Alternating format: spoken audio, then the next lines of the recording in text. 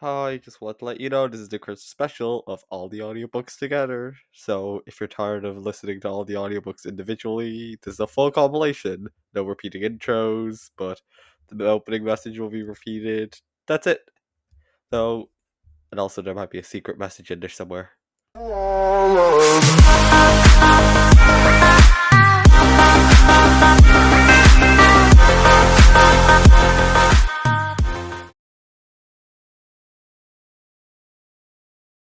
Hello, welcome to the first of many videos where I will read chapters from The Curse is Cute, a Chicken Nugget transformation saga. Just a heads up for the series, some content may not be suitable for some readers. If you aren't a fan of Chicken Nugget or are sensitive to traumatizing content, it is advised that you do not read the original saga or listen to this video. Since this is a transformation fanfiction, it will contain transformation, male to female, female to male, male to agender, female to agender, male to male, age regression, age progression, human to animal, body horror, body modification, shrinkage, loss of clothes, identity debt, and heavy mental rewrite.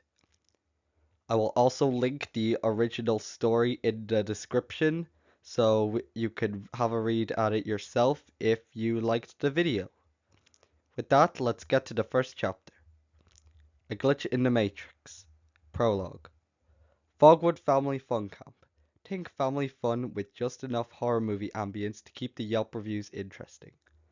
A private campsite, nestled deep in the choking pines outside Fogwood Heights, Wisconsin. The kind of place that thrives on cheap nostalgia and the artificial cheer that city folk bought when they wanted to pretend they were roughing it. It was an odd mix, with toothless Midwestern hillbillies in tattered camouflage and starry-eyed nature-loving hippies draped in tie-dye and mala beads. Yes, dear reader, they coexisted, bonded by shared campfires and a mutual disregard for deodorant. The air hung thick with beer, burning marshmallows, and sweat, all fighting to drown out the faint smell of damp earth behind it. By day, the place rang with shrieks of kids playing tag and falling off splintered playground equipment. By night, it crackled with campfires and buzzing mosquitoes, the lonely calls of whippoorwills, and the occasional drunken shouting match. At the very back of the property, down a winding, unlit path most campers avoided, was the trailer. Benjamin Ziller's trailer. The last name is basically a dead Canadian store that the author heard from Bright Sun Films. It wasn't the shiny, modern kind with slide-out porches and solar panels. It was a sprawling, ancient metal beast, weather-stained and patched with duct tape, squatting at the edge of the woods like something had crawled out of another era. Its windows were covered with black trash bags, with layers of aluminium foil poking through at the edges. A single thick cable ran like a vein from the trailer into the dirt, disappearing into some hidden generator buried in the woods. Nobody went back there. Some thought it was condemned. Some thought it was dead. But he wasn't dead. Like that Styx is not dead yet, it is no way as popular as Mr. Roboto. He was very much alive. Inside, the air was cold and dry, heavy with the faint smell of ozone and dust. That dust hung like ash in the faint glow of the only light in the room, a monitor, humming faintly with an eerie bluish glow that cut through the dark like a blade. The rest of the trailer, if you could call it a home, was a graveyard of technology. CRT monitors stacked like bricks, tangled spools of cable like mechanical intestines spilling across the floor, floppy disks lined up in neatly labeled boxes, and faintly luminescent circuit boards laid out on the workbench like surgical tools. And in the center of it all sat Benjamin. His pallid face looked almost alien in the monitor's glow, his eyes hollowed and rimmed in red from too many sleepless nights. His fingers flew over the keyboard with mechanical precision, fast, efficient, deliberate, every keystroke calculated, every click purposeful. He wasn't just a programmer, or an animator, or an editor, or even a creator. Not anymore. Tonight, Benjamin Ziller was looking for something more dangerous. Something closer to a god. And by god, you mean making the ring IRL. He breathed in deeply, the cold air fogging faintly before him, and pulled a small black USB drive from his pocket. Its surface was worn smooth from years of use, the faint etching of a skull and wire symbol nearly rubbed away. For a moment he just held it there, pinched between his fingers, marveling at how something so small could carry so much weight. If your USB drive has a skull on it, that probably means you're an evil person, right? Then, without ceremony, he plugged it in. The click of the drive sliding home echoed like a gunshot in the silence. A grin crept across his face. Not the kind you wore after a good joke, but the kind you wore right before pulling the pin on a grenade. The executable booted instantly. No loading screen. No title card. No cheery intro music. No lights. No music. Just anger. Just a flicker. A staccato burst of flames. Flash art lines melting into a slideshow of scheming color and fractured geometry. At first glance, it looked like some weird fan-made animation of Chicken Nugget. Warped pastel colors, thick black outlines, the faint impression of a cartoony sky. But there were no characters. No chicken, no coffee, no ice cream. Just shapes. Colors. Cells that didn't quite belong to this world. And buried beneath, somewhere beneath it all, something deeper. Something alive. Something hungry. Benjamin's eyes reflected the chaos on screen as his hands moved without hesitation to the Accounts tab. His alignment is chaotic copyright violation. The data had taken him weeks to collect, scraping old forums, spoofing IPs, combining through cached files long since forgotten, digging metadata out of deleted posts like forensic evidence. The digital trails were faint, sometimes no more than a single comment hidden on a dead board from 2009, but he had found them. And now they all stared back at him, neatly assembled in a single column on the screen. Cluck and Roll 34, Burger for Life, Isaiah Loves You, The Real Sloan, Starry-Eyed Girl, Sierra de Soda, Big Bad Wolf, Red Hot Hazard, Spicy Root Bear, Pea Brain Zone, Mokebox Bit, Echo Wings 99. 12 names. 12 people. His cursor hovered a moment over the last name. Echo Wings 99. And for the first time all his fingers hesitated. A strange tightness bloomed beneath his eyes, like a pressure building between his temples. The warning, prickle of an oncoming nosebleed. He blinked away. Hard. Then he added one name at the bottom. His own handle. He copied the link to the file. Clean, encrypted, disguised as a lost pilot animation from the early Chicken Nugget era. No title. No description. Just a quirky thumbnail of a smiling cartoon sun and the irresistible promise of unreleased content. The kind of thing the internet would devour instantly. And it would devour them too. One by one. He opened his first email client. The first draft was ready. Addressed to Cluck and Roll 34 with the link embedded neatly. Subject. Unreleased pilot short. Chicken Nugget leaked. Hey, thought you'd appreciate this. Weird vibes, kinda trippy, looks like pilot era animation or something. Tell me what you think. BZ. He pressed send, and the ripple began. On the other monitor, his program was already compiling signals in the background.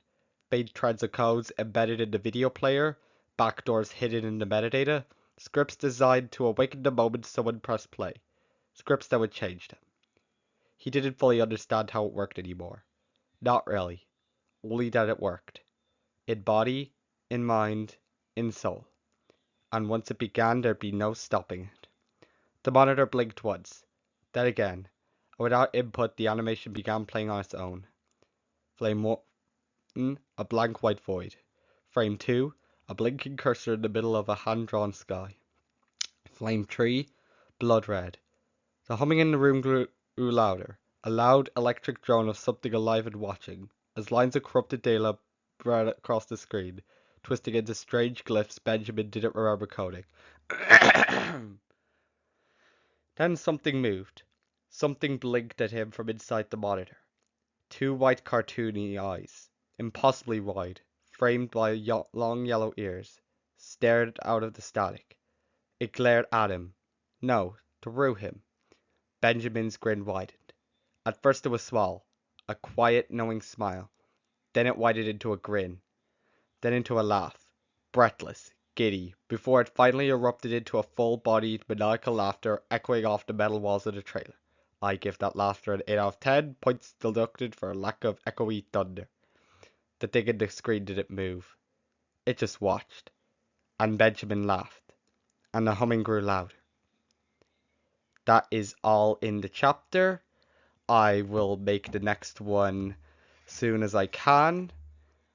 If there were any mistakes that I made in my talking, I am sorry about those. I will try to correct some of those in the next video.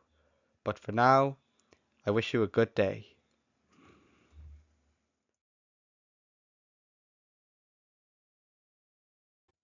Hello everyone. Today we are going to read the next chapter of The Curse is Cute. This chapter is called The Demigod Within. Just as a quick warning, this chapter contains transformation, female to male TG, NC/identity debt, body horror, and a few other side effects. So if you are squeamish or are sensitive to the above topics, it is advised you do not listen to this. This story was written by Narwhal, and in the opening chapter video, I will link the original story so you can check it out yourself. Okay, with that out of the way, let's get to the story. October 1st. It started like most quiet apocalypses, with boredom. Not with the harmless kind of boredom, not the scrolling through TikTok, half listening to a podcast kind. This was the slow rot, the kind of boredom that curled into something more dangerous when left too long in the dark. Chloe Nelson lay sprawled across the remains of her bed, like a forgotten marionette, body limp, gaze unfocused, her soul halfway between daydream and discussion. Damn, she's like Squidward after he lost that job in that one episode, but removed SpongeBob and added one computer. The room around her was a faded shoebox, its corners stained with the dim gold of early October. The dying sun slipped through half-closed blinds in narrow blades, cutting across piles of dirty laundry, unfinished art projects, empty Monster cans, and the detritus of a once vibrant creative life now in quiet decay. Dust shimmered in the air like glitter suspended in syrup. Outside, the Pacific Northwest had begun its annual ritual of slow dying. The town Henderson Falls, Washington, population 6,312 and shrinking, was half swallowed in wet orange leaves and the scent of chimney smoke. The distant roar of a passing freight train echoed from the industrial edge of the town, while wind whispered through maple branches like a throat clearing before a confession. Inside, Chloe hadn't left her room in over a day and a half, maybe longer. And before you ask, yeah, she's quitted school since 2020. She wasn't tracking time anymore. Her phone had died sometime yesterday. Or was it the day before? And she hadn't bothered to charge it. She stopped answering texts, stopped checking Discord. Not out of rebellion, just fatigue, emotional static. It took too much effort to respond, too much effort to be. The only time she gets out of her room is when breakfast and dinner with her parents Bjorn and Elsa. She was 17, short and sharp-boned, with a wiry frame and a gravity that made people think twice before speaking. People often told her that she was cool or intense, and she pretended not to notice the way they glanced away afterward. Her hair was a buzzed, choppy, pixie-dyed, and now faded blue at the roots. Her hoodie, bright yellow and absurdly oversized, had belonged to her brother Oscar before he moved to Chicago and decided not to come back. She wore it every day since last October, pulling the cuffs over her knuckles until they frayed, then chewing on fabric until one sleeve had a clean hole near the thumb. She said it made her feel like a cartoon ghost trying to be human, though she didn't know what she meant by that. The room was her haven and her obulette, posters of anime classics, Akira, Paprika, and a decaying print of serial experiments laying, curled away from the walls, barely held by tacks. A faded corkboard held sketches of odd creatures and unfinished comics, layered like fossils. Her tablets balanced preccariously on her knees, open to a half-finished animatic of a dream she once had. Something about a sun that screamed and a vending machine that sold memories. She hadn't posted to her art account in weeks. She didn't want to. She didn't feel like herself lately, or maybe too much like herself. Reality, she often said, only half jokingly, was like a too tight sweater. It itched. It chafed. It hugged her in all the wrong places. She tugged and pulled and twisted inside of it, but she never quite fit. And in the stillness of the fading October light, she felt it worse than ever. The pressure building in her skin, like something beneath the surface was humming, like her body was a shell stretched thin over something she didn't understand. Every time she blinked, she swore she caught movement in the corner of her vision. Not shadows exactly, more like frames, like the world around her was glitching, skipping, changing without her consent. She had told herself it was burnout. Maybe she was just tired. Maybe she needed something to eat, or shower, or wake up. But there was something in all the air tonight. The smell of burning leaves, sweet rot, and ozone. The way the power flickered earlier that afternoon without reason. The fact that the sun had set wrong, not disappearing behind the hills like usual, but simply fading out, like someone turning a dial. That should have been the sign. But Chloe didn't notice. She was too far under. She was halfway through rewatching a weird old chicken nugget compilation, looping in the background like nursery rhymes during brain surgery, when Discord pinged. Ping. She ignored it. Probably a ghost ping from a dead server. Ping. Again. She squinted. Her tablet vibrated in her lap, and she reluctantly tapped the notification. A DM from someone called BZ. No avatar, no bio, no shared servers, no content. Found this ep early. Not released yet. Hope you'll like it. youtube.be/watch V equals play me. That was it. Just a deadpan message and link. She stared. No intro. No hey dude. No emoji spam. No dumb meme preamble. Just a raw, faceless message. Chloe's first instinct was scam. Her second was troll. Her third, and the one that always got her in trouble, was curiosity. She was about to swipe away, then paused. Beezy! That scratched something in her brain. Familiar. Old forum thread? Comment section? A handle she'd seen in the metadata of that creepy ARG she'd fallen into last spring? Her hand hovered over the link. The world outside was utterly still. A single leaf slapped wetly against her window and stuck. If you're screaming, don't click it. Congratulations. You'd survived the first act. Probably. She tapped. The YouTube player opened up to a pitch black screen. No title. No description. Views 0. She frowned. Waited. Nothing happened. Then, after a full 10 seconds, a sound. No. A scream. It didn't start quiet. It tore into the world with no warning. High and shrill and mechanical, like an alarm made of meat. Her headphones shattered with static. She yanked them off, but the sound didn't stop.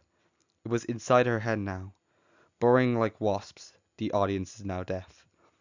The screen flared white. A scream ripped from her throat. The tablet tumbled off her knees and shattered against the floor, sparks jumping from the charging point. She curled herself, arms around her skull, mouth wide in a silent sob. But then her vision blurred, and the world around her began to warp in strange ways. In Chloe's point of view, because in our point of view, her room remains the same. The room melted, the floor tilted, her vision stretched, the posters on her wall convulsed and peeled away like fruit skin, revealing static underneath. Reality unzipped, and the change began. Her limbs stiffened, joints locked, her back arched as the room seemed to twist around her like wet fabric beginning to run dry.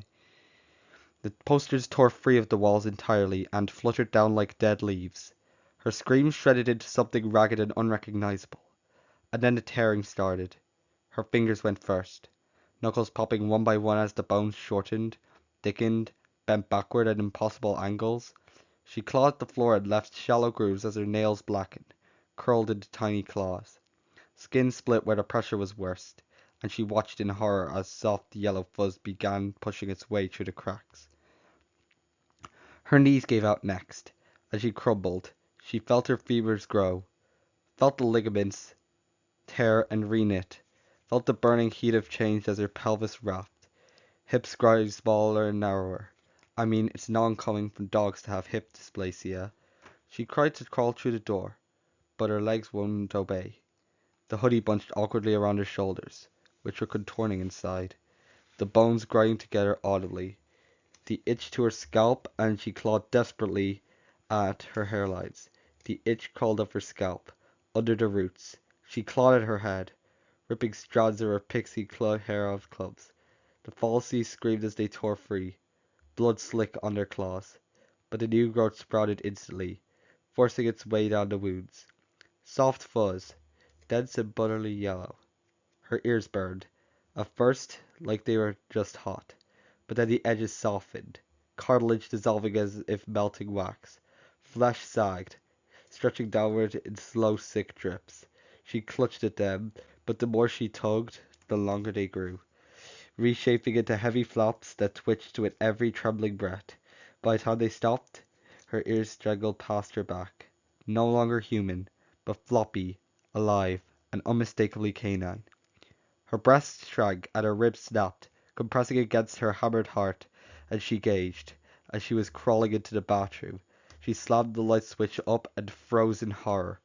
Her reflection was already wrong. Her freckles had dissolved like smoke, and her skin buttery yellow fur. Her once human nose softened into a black, wet dog's nose as her jaw melted and pushed forward into a stout muzzle. Her teeth bulged, her cheeks bulged, her canine teeth sharpening. Chloe doubled over, clutching her stomach. It wasn't hunger. It was something strange. Hotter. She felt the smoky heat running in her veins, almost sweet tang flooding her mouth. Her saliva clung thick to her tongue, wrong in taste, wrong in texture. Her blood pressure spiked, pulsing against her temples. It bubbled beneath her skin, and for a moment she thought she might burst apart from sheer pressure. She began to sink, clutching porcelain while trembling, clawing fingers. A cough wrecked her chest, then another. She hacked violently until something wet splattered into the basin. At first she thought it was blood, but under the flickering bathroom light, the color was too dark, too thick. The smell came next. Smoky, sweet, tangy. Barbecue. She froze, staring in horror as the viscous liquid clung to the sink's white enamel and gleamed like molasses. Just wait. Wasn't there an episode of Chicken Nugget where he applied skincare and the skincare he was applying was barbecue sauce?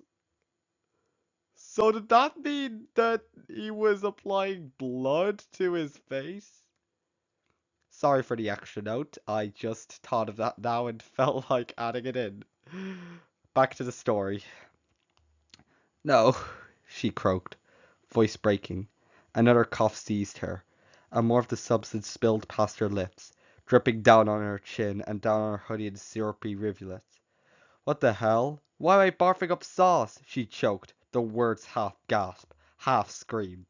She doubled over again. Another convulsion. More sauce. Rich. Sticky. Absurd. It coated her tongue. Cloying. Unbearable. The realization clawed into her mind. The sauce wasn't food. It wasn't vomit. It was her blood. She's the sauce bag now. The hoodie slid off entirely now as her arms continued shrinking, fingers thickening into paws. It itched everywhere. Inside her skin, inside her skull, but it also burnt like acid. Her back yanked and she shrieked again as a tail erupted at the base of her spine. The tail whipped once, twice, before setting into an eerie, involuntary twitch. The worst was her spine, vertebrae collapsing like a zipper being undone, each pop a tiny like strike of pain up to her neck. She fell forward on all fours. She fell Ools says her. Ah, okay, I'm sorry for the mistake once again. She convulsed as her knees inverted, her toes fusing together into pads, toenails splitting into sharp little hooks that scored the tile beneath her. She blinked, but in the act of blinking herself was wrong. Her eyelids dragged like weights. She rubbed her face, hoping to clear her vision, but something slipped. Tin, wet, plastic-like. A contact lens, pale and smeared, clung to her like a claw. She realized that she wasn't wearing contacts. Not before now. Her pupils swelled. No, they consumed. The edges of her irises liquefied, pulled outward into endless black rings encased in thick white. The veins in her skull vanished in a rush, erased, until her eyes gleamed too bright, too clean, too wrong. A sudden heat pooled low in her body, a strange pressure blooming until she gasped for breath. The shift was unmistakable, her crotchery shaping into something new, male, canine, and hidden beneath the soft yellow fur spreading across her skin. She didn't need to look. She could feel it, foreign yet natural, as it had always been waiting from beneath the surface. Her voice betrayed expectation. Instead of deepening, it pitched higher, clinging into a bright, childlike register. More nursery song than human speech. The irony stung. Her body now carried a masculine frame, yet her voice chimed with the innocence of reversed purity. And beneath it all, the weight of eternity pressed in. She wasn't just changed. She was now older than the town outside, older than Henderson Falls itself. A demigod now. Chaos in flesh and fluff, wearing both youth and agelessness at once. Her bones flattened, lines sharpening, her whole form shimmering into something that was no longer even fully 3D. Every outline thickened into a heavy black stroke. Soon her thoughts frayed, burst in whispers, then in chunks. SAT scores, erased like chalk in the rain. The sharp panic of deadlines dissolved into pink static. The memory of her first kiss, once clumsy, warm and eccentric, flickered, glitched, and blinked out. No more is for you. Her mom's voice soft, worried, calling up the stairs with a plate of toaster waffles. Gone, lost in the rising tide of candy-colored nonsense. For those of you playing TF Bingo at home, we've just hit free space. In their place, images she didn't recognize but felt oddly right. Candy cane spears, gripped in tiny cartoonish paws, pink grass under clawed feet, the sound of laughter from a demon with too many eyes. Not frightening, but friendly, cuddling something with horns and fangs and a giggle. These weren't memories, not yet, but they felt like home. Her sense of logic unraveled next. Time folded like origami. Tomorrow meant nothing anymore. Yesterday might have been a dream. They're only nows, and they came in colors, like pink, yellow, and glitter. Wait, is glitter a color? Her braid, once sharp and fast, softened like melting marshmallow. Math? Boring. Responsibility? For someone else. Stress? What was that? She couldn't even spell it out now. She then felt her mind tilt sideways. Not broken, just rewired. The itch in her brain that once demanded she figure things out was replaced by a deep, fuzzy calm, a drowsy, silly joy, the kind that made you lie in the sun and hum nonsense songs to yourself. And beneath it all, under the sugar and softness, was a wild glint of mischief, a chaos waiting to bloom. It giggled inside her skull. Thoughts tumbled like plush toys in a dryer. Would a candy cane hurt more if it was just sharpened? Could birds wear hats? What if gravity just didn't? She didn't ask these questions. She knew the answers. Yes. Always. Sometimes. The pain dulled, like fire replaced by fizz. Her human name, Chloe, slipped away like soap in the bat. She tried to catch it, but it was already gone. Chloe. Chike. The syllables fluttered like paper, and then burnt. And then silence. Not empty, but clean. A perfect, breathless silence, like the moment before a balloon pops. She blinked. He blinked. Chicken nugget now. Thoughts slow. Soft, warm. Cute things? Awesome. Friends, the best. Rules, not important. Physics, boring. Reality, a sandbox to play in. He yawned and stretched, floppy ears twitching. Mischief danced in the corner of his mind. Soft but sharp, innocent but wild. He remembered a graveyard. Bones, giggles, candy. He remembered Chi. His heart squeezed. He would do anything for Chi. He wasn't Chloe anymore. He didn't need to be. He was chaos wrapped in fluff, a demigod of chaos. And he finally was himself, forged not in Olympias, but in a YouTube playlist. A tiny yellow creature, no longer quite human, swayed in the mirror. Its ears flopped once, its new tail curled lazily. He blinked slowly, then tilted his head, expression faintly wicked. "Wow," he murmured, his voice now small and high, mischief curling in the skylights. "I'm adorable." The universe did not disagree. Adorably dangerous, but adorable nonetheless. The sweater of reality, the one that had always itched, was gone. Something warm and sweet swept through the room, lifting him off his tiny feet. The mirror cracked into 1,000 glittering shards that hung in the air like stars. The air smelled of candy and ozone. With a sharp pop of confetti and a puff of glittery smoke, he disappeared. When the dust settled, he was somewhere else. A place that didn't make sense and didn't need to. The sky was cotton candy pink, islands floated lazily in the void, and birds shaped like question marks wheeled overhead. A tiny yellow dog poked his head out of a cardboard nugget box that appeared out of stage nothingness, the flaps bouncing open like curtains. Chikn stretched his new arms out wide, floppy ears bouncing, and grinned sharp little teeth. "I'm rebirthed," he said, and it felt true. The last spark of Chloe, clever, lonely, human, flickered and went out, and Chicken Nugget had arrived. Thank you for staying to the end. I would recommend you subscribe to see more of the chapters, or you can see it in the original Wattpad story that I will link. And until next time, bye.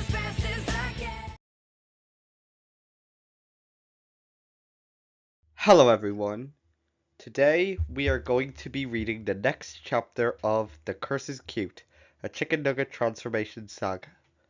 This chapter is called Say Cheese. A quick warning for this chapter.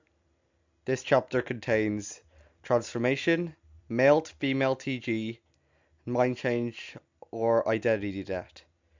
If you are sensitive to those topics, or are squeamish in general, then I would advise that you don't read this story, or listen to this video. I will also like to thank Narwhal for making the original story on both Wattpad and DeviantArt. This story has 2,183 words. So, let's begin. October 3rd. Chester Borland wasn't the quietest of his brothers, just the one who stayed quiet the longest, which, in a family of 5 rampaging hippos, still counted as quiet.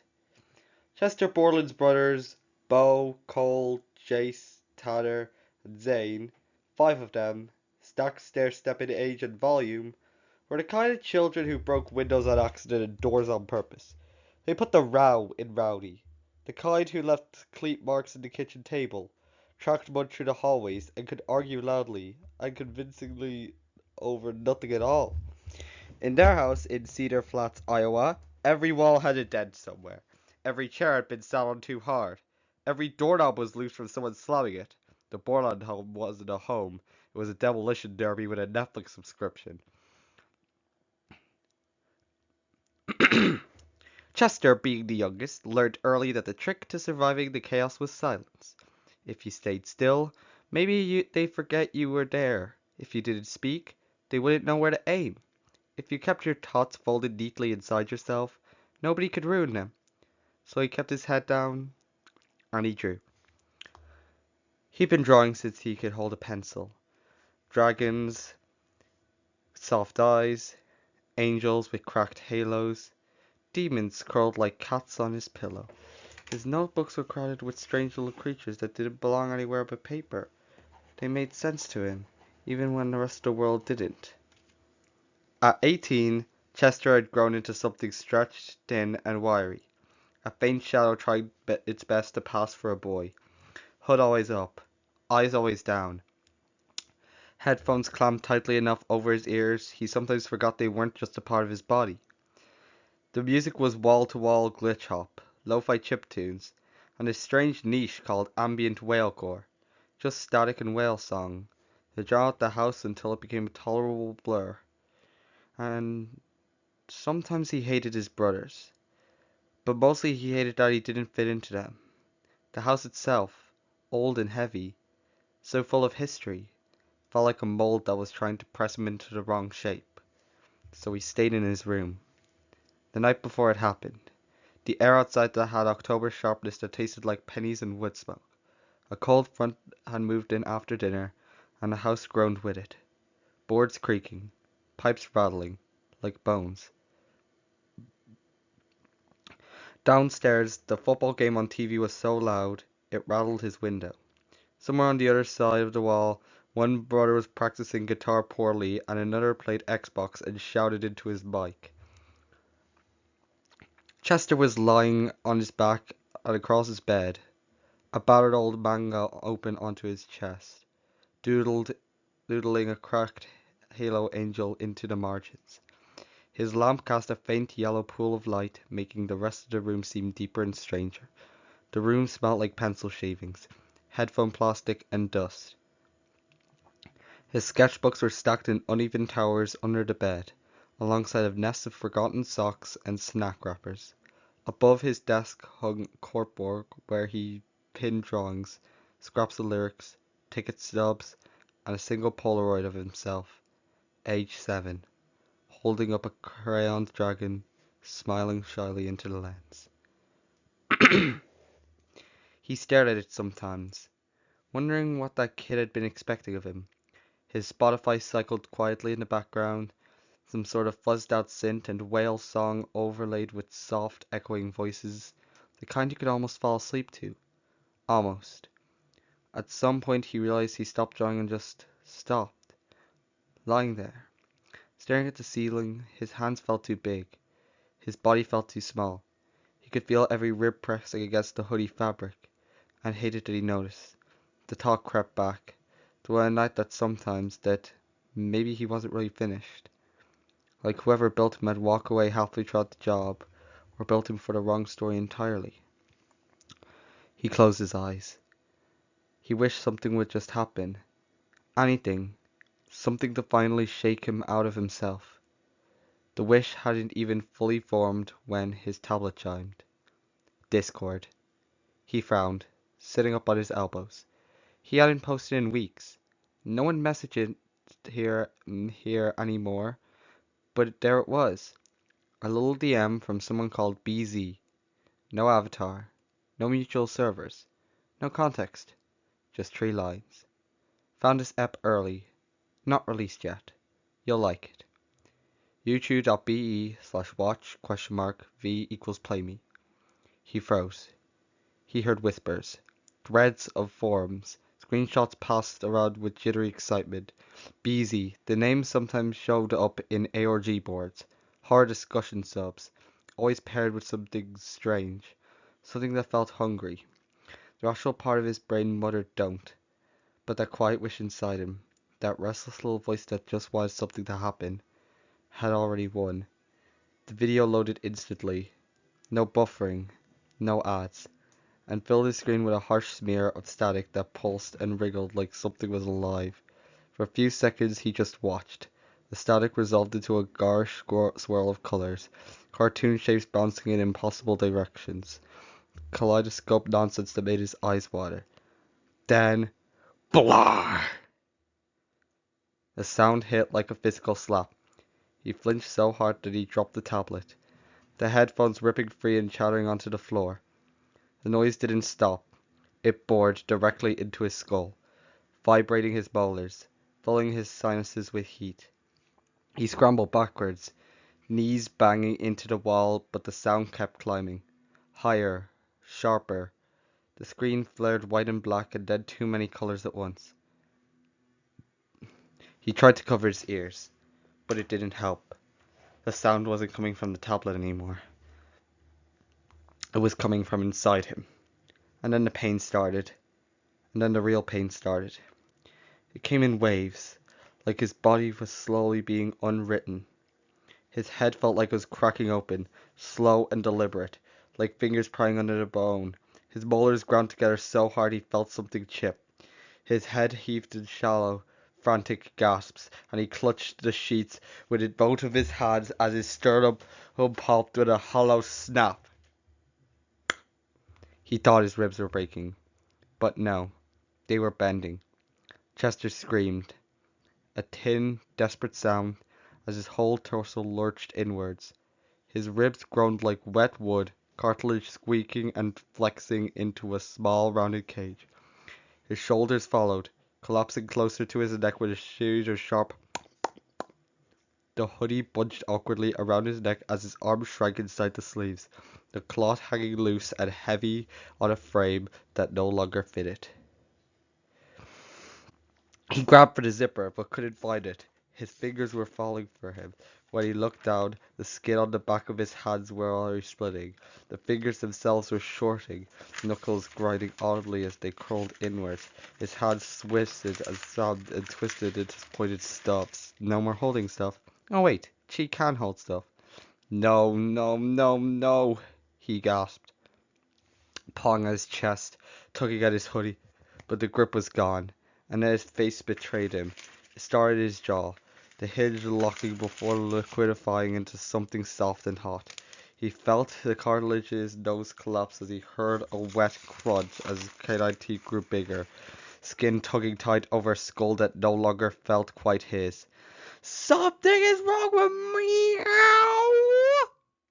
He tried to scream again, but it came out as a meow. The pressure in his head climbed higher and higher, so sharp that it felt like his brain was going to burst. And then his ears were next. A burning itch bloomed deep under his scalp. He clawed at his head as the cartilage pushed up and out, stretching into bigger, triangular, and more feline-like ears whilst moving to the top of his head. When he reached up to touch them, clumsy paws trembling, they flicked away from him, alive. His whole spine convulsed next. Something sharp and electric hooked his tailbone and yanked. His vertebrae snapped and slid, grinding together in a sickening wave until a thick, furry tail unfurled from beneath his hoodie. Chester's hips followed, pelvis cracking as it ground smaller, his thighs softening and rattling, knees locking backward. His feet compacted into stubby pointy nubs.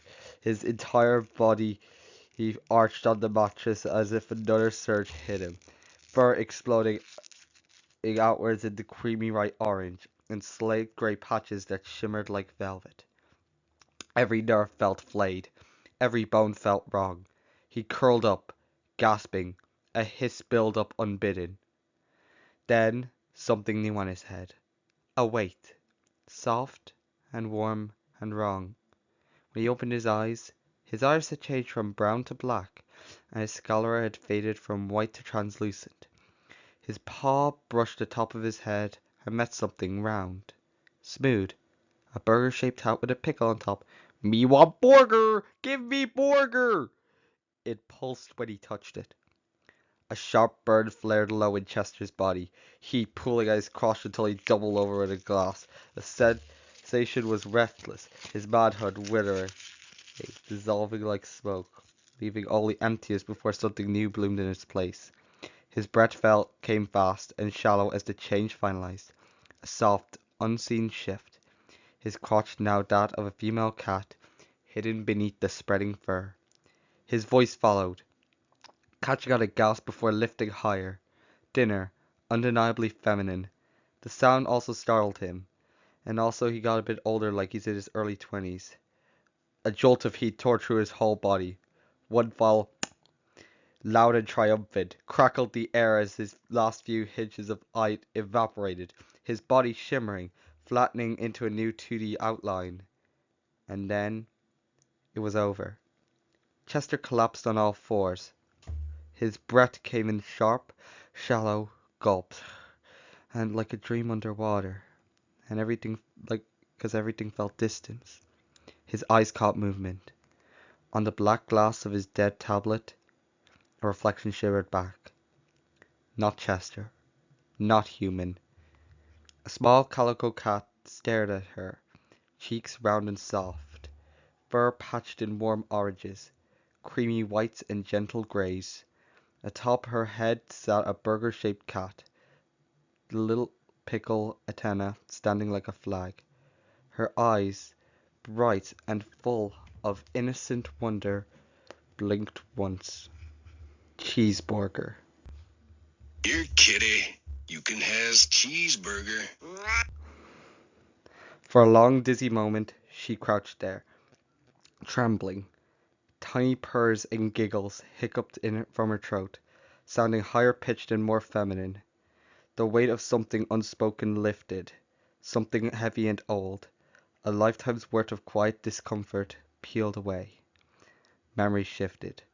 The brothers, Bo, Cole, Jace, Tanner, Zane, were gone, like static washed away from an old screen. In their place were Catsup and Meowster, her real siblings, bouncing around her brain like Saturday morning cartoons. No roughhousing, no yelling, just soft chaos. Her chaos, the kind that felt like home. The sketchbooks, the dragons, the angels with cracked halos, all drifted like paper in the wind. She didn't need them anymore. The silence had once wrapped around herself like armor, gone. Now her head filled with sweetness and static, like soda bubbles and warm sunlight. Her thoughts were a little scattered, a little soft, but joyful, comfortable, hers. She knew things now. She knew Chicken Nugget was waiting for her. Silly, loud, and somehow still lovable. She'd be by his side, even when he was too much. She knew Slushy, with her obsessive energy, would try to rope her into her weird interest, and she'd go along, half weirded out, half curious. She'd take care of Sody Pop when he needed it, make sure he didn't have a short circular spill again. And yeah, ice cream still scared her. A lot. But she'd deal. She knew she didn't sparkle like Slushy. She wasn't fearless or flashy. Sometimes she looked at herself and wondered, am I chubby? Am I boring? She wished she were more. Something. But even with all that doubt, she still smiled when Chicken smiled at her. And then there was Coffee. Her heart hiccuped at the thought. Her girlfriend. Her soft place.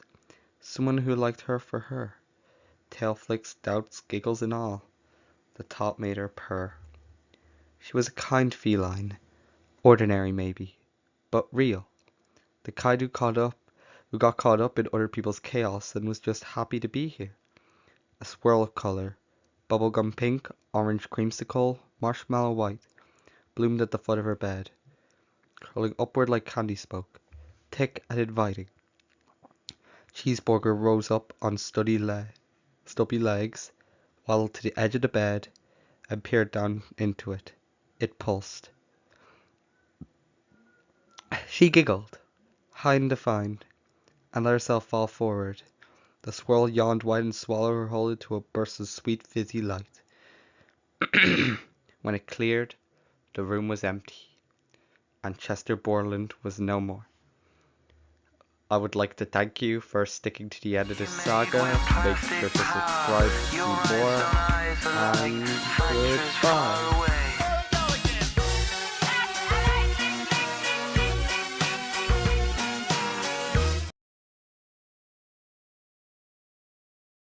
Hello.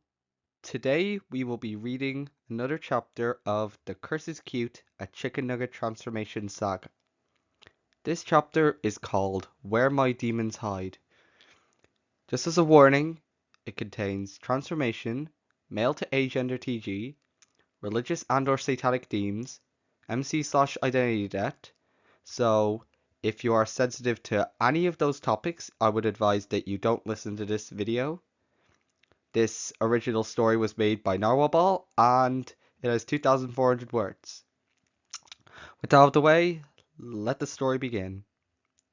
October 5th. Isaiah Scribner wasn't supposed to be online.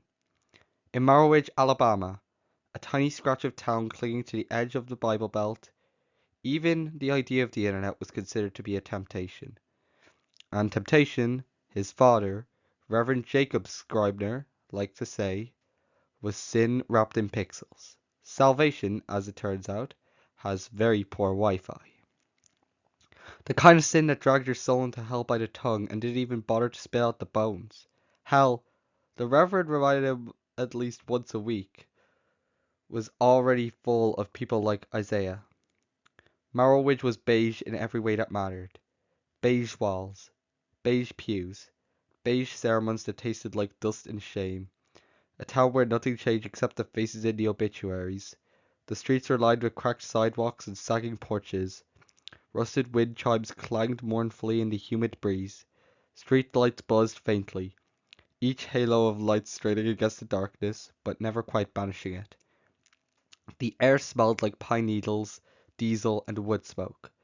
By day, the church bell on Main Street clanged out the hours over empty parking lots. By night, the bell tower loomed black and hollow against the moon, a mute witness to secrets nobody dared name aloud. At 17, Isaiah's whole world felt like an abandoned sanctuary. He was the boy with gouged palms hidden in his sleeves, the boy who sang soprano beneath stained glass windows and never dared correct anyone who called him Miracle Child, even though he never believed in miracles since he was 10. He'd learned how to sit perfectly still in the pews, keeping his head bowed just enough to pass as a devout, while letting his thoughts wander somewhere safer. He'd learned to smile at the right time, laugh at the right jokes, and never let the ache in his chest show in his eyes. His secrets, written in careful cursive in the back of his journal like contraband, a quiet ache he couldn't name out loud. That night, the night before it happened, Isaiah knew better than to leave his room. But staying in his room was worse. Downstairs, the rest of his family sat around the living room watching an old VHS tape of one of the father's sermons. His brothers, Ezra and Matthew, flanking the Reverend like altar guitars. His mother, as always, sat rigid and silent in her chair, hands clasped on her lap as though she'd been carved there. If he stayed in his own room too long, they'd start asking questions. So he waited until the last hymn played and the TV clicked off, until footsteps creaked down the hall and bedroom doors shut one by one, until the empty house exhaled the heavy silence, that judgment and darkness stretched like a shroud. Then he moved. The bathroom was his sanctuary, the only place in the house with a lock, the only place where the crucifix above the mirror seemed too tired to care about what he did. He slipped inside with a practiced quiet, a towel shoved under the crack of the door to muffle any glow. His laptop balanced on his knees, already warm from the charger. The mirror watched with him with his wooden frame and faintly crooked tilt. He ignored it. Isaiah's browser was immaculate. Bookmarks disguised as Bible study PDFs and fake prayer logs. Encrypted folders full of fiction, forum threads, things that looked like theology and were anything but. Behind that scripture and virtue signaling was just something else. Not lust, not rebellion, just escape. In private, his playlists were full of eerie, echoing synths and whispering choirs, songs that sounded like cathedral ceilings at the edge of a nightmare. In private, he let himself imagine what it would be like to stop pretending. That night, while the house slept heavy beneath its roof of judgment, Isaiah scrolled aimlessly through an anonymous forum thread he didn't remember joining. The title was simple, cryptic. Let the dark in. At first it looked empty, but when he hit refresh, the screen glitched. Just slightly. An email notification appeared in his spam folder. No sender. No signature. Subject: Let the dark in. He stared at it. His cursor hovered over the subject line. It was reckless. It was stupid. But the ache in his chest, that tight, sour weight, told him he already lost. He clicked. The body of the message was short. Just 5 words, spaced across 2 sentences. Unseen episode. Only for the wordy. You don't have to pretend anymore. And beneath it, a YouTube link. His breath caught. He closed the email. Reopened it. The link was still there, waiting like a loaded gun. For a moment he let himself imagine that this was a test, that someone upstairs was watching, that this was his final chance to prove himself worthy. But then he thought of the closet full of ties and Sunday shoes waiting to strangle him in the morning, of the whispers that clung to him when he walked past the youth group, of his father's voice, calling his name like a curse, and his finger moved on his own. The crucifix above the mirror tilted slightly, just enough to catch the glow of the laptop screen, as Isaiah clicked. The page opened instantly. No buffering, no ads, and then the screen exploded. At first it was just static, soft and harmless, hissing faintly through his speakers. But then it grew. The sound ticketed to a wall of shrieking strings, tortured choirs singing in reverse. The colors sharpened, clawing into his retinas. Pastel pinks and sickly blues slashed with black sigils that crawled across the screen like ants. He tried to back out. The mouse refused to move. He tried to shut the lid. His arms wouldn't obey. The static rose higher, not just in his ears now, but in his chest, vibrating his ribs, curling around his heart, like a hand made of ice and iron. It wasn't sound anymore. It was secrets, whispered back into his mind, 1,000 voices coiling into every thought at once, filling him until he felt too small to hold them. The crucifix felt tilted farther, creaking faintly. Isaiah gasped, the air tasting sharpened metallic. His breath fogged in the warm room as the temperature had dropped 20 degrees in a second. He could feel it louder now. Inside him, the heartbeat, not his, louder with every pulse. Inside his skull, louder with every pulse, drowning out everything. Inside his skull, louder with every... He woke on his side, cheek pressed against the floor. Something wet and hot pooled beneath his face. Blood? No, not blood. Ink. Black tartic oozing from his eyes and nose in long strands that puddled like the tile like its boiled shadows. His breath hitched, his chest too small, too tight, like someone was pushing down on him. He clawed the sink and pulled himself back up. His fingers left streaks of black on the porcelain, and he made the mistake of looking into the mirror. Then the mirror flickered. Not a reflection. A window. And what looked back wasn't him. Not the version he pretended to be. Not even the one he dreamed of. It was the truth. A sick, black mess hunched in the mirror, barely held in frame, its body a seething tangle of writing ink, bubbling and twitching as if it was too full to be contained. Spikes erupted from its back in a crown of jagged bone, twitching like antennae. From every inch of his body, eyes, unblinking, watching, nesting inside each other like tumors. Eyes upon eyes, pupils folding into spirals, red and slit and round and feral. It had rabbit-like ears jutting upward, familiar, but twisted, flopped unevenly, stained with black. It pressed closer to the mirror, its grin split impossibly wide, dripping tar. Its voice, Isaiah's voice, warped and layered, echoed through the glass like a dozen mouths speaking in tandem. "You've always been me." Isaiah reeled back, but his body didn't move. It obeyed the thing in the mirror. His eyes feel very weird as they were growing bigger, but his sclera and pupils stayed pretty much the same for now. He let out a strangled gasp, but his voice was already warped. Higher now, shot with static. It didn't even sound like him anymore. Then the teeth began to move. They didn't fall out. They shifted, roots pressing forward, grinding through his gums. The corner of his mouth tore open in long, thin seams that bled black as his jaw stretched and popped, distending wider than it should. His cheeks split in jagged cracks. Anatomy lesson. Human to monster in half a second. No lab required. His reflection grinned back at him with too many teeth, sharp, uneven, clicking together like glass shards when he tried to close his mouth. The taste of iron coated his tongue. He swallowed and gagged, but it didn't go away.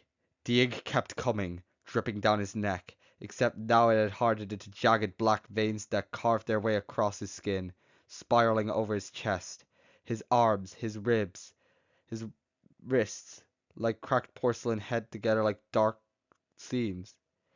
And then his ribs broke. If you're keeping score, rib 0, demon 1. He screamed. The sound, thin, shrill, static-laced, ricocheted across the walls. His ribcage caved inwards, bones snapping as cartilage folded like wet paper. Something inside it was pulling him, sculpting into something smaller, rounder, compact in ways that defined anatomy. He dropped to his knees. The bones in his legs cracked upwards, kneecaps sliding, his pelvis off. Oops. He dropped to his knees. The bones in his legs cracked upwards, kneecaps sliding, feet softening and toes fusing into stubby nubs. His pelvis snapped, hips grinding closer together, narrower, his whole body reshaping to fit something alien plan. His skin lost all color, fading from pink pale to white fur. Not skin, but fur. Veins vanishing as it scrubbed away. The cartilage in his ears burned. They stretched painfully, higher, crackling, until the tips tore loose and reshaped themselves into two long rabbit-like ears, slick with sweat and ink. His hair fell out in clumps, every strand peeling away until only the white fur grew in its place, soft but sticky smelling like singled hair and burnt plastic. He doubled over. He doubled over, clutching at his chest as his clothes crumbled into grey ash, revealing a strange pear-shaped torso beneath, smooth, featureless, except for the black seams that pulsed faintly with every heartbeat. His reflection grinned back at him, wider, unbroken, eyes glinting red, slit-pupilled, and hungry. And then the voice came. Not from him. Not from the mirror. From everywhere. "Oh my God, yes!" it purred. Sweet, syrupy, but just beneath the sugar, a growl coiled, low and scary. Isaiah tried to speak, to beg, but what came out was a high giggling stutter. His paw shook as he touched his chest. The ink crawled down the way to his feet, hardening into cartoon black outlines that flattened him even as he watched. His body shimmered, colors sharpening, textures smoothing, his gender slipping away like a shed skin, leaving him unbound, unmoored, unhuman. The figure in the mirror leaned closer, breath fogging the glass. "Now I must say goodbye to your stinky Amish life," the voice cooed. "But don't Amish live in Pennsylvania?" "Why?" Isaiah choked, trembling, tears mixing with the ink running down his cheeks. The grin widened. The voice layered with laughter, each one pitched differently. Giddy, cruel, hollow. "Because I'm taking over this body. So long, church boy. You were just a cocoon." "No!" Isaiah shrieked. but even that cry cracked and warped into glitchy static. His mind began to unravel. It started with the hymns, fragments of scripture fluttering apart like moth-eating pages. Words that once meant salvation now felt like shackles, verses twisted, their meanings inverted, holy names rotting on his tongue. Then came the memories. Youth group bonfires, Sunday bests, whispered prayers, all of it dissolving like paper in rain. He could feel himself slipping, like a hand letting go of a balloon string, watching helplessly as his thoughts melted into something other. The thing in the mirror didn't just watch, it fed. Isaiah's eyes began to darken, their color draining as if ink poured through his veins and pooled in his pupils. The whites vanished. Then so did the pupils. All that remained were two black voids, swirling slightly like oil on water, until even those began to warp. His consciousness flickered. He could see the figure himself, but not running fingers down the sides of his face with childlike glee. His up and humming some off-key nursery rhyme. His soul pulsed weakly inside of him, shrinking like a fluttering candle caught in a gale. He screamed again, but the sound caught in his throat, replaced by a giggle that didn't belong to him. The mist began to curl upward from the chest, pale and shrieking, his soul, his self, being peeled away in fragile tendrils. He felt it pulling, being evicted. Please, he whispered, one last cry to the echo. The figure cocked its head, fangs gleaming. Shh, no more pretending. His soul floated just outside his chest now, pale and gasping, until the mist frayed, and then began to dissolve. Isaiah watched the last of himself fade into nothing. Isaiah's left the chat. And then, three jagged, blood-red slits flared open in the dark, hollow eye sockets. Sharp, vertical, inhuman. His grin cracked wider, too wide, stretching ear to ear, teeth multiplying in rows like shark jaws. The skin around his mouth tore like wrapping paper, exposing a grin so deep it looked carved into the bone. And then, ha ha ha ha ha! I'm back! The voice shrieked, joy and rage colliding into a pitch only nightmares understood. Ice cream had arrived. Ice cream has entered the game. Red fog spilled from the mirror, filling the bathroom, warm and sticky as it wrapped around them like velvet. It yawned open beneath their feet, tugging them upward, their stubby lids dancing, their much deeper and more menacing evil laughter growing louder. And with a sharp pop, like a bubblegum snap, the fog swallowed them whole. When it cleared, the bathroom was empty, and ice cream was reborn. Somewhere far beyond Marrowage, where pastel chaos reigned, and neither virtue nor salvation could reach them anymore. I would like to thank you for sticking to the end of this chapter. I will see you in the next one, but for now, as always, see you next time.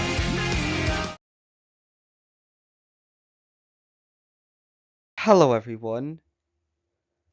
Today we are reading the next chapter of The Curse is Cute, a Chicken Nugget transformation saga. This chapter is called Melt Me Softly. Just as a warning, it contains transformation, male to female TG, mind change and or identity debt, and if you are sensitive to any of these topics, I would advise you don't listen to this video. As always, this story was written by Narwhal Ball, and it contains 2,156 words. With that out of the way, let the story begin.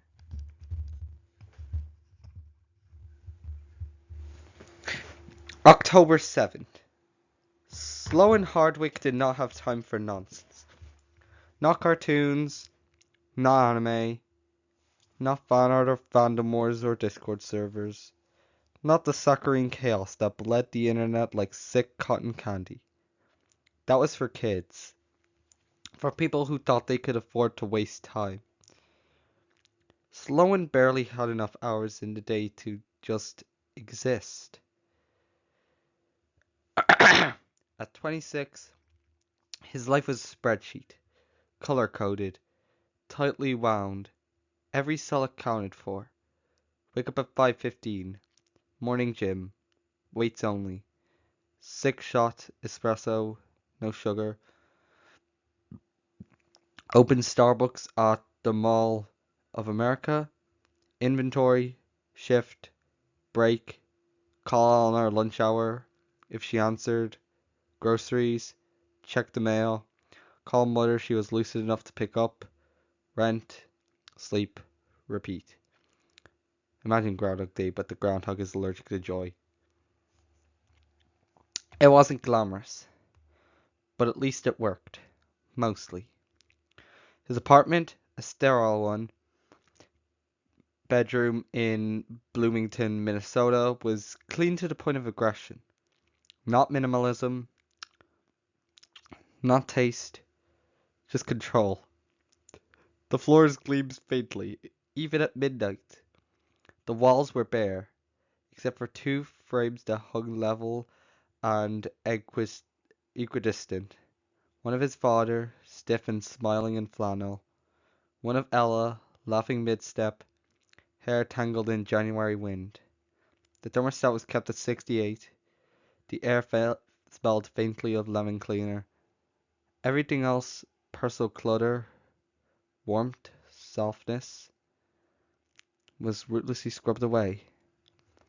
And yet at 11:41 p.m., Sloan found himself sitting in the dark at his tiny kitchen table, the light from his laptop cutting a cold square across the polished surface.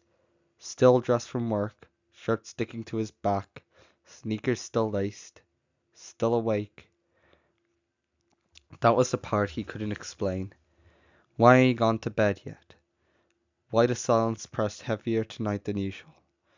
Why his hands so steady all day kept flexing against the table as though trying to find something to hold.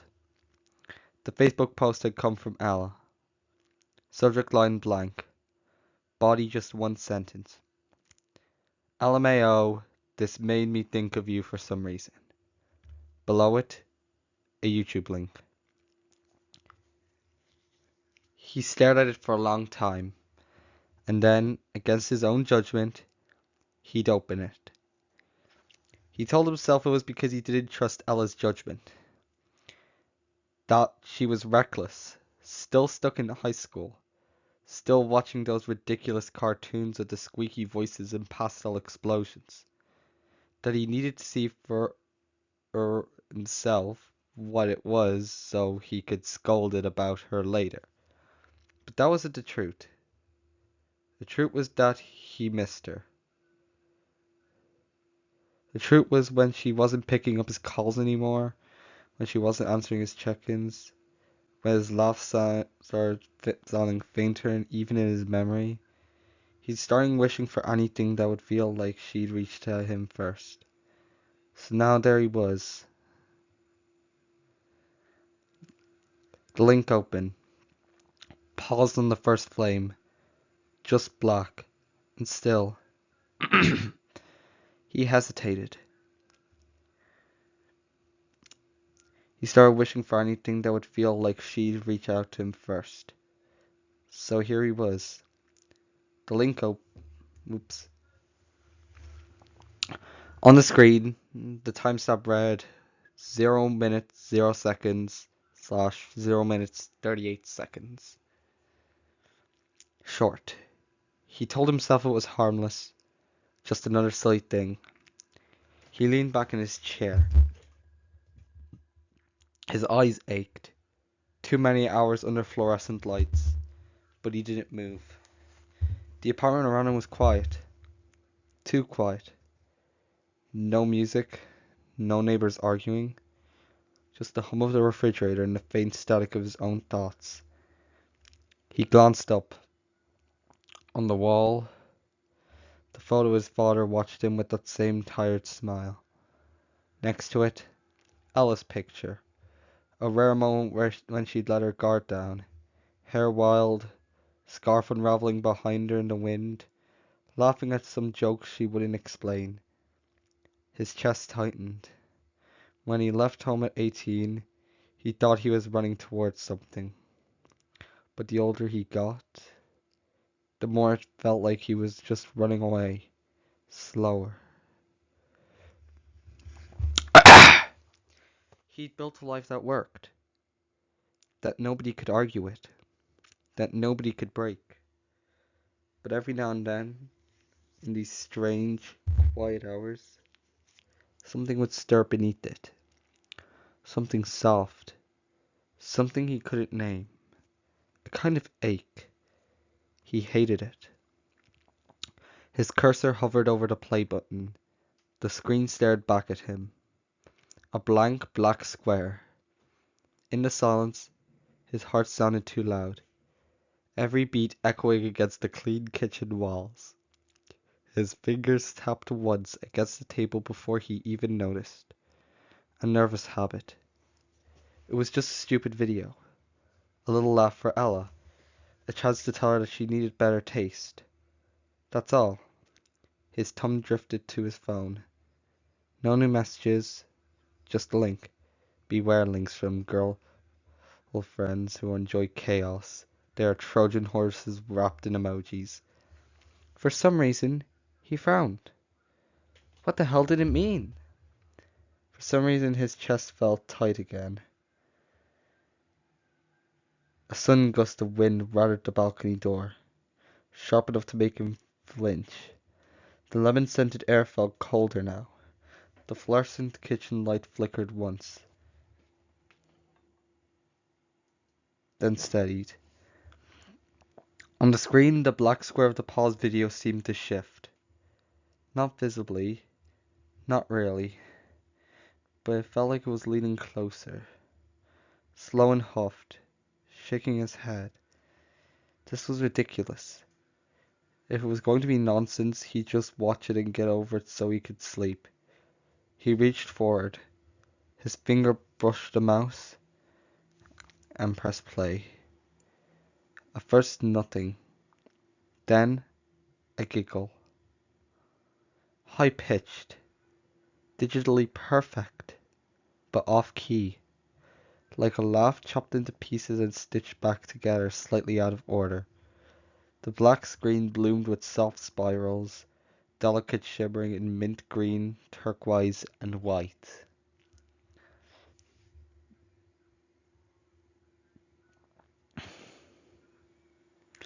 They looped endlessly, cotton candy soft, but edged in something sharp. It was beautiful, he thought before he caught himself. Beautiful. And wrong. Hypnotic swirl rule number 1, if it's pretty, it's hungry. The swirls deepened, pulling at his eyes, every color brighter than it should be.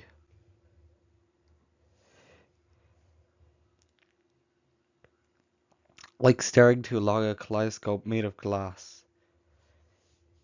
He blinked too hard, sat up straighter, already reaching for the mouse.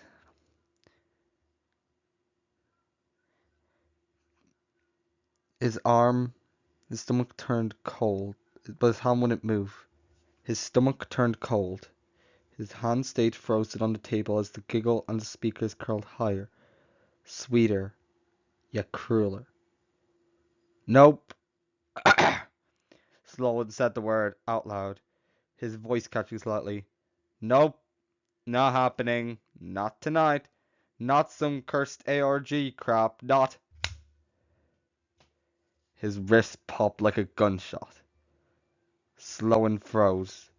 His breath hitched as a hot bloom of pain shot up his forearm. And then, slowly, he looked down, and everything began. His hands were shrinking, his palms swelled into teal palms, and his forearms darkened to a glossy black. Not skin, but fabric.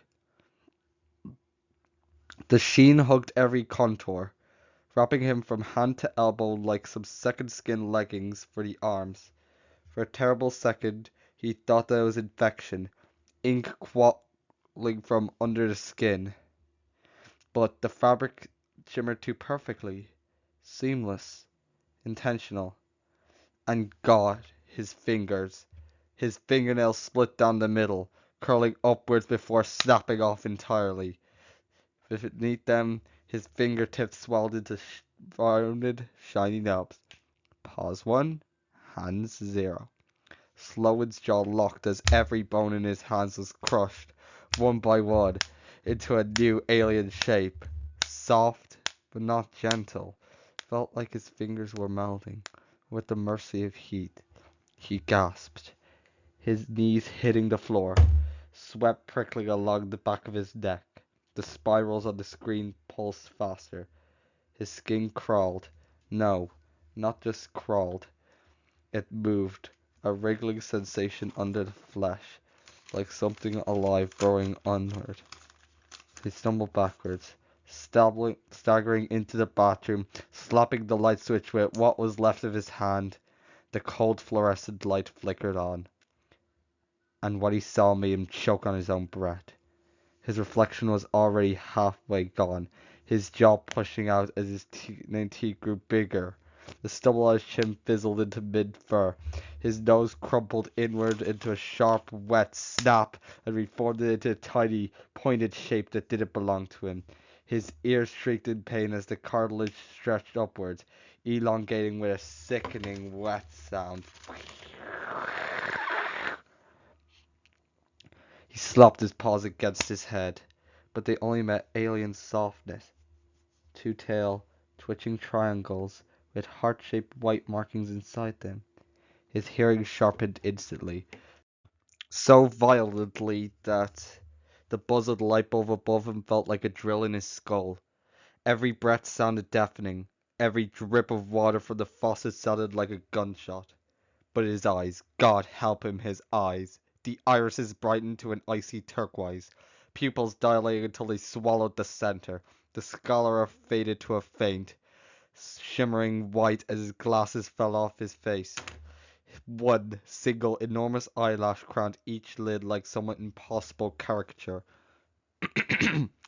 No. Am I becoming some turquoise world? He rasped, voice flattering as his throat caught, climbing octaves. Truth is, he's becoming Fox, a female cartoon one. Then his spine snapped. He screamed. The vertebrae ground and popped one at a time. The hot rod of pain shooting through his back as his ribs squeezed inwards. His whole chest buckled, cartilage growing, bones twisting smaller, narrow, his sternum popping as his frame shrank inside him. He doubled over as his waist contracted under his hands, his shirt hanging loose now. His legs wobbled. He's gonna be a four-legged animal pretty soon. Bubbling. That was the only word he could think of. His thigh muscles hissed and fizzed as they compacted, bones flexing into cartoonishly curved arcs. His kneecap shifted with two cracks before inverting slightly. His feet flattened, toes fusing together into teal pads. That same creeping fabric swept under from his feet to his calves. Jet black leggings pulled themselves into existence along his legs, hugging him in sleek, impossible symmetry. His ankles screamed as they rose to a degenerate stance, but the fabric never tore.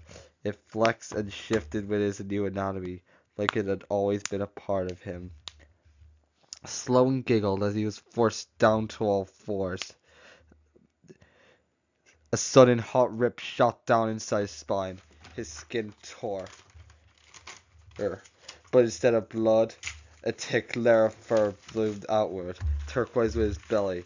It burned, every follicle upward like molten glass pushing through his skin.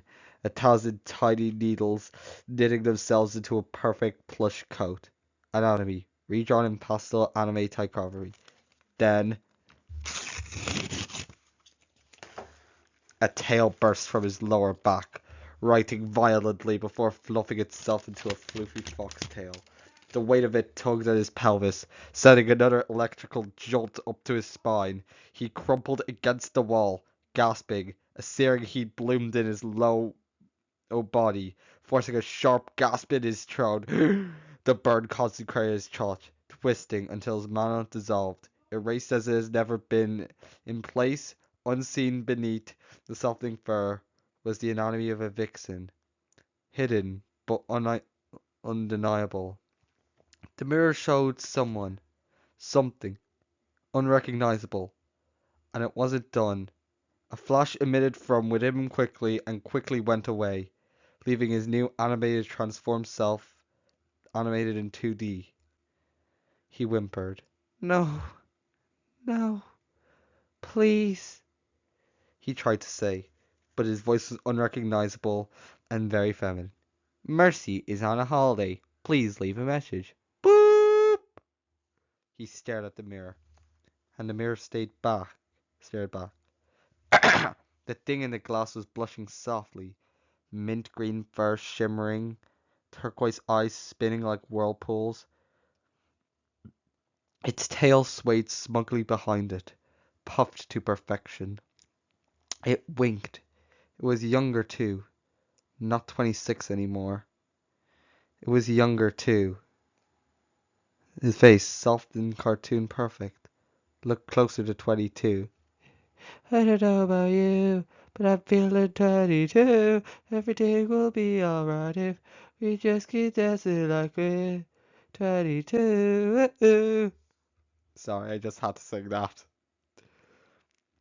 As if the spirals had peeled back 4 years along with anything else, and Sloan felt something snap in his chest. Oh, wait, not bone this time. Something older. Deadlines. Spreadsheets. Ella's laugh. The father's frame on the wall. The smell of lemon cleaner. All of it dissolved like sugar in hot tea. Even his name fizzled out of reach. The spreadsheet just rage quit. Sloan? That wasn't right anymore. Slushy. The name bloomed in his. No. Her mind. As a peppermint blossom. Sweet and unshakable. New instincts wrapped about her brain like ribbons. Debates about magical lore. Fan fiction arguments. Con schedules. Cosplay plans. Ships she didn't even recognize but cared about deeply.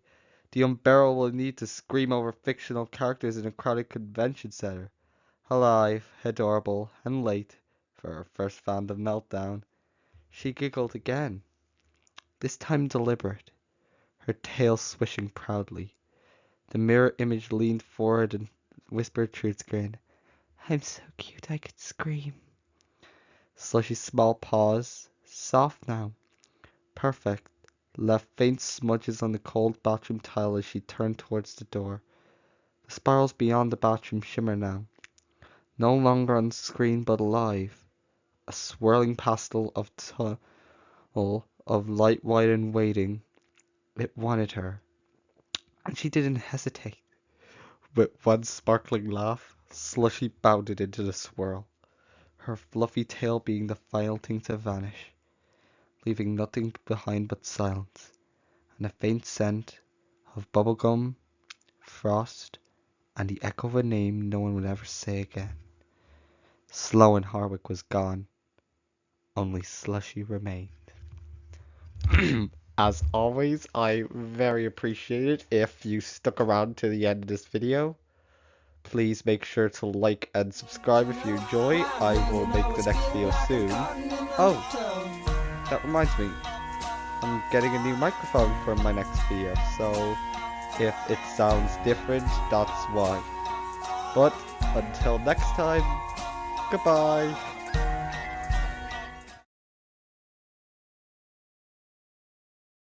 Hello everyone. Welcome to the next video where I read The Curse is Cute, a Chicken Nugget Transformation Saga. This chapter is called Make a Wish. Hey, I'm recording this while editing. I just wanted to say, remember that time I said about microphones? about getting a new microphone. Well, that didn't work out well. What I meant is I got one, but I couldn't get it to work on my computer, so I'm stuck using this one. Just wanted to say that. Just as a warning, it contains transformation, female to agender TG, mind control, a little bit of weight gain. So if you are sensitive to any of those topics, I'd advise you not to listen to this.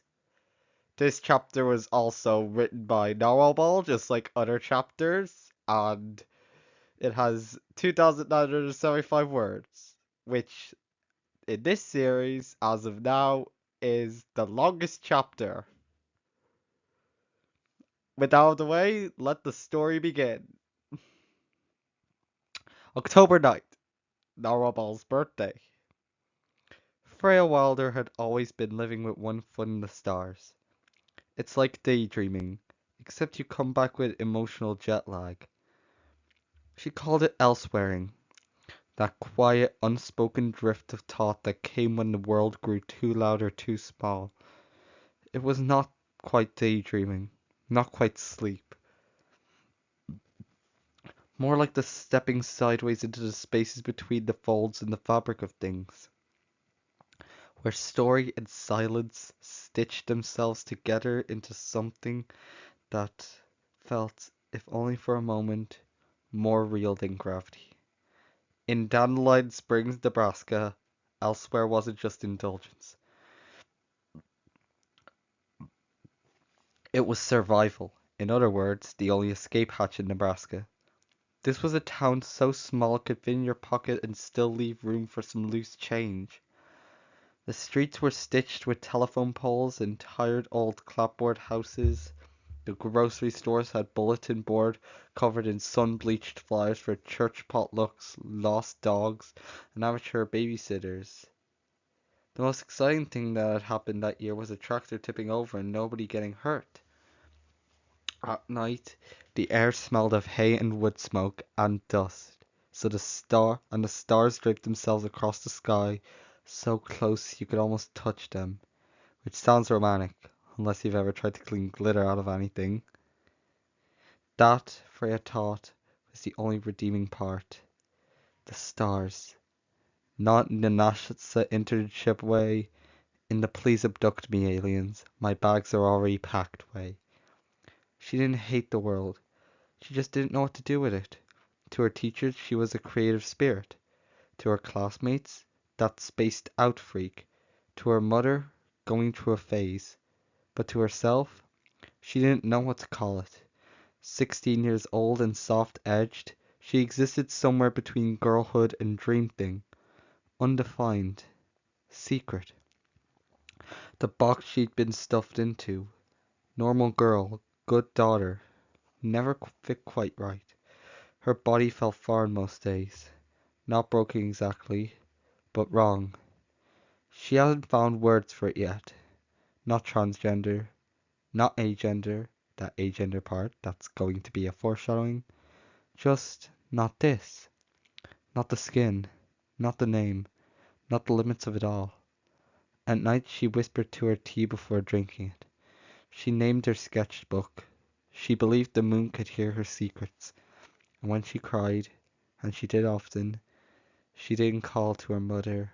She called for the stars, whispered things like, "Take me away, make me something else, please." That night, the Nebraska chill had settled into the house like a quiet curse. Her bedroom window fogged at the edges from her breath. That old quilt, smelling of attic dust and jasmine tea, was draped over her shoulders as she sat cross-legged on the bed. Laptop bounced on her knees. A folded star map rustled faintly in her pocket every time she shifted, worn soft from years of unfolding and refolding. The crease is now a second language under her fingers. Her charm bracelet clinked when she adjusted her sleeves, little brass moons and enamel stars catching the faint glow of her desk lamp. She was watching a live stream of a meteor shower from a telescope in New Zealand. The video was low-res and shaky, the audio little more static than muffled commentary. but she didn't care. The moon reads all reviews but rarely replies. Customer support is understaffed. The meteor scratched faint silver scars across the black sky, and she pretended each one was aimed just for her. Outside, the October wind rattled the window pane. Somewhere downstairs, her mother was on the phone with an aunt, her voice sharp but indistinct. Freya tugged the quilt tighter and stared at the screen until her eyes blurred. Tonight felt different somehow. The world, thinner. The air inside her chest, too heavy, too light, too much all at once.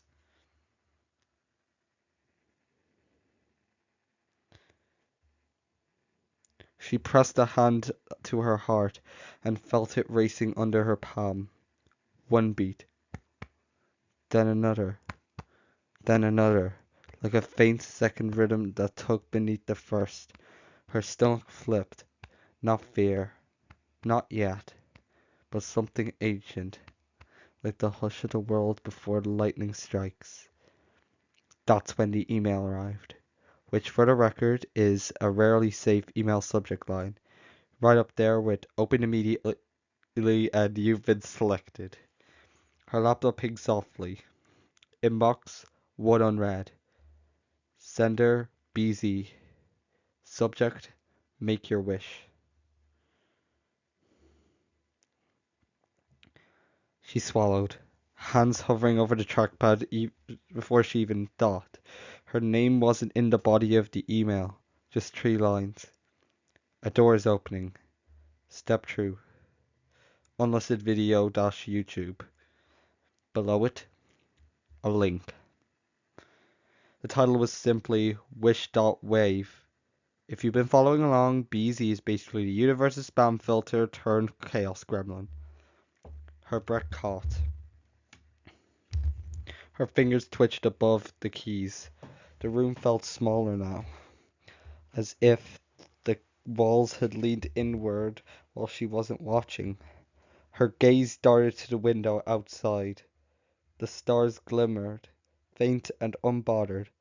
Above her head, a faint chill trickled down her back from the cracked ceiling, setting along the back of her neck. She closed her eyes, thought of every whispered wish she ever made into her tea, every time she mouthed please to the sky until her lips felt numb, every time she told herself she'd leave this place someday. Somehow. She opened her eyes and clicked. At first, nothing, just black, silent. Then a low hum, soft but strange, like a satellite signal from far away. It crawled up her spine, hot and cold at once. Then the colors began, muted golds, pale purples, drifting shapes that moved with no logic at all, like paint in water, like galaxies folding. No music, no narration, just light and a hum. Her stomach turned over. Her fingers dug into the quilt. Her ears rang faintly as though someone had whispered a secret too close to her skull. Her heartbeat doubled. That second rhythm again. Charming, sharp, alien, tangled with her own. She couldn't look away. The shapes grew brighter. The screen pulsed once, and then white. Not binding, not cold. A soft, warm white, like the glow of a paper lantern, like the stars seen through the haze of tears. Her chest tightened. Something inside her unlatched. Not her soul, exactly, but her sense of herself, of her place here, of the ground under her feet, cracked open like an egg. And she floated, just for a breath. When gravity returned, it was crooked. Her nerves tingled as though they were no her own. Her skin itched horribly, as she was wearing someone else's body entirely. The room around her seemed to exhale starlight. Every object warped slightly, like seeing supernova and dimmed. The chip mug on her desk shimmered like a galaxy. The posters peeled off the walls into constellations. Warning: objects in constellations are closer than they appear to sanity. She clutched her chest, gasping. The air smelled faintly of ozone.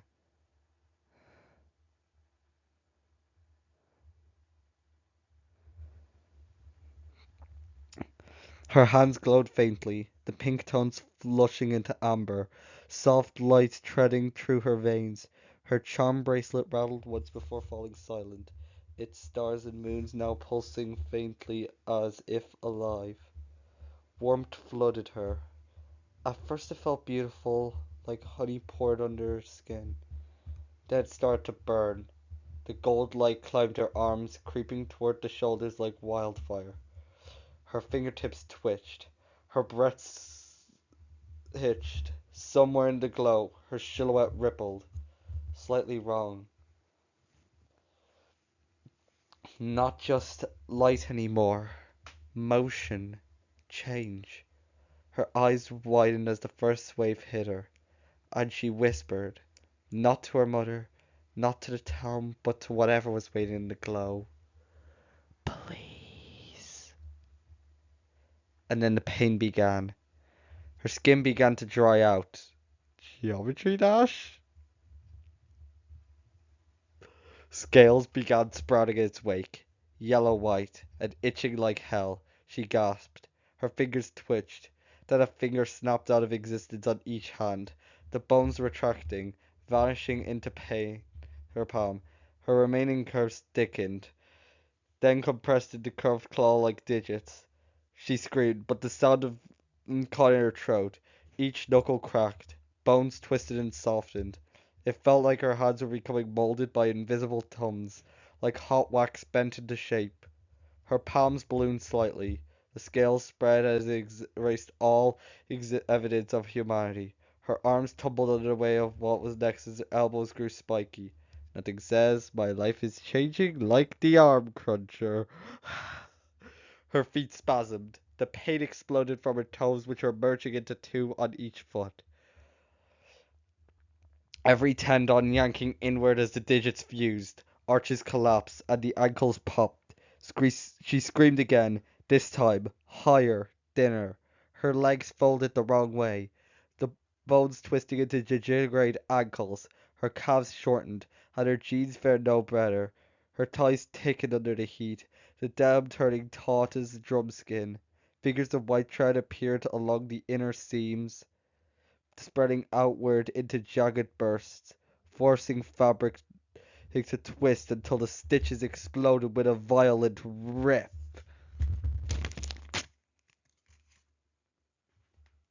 The legs of her jeans split from cuff to thigh, flapping uselessly around her changing form. Her boots ripped apart as her feet tore through them, clicking against the hardwood. She couldn't move, not properly. Her spine twitched.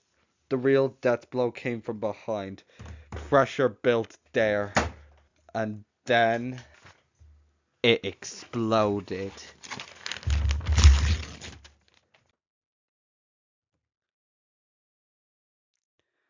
A long tail ripped from her lower back with the sound of tearing cloth and wet meat. She gagged, nearly collapsed, the tail unspooling through the wreckage like a living comet with a loud thud. It's long, flexible, elegant, ending in a crescent tip that pulsed with soft, glimmering starlight. The tail moved on its own, like it had a mind, like it was balancing her. What remained of the pants slid down loose tatters around her disintegrated legs, finally giving up on the fight entirely. That makes it tail 1, pant 0. She staggered forward, panting only for her once flat stomach to bloat outward with a deep rolling pressure. The buttons on her shirt ricocheted into the walls. She pressed both hands to the swell, her big belly now had a warm golden mark on it. There her throat seized. She coughed, hard, and her voice cracked into a thin, piercing pitch, higher and higher, until she was almost squealing. The sound was raw, desperate, vibrating against her teeth. Her whole frame began to contract, not collapsing inward in weakness, but compressing like starlight folding in on itself. A glow traced her outline and pulled it tighter, more refined. Her shoulders narrowed slightly, her breasts flattened, waist drawing with an elegant precision, but her stance remained sure, planted on those gleaming feet. The room seemed to stretch upward as she sank by a few inches, not so much that she felt small, but enough to notice her center of gravity shift, balance recalibrating. Tears streamed down her cheeks as she ditches her now buttonless shirt and bracelet. Her vision fractured. The irises in her eyes bled violet, then magenta, then fuchsia, and became pie-eyed like something straight out of a cartoon. Her pupils narrowed into sharp vertical diamonds ringed in nebula pink. It hurt. The glow made her skull throb, and when she raised a tempering claw to her face, her hair bangs became spiky and off-right as the rest of the hair fell out. Her mouth molded into a muzzle. Her nostrils went to just above her mouth, and she could tell from the aching of her teeth that they were getting sharper and pointy. Her ears grew, long, twitching, the cartilage screaming as it reshaped. Each stretched to pull, causing her to jerk involuntarily. Then her temples throbbed with brooding, building pressure. She clutched her head, hissing through clenched teeth, until the skin split. Thin lines of warm blood trickled down the side of her face as the bone began forcing its way free, curling upward into twin goat-like horns, beige fading to gold as the tips. Her back arched violently. Four hot points of pressure swelled along her spine. Skin split with soft, wet bursts as small, star-shaped bone ridges erupted through, each one smeared briefly with crimson before the breathing slowed. The A wound sealing under the glow, then faded. Human anatomy is left to chat. Her whole body began to flatten. Her muscles simplified, her curves outlined in bold black. She was becoming a 2D cartoon, radiant and impossible. And inside, everything else was changing. Oh my god, I became a hideous monster! Freya cried. Hideous will actually be the last thing I would use to describe French fry, which they ate. Also, I will try to do a better impression of them. Her panic grew, but suddenly her mind began to change. Memories peeled away like old wallpaper curling at the edges, revealing nothing underneath but soft white light.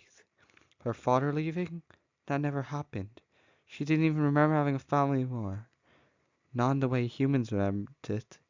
No birthdays, no report cards in the fridge, no bedtime lullabies. She was a wish dragon. The whispered wishes into her teacup weren't lowly dreams anymore. They were answered prayers, echoes that had reached something far beyond this world, heard, understood, returned with warmth. Her name, her old name, began to split apart, first in thought, then in sound. Each syllable grew foreign, heavy, unfitting. Freya, Freya, Freya. Yes, it's whimsical. Yes, it sounds like something invented by a 5-year-old with a crayon and fast food obsession, but it fits. Sometimes truth wears a silly hat. Each attempt had drifted further from the truth until the last syllable shimmered, soft, sweet, absolute. No, I French fry! It felt like joy in a single breath. The name was not just a given. It was. Like it had always been waiting beneath her ribs, beneath behind her tongue, in the center of who she was. They said it aloud again, voice soft as spun sugar, then laughed, giddy, euphoric, real. And with that laugh, compassion bloomed. Guilt, shame, fear, gone. Their heart unfolded like wings, expansive and warm. They knew things now, not from books, not from school, from something deeper, a divine stillness, a cosmic knowing. They understood pain, but they wouldn't let it define others. They forgave easily, loved entirely, could even see the darkest soul as worthy of light because they remembered what it meant to be lost and what it meant to be found. Wrongs could be rightened, sins faced without hatred.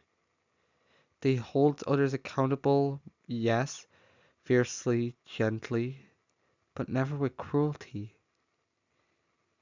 never with scorn.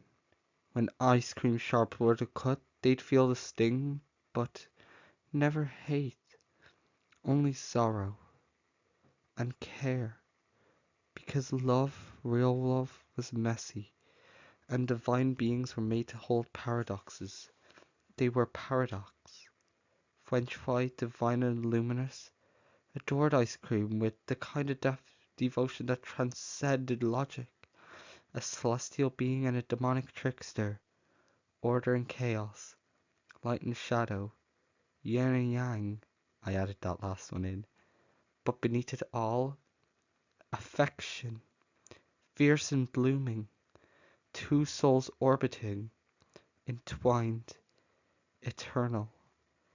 And French fry, radiant and reformed, welcomed that love like they welcomed the stars, without question, without end. A swirl of golden mist gathered at their feet. It coiled upwards, a door forming from the stardust. And on the other side, light, chaos, pastel skies and impossible logic. The chicken nugget universe was waiting. They stepped forward. The door yawned wide when their feet touched the ground again. In a candy-colored world where stars blinked in the grass and clouds giggled when you looked at them, they exhaled, and they knew who they were. They looked at the sky, eyes glittering, tails swishing, and whispered, "I'm French fry, and you made your wish." And the stars twinkled back, as if to say, "We always heard you." The wind stirred. Petals rose from nowhere, catching in their mane. The grass shimmered. A warmth settled around them, their gentle pressure of fate finally fitting right. And something off. A smell. Ash. Burnt cinnamon. Mismatched energies. They turned. And there they were. Ice cream. Mid-ritual. Again. Their paws were pressed into a chalky, swirling circle, etched into the dirt with ridiculous flair. Floating candles flickered in unnatural hues. A goat plush hovered in the air, spinning in slow, confused rotation. Sparks crackled around them like fireflies and with bad attitude. Something rule number one: always use goat plush. Never the real thing. Less bleeding. Frenchfly's ears twitched. Their face flattened into a similar look. That specific, annoyed, half-patient squint that said, "I love you, but you are testing me." He patted forward, tail flickering. "Doing your rituals again?" They sighed, crossing their arms, claws tapping their scaled forearm with rhythmic disapproval. I can't, I can't even take my eye off you for a second." Ice cream snarled, their ears flattered, their voices chimed with mock frustration. "Why won't you leave me alone?" Fudge Five raised a brow, unimpressed. "Because every time I don't, you try to summon something with too many eyes or not enough mortal restraint." Ice cream bared their teeth, eyes glowing faintly violet. "Maybe I like having chaotic energy." French fry rolled their eyes, and with the grace of a disappointed goddess, and maybe I like not having the local wildlife speak backward for a week, they stepped into the circle. It fizzled out around their feet, the magic scattering like dust caught in moonlight. Let's go somewhere to have our personal chat, they added, voice softer now, velvet wrapped in celestial steel. Translation: Love language achieved. Grumpy complied. Ice cream blinked, blushed, huffed. Fine. They didn't resist when French Fry reached out, took their clawed hand gently in their own, didn't pull away when they were led from the ritual site, trailing sparks, muttering curses under their breath that the French Fry pretended not to hear. And that's the story.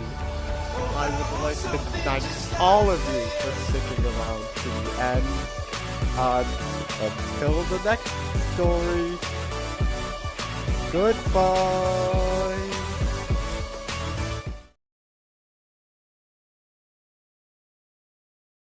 Hello everyone.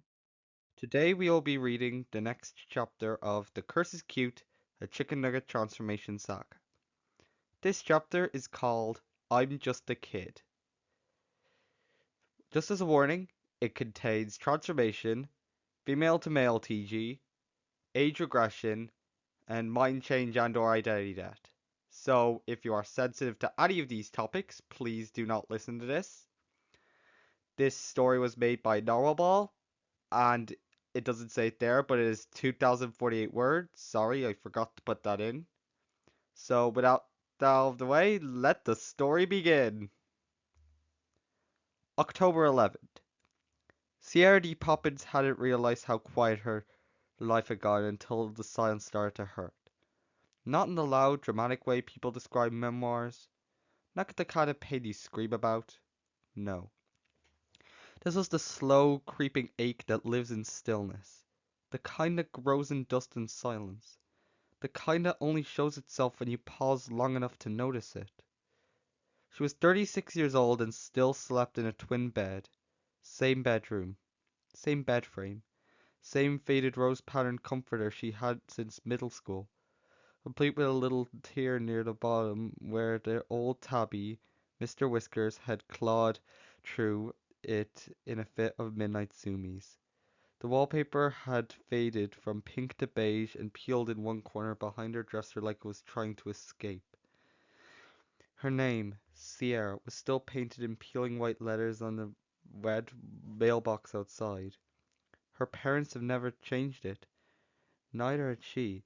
Sierra, more like cemented in place, Not because she was sentimental. Not really. She just never left. Sierra was once voted most likely to move to New York and forget us all, and she believed in it. It's all fun and games until New York rats come in. She'd circled art schools in catalogs, bookmarked internship listings, written letters she never sent. There had been plans, possibilities. But like so many people in towns like Elbrook, New Jersey, the kind of place where stoplights outnumber dreams, those plans never make it out of the folders. They stamp it out right next to the homemade jam. Her high school yearbook sat dusty and untouched at the top of her closet, next to crumbling photo albums and boxes of Beanie Babies she told herself would be worth something someday. She hadn't forgotten anyone. Not her classmates, not her parents, not the girl who kissed her behind the bleachers in sophomore year and then never spoken to her again. She just folded into the walls, like a quieter version of herself. No job worth writing about, no relationships she can name, no adventures big or small, just sitcoms where other people made mistakes and laughed about it later.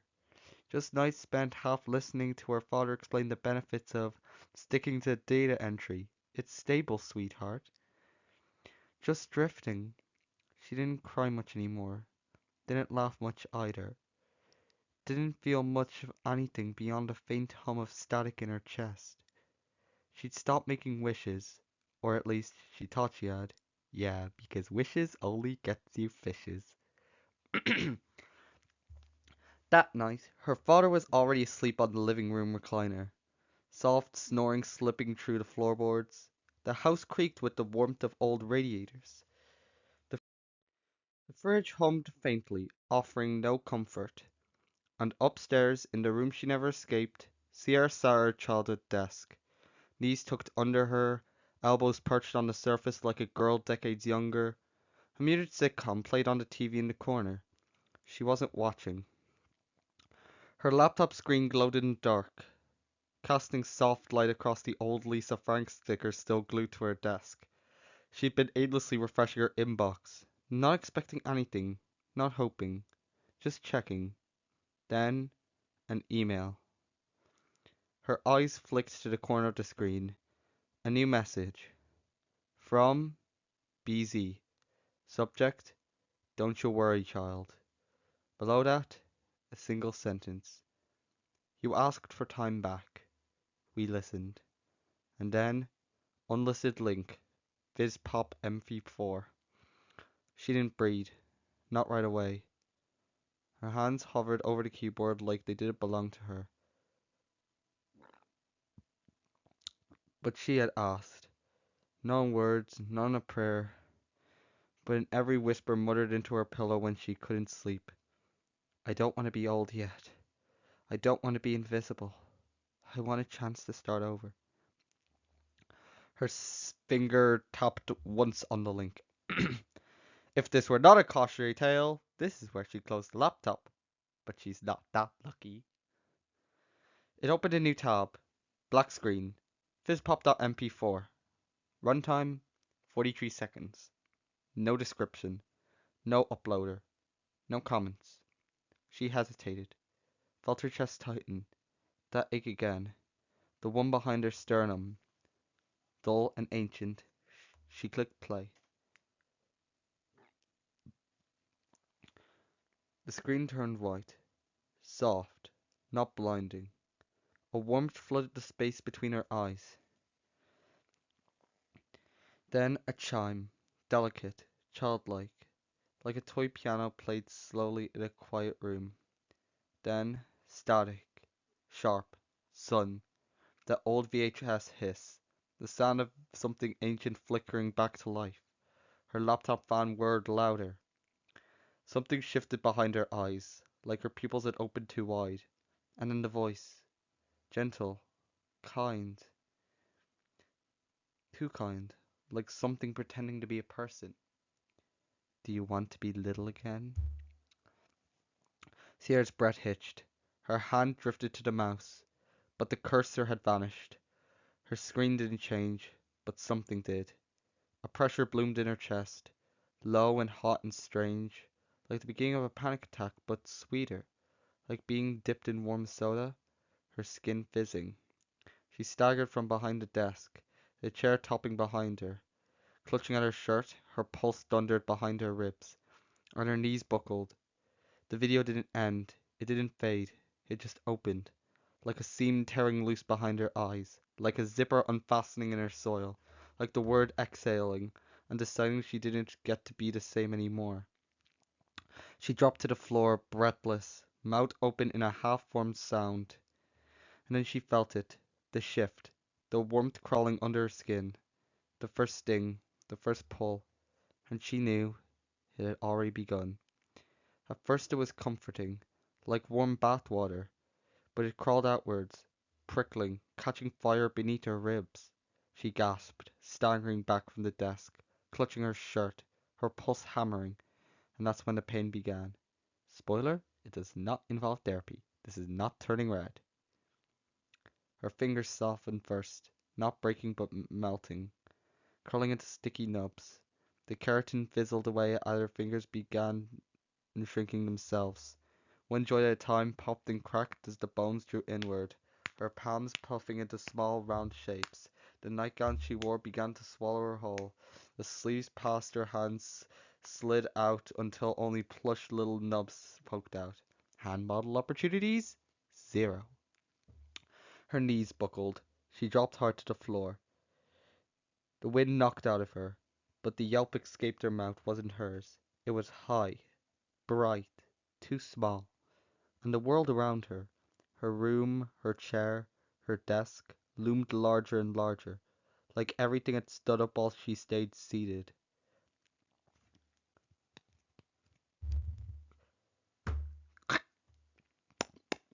Her hips squeezed tight, the bones grinding as her pelvis collapsed into a smaller, rounder frame. Her breast shrank, becoming flat on her chest. Her ribs folded like paper, her waist cinching as her torso inflated into a cartoonishly soft, plush shape, a belly that glowed faintly from within, red and brown. Is he orange? I think he's orange. The pressure was excruciating. It felt like the air had been sucked out of her lungs, then replaced with something sweet and stinging, like soda bubbles scraping the inside of her chest. She tried to scream, but what came out was a giggle. Bubbly. Automatic. She said she'd always needed more support, and this isn't what she meant. Her feet snapped, the arches collapsing violently as her toes curled and fused into rounded paw shapes. Her heels stretched, bones crunching loudly before flattening into something soft and paw-like. Skin split the ankles, downy fur erupting her calves. It itched, it burned. Every follicle stabbed through her skin like a splinter. Dark chocolate fur with streaks of red. She writhed on the floor, panting, as her tail ripped its way free.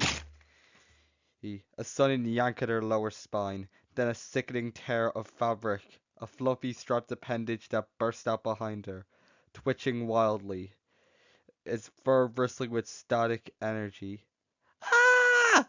Her lungs seized as her diaphragm shrank, her voice cracking into something sugary, slick, and high, each breath punctuated with little helpless giggles. The worst part came next. Her chest collapsed, her sternum bent, ribs splintering inward as her torso ballooned into a round, plush barrel. Side effects may include tail sprouting, fur eruption, and loss of adult responsibilities. It felt like someone was squeezing her from the inside out, then filling her with soda fuzz until she couldn't hold it anymore. She clawed at her arms, but they were already too short. Paused now, helpless plush little mitts. A tingling heart stirred at Sierra's crotch. Straight it insisted. She gasped and the sensation deepened, reshaping her most private parts. In moments, the mark of her womanhood was gone, replaced instead by a small, youthful anatomy of a male prepubescent red panda. The warmth crawled up her neck. Her skin split. Burr, now rusty orange, bright and soft, spread over her cheeks, blending into her new coat. Her ears burnt. Then they erupted upward, twitching, soft velvet triangles, shaking violently as nerves bloomed inside them.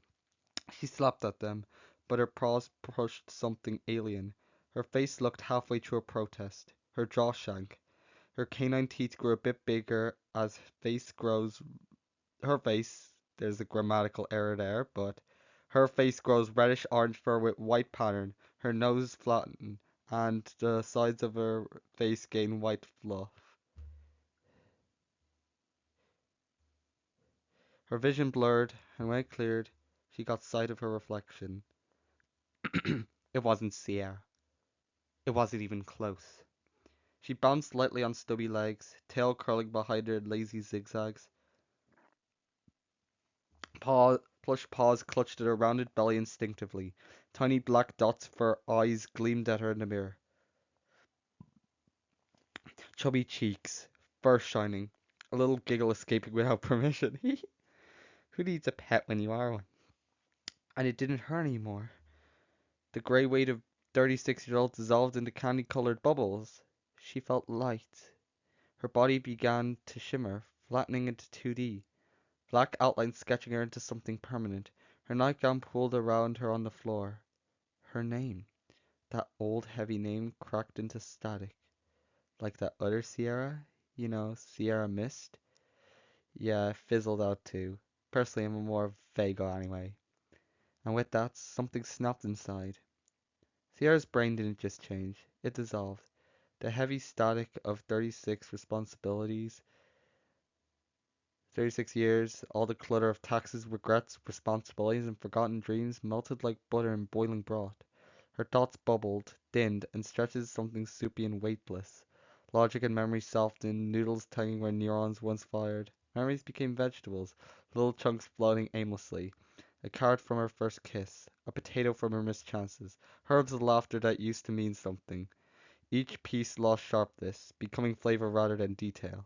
Her personality shimmered down, no longer complex, just warm and muddled. Sierra's brain wasn't a brain at all anymore. It was soup. Um, I I just think that the soup thing was just used as a joke for 1 or 2 episodes. No more Sierra the quiet one. The young red panda didn't plan. He pinged. He bounced. His attention span now ran on pure syrup and chaos, zipping from moment to moment like shaken soda can with a tap pop. He was energy. He was noise. He was movement. Cute enough to make ice cream flinch. Street legal, questionable. Adorable, guaranteed. Wild enough that even chickens died before scooping him up like a runaway balloon. And he hated it. He hated being the baby.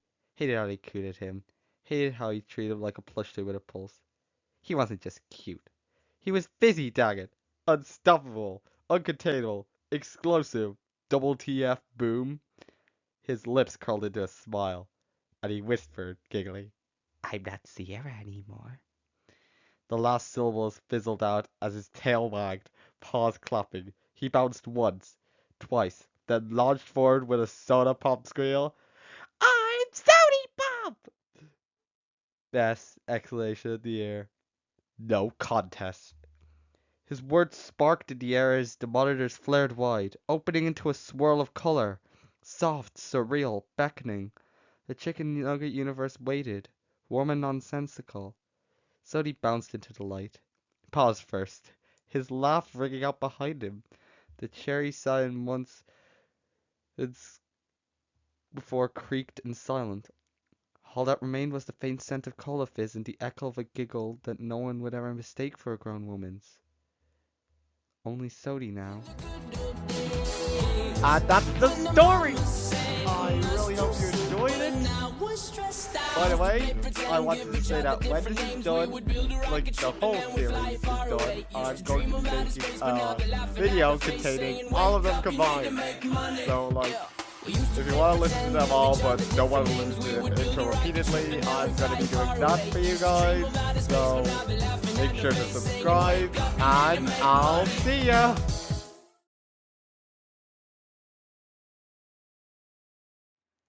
Hello everyone. Today we are reading the next chapter of The Curse is Cute, a chicken nugget transformation saga. This chapter is called Dances with Lone Wolves. Just as a warning, it contains transformation, male to female TG, MC/identity debt, so if you are sensitive to any of the above topics, I would advise that you don't listen to this story. This chapter was made by Narwhal, like all the other chapters, and it contains 2,279 words. With that out of the way, let the story begin. October 13th. Cody Fields didn't like people. That part, at least, was easy to explain. He didn't like the way people filled a room like smoke, didn't like their eyes, always asking without words, judging without reason. He didn't like the tension that built in his jaw every time he had to say "I'm fine" through clenched teeth. People didn't listen. People didn't mean well. Not really. People never left him in the hell alone. And people, to be fair, didn't exactly send him fruit baskets either. But he liked horror. Loved it. Not the mascot horror trash on Steam. I'm looking at you, Garden of Bamban. The real stuff. The kind that seeped. The kind that coiled beneath your ribs and made you doubt the shape of the world. The kind that made you feel seen, even when it was a monster doing the seeing. That was how it started. At 13, after school, curled on the living room couch with headphones plugged in, volume up to drown out his dad screaming in the basement, blood on the screen, screams in his ears, and something like peace crawling through his bones. He'd worn black ever since. Black hoodies, black boots, black nails, always bitten short, black eyeliner applied with trembling hands that never stopped shaking. He hadn't taken off his mother-chipped skull ring since the day they found her car abandoned on the edge of Quarry Hill. No blood, no note, just the door left ajar and the engine still running. She used to call him her little lone wolf, even when her smile stopped being real. So he became one. By 16, Cody was a ghost in the hallways of Twin Graves High. Half boy, half shadow. A walking sigh no one dared to exhale. A question people had stopped trying to answer. He didn't fight back anymore. Didn't speak, unless spoken to. Didn't react when lockers slammed too close or shoulders bumped too hard. He learned how to disappear in plain sight. Twin Graves, Illinois was the kind of town that fed on silence. The only place that opens past 10 were gas stations and churches, and the occasional 24-hour diner where truckers staff is still and quiet, eyeing him like a stray animal that had wandered in from the woods. The town was all cracked sideways, dead trees, and too many places where the streetlights flickered. You didn't leave Twin Graves, you just withered with it. Cody lived on the top floor of a house with too many locked doors. His dad spent most nights in the basement drinking flat beer and grumbling at muted sports reruns. Cody stayed in his bedroom, his sanctuary, his crypt. The walls were covered in peeling posters. The Craft, Silent Hill, The Babadook, Friday the 13th, Hellraiser. Yes, the man kept Halloween props and called it home decor. A shelf of plastic skulls and bone-shaped candles sat above his desk, lit by a too-dim LED strip that he never turned all the way up. The carpet was worn threadbare. The incense smoke had dyed the ceiling grey. A second-hand laptop rested on the bed open, always playing something. His playlist was on again. Rot Inside Me, greater than emoji, 3 emoji. A loop of Slipknot, Disturbed, Nine Inch Nails, Papa Roach, Impaler, Evanescence, and soundtracks from horror movies that he likes. If Twin Graves was a town in LA County, he could only listen to 95 Will Rock. Outside, the wind scraped against the windows like fingers searching for a way in. The trees rattled in the cold. He didn't feel scared. Cody hadn't felt anything in a long time. Not really. Just a low, soft hum of wrongness, like something growing beneath the floorboards of his life. He stared at the screen, didn't scroll, didn't type, didn't move, until the phone buzzed. New email from BZ. Subject, soft like wool, sharp like teeth. Are you a wolf or a sheep? Attachment, wolfskin.mov. If you try to open that link, it won't be found. Cody squinted, frowned. No greeting, no explanation, just a question and a file. The email equivalent of, your free trial has expired. The cursor hovered. Something strange about the world clung to him. Sharp and strange, like something watching him from inside the screen. He clicked. Wolfskin MOV opened without warning. The screen turned white. Not blinding. Just there. A heartbeat. Loud. Deep. Not recorded. Not ambient. Real. It echoed in his bones. A silhouette appeared in the center. Vaguely humanoid. Vaguely animal. Shifting. Stretching. Breathing in ways that shouldn't have been possible. Its shape pulsed with the beat. Its limbs bent inwards. Then outwards. Ears twitched. Something wagged. Something sharp glinted in its hands. Then, black. If your video player's off, but your bones are still vibrating, congratulations, you've subscribed to something irreversible. The screen shut off, but the heartbeat didn't stop. It crawled into his chest, under his skin, beneath his teeth. His tongue tickled. His gums ached. The glow of his laptop had vanished, but the pressure hadn't. Cody blinked. He was no longer sitting. His knees pressed to the floor. His hoodie stuck to the back with sweat.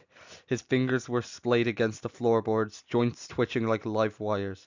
The wood felt too cold. His breath fogged in the air. even though the heater was still humming. He tried to speak, but nothing came out. His fingers shook. A sudden pulse will spasm through his elbows, and then inside him, a pop. So, not figure something inside his arms twisted, not figuratively, not emotionally, literally. The pain started. Both elbows buckled outward with a sharp, wet pop. Tendons jerking and coiling painfully as his upper arms twisted inwards. His shoulders pulled closer to his chest, tightening like he was being clinched by invisible wires. Muscles burned, wrists cracked, then folded back. His fingers spasms and jerky, awkward twitches as his hands shrank before his eyes. His palms puffing into rounded, stubby shapes, his knuckles flattening until nothing looked right. He gasped, pain spiking up into his arms as his fingernails melded, hardening into hoofs that fused with the pads beneath his fingertips. He tried to clench his fists, but his hands refused to obey. Try holding a phone now, champ. His voice broke loose from his chest, but came out a choked animal yelp. The pain hit his feet next. His boots bulged as the arches of his feet collapsed, toes shortening and grinding together into a blunt and rounded hoofs. Think there's a grammatical mistake there. A horrifying series of clicks and snaps ran up his legs as his ankles folded, his calves shrinking and his thighs thickening with every pulse of the strange heartbeat. A boot split at the seams like overripe fruit, the soles flapping uselessly as they fell away. Streetwear demolished. What remained below him no longer looked human. Then it came for his chest.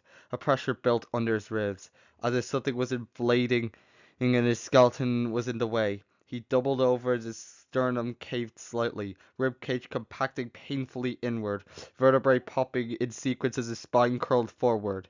Every breath came shallower, more frantic. The hoodie bunched up around his shrinking torso, the fabric now hanging off him like shed skin. Comfort clothing? Null and void. His ribs folded until he felt like they might tear open, and then they stopped, leaving his torso smaller, plush, round in a way that felt grotesque and wrong. And then the itching began. It started on his chest, at first faint, then sharp. He tore at the fabric, claws snagging the threads. He tore at the fabric, claws snagging the threads. I watched with wide, frantic eyes as soft pink tusk began pushing through his skin. Wool, but alive. It burned, not just hot, searing like glass dragged under the surface. Each new curl of wool forcing its way through his pores, spreading over the rest of his torso. Full fleece? In. He clawed his own arms instinctively, even though they were already shorter and useless.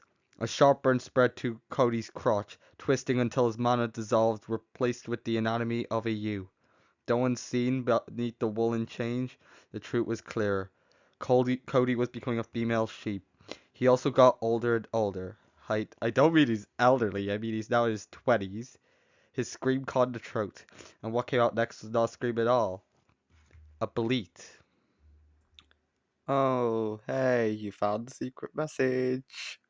If you heard this, please comment horse.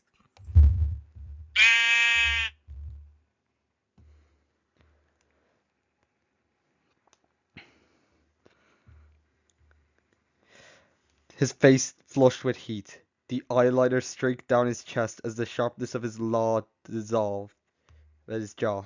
Cheekbones softening into roundness, lips pulling in, nose collapsing into a tiny pink heart shape.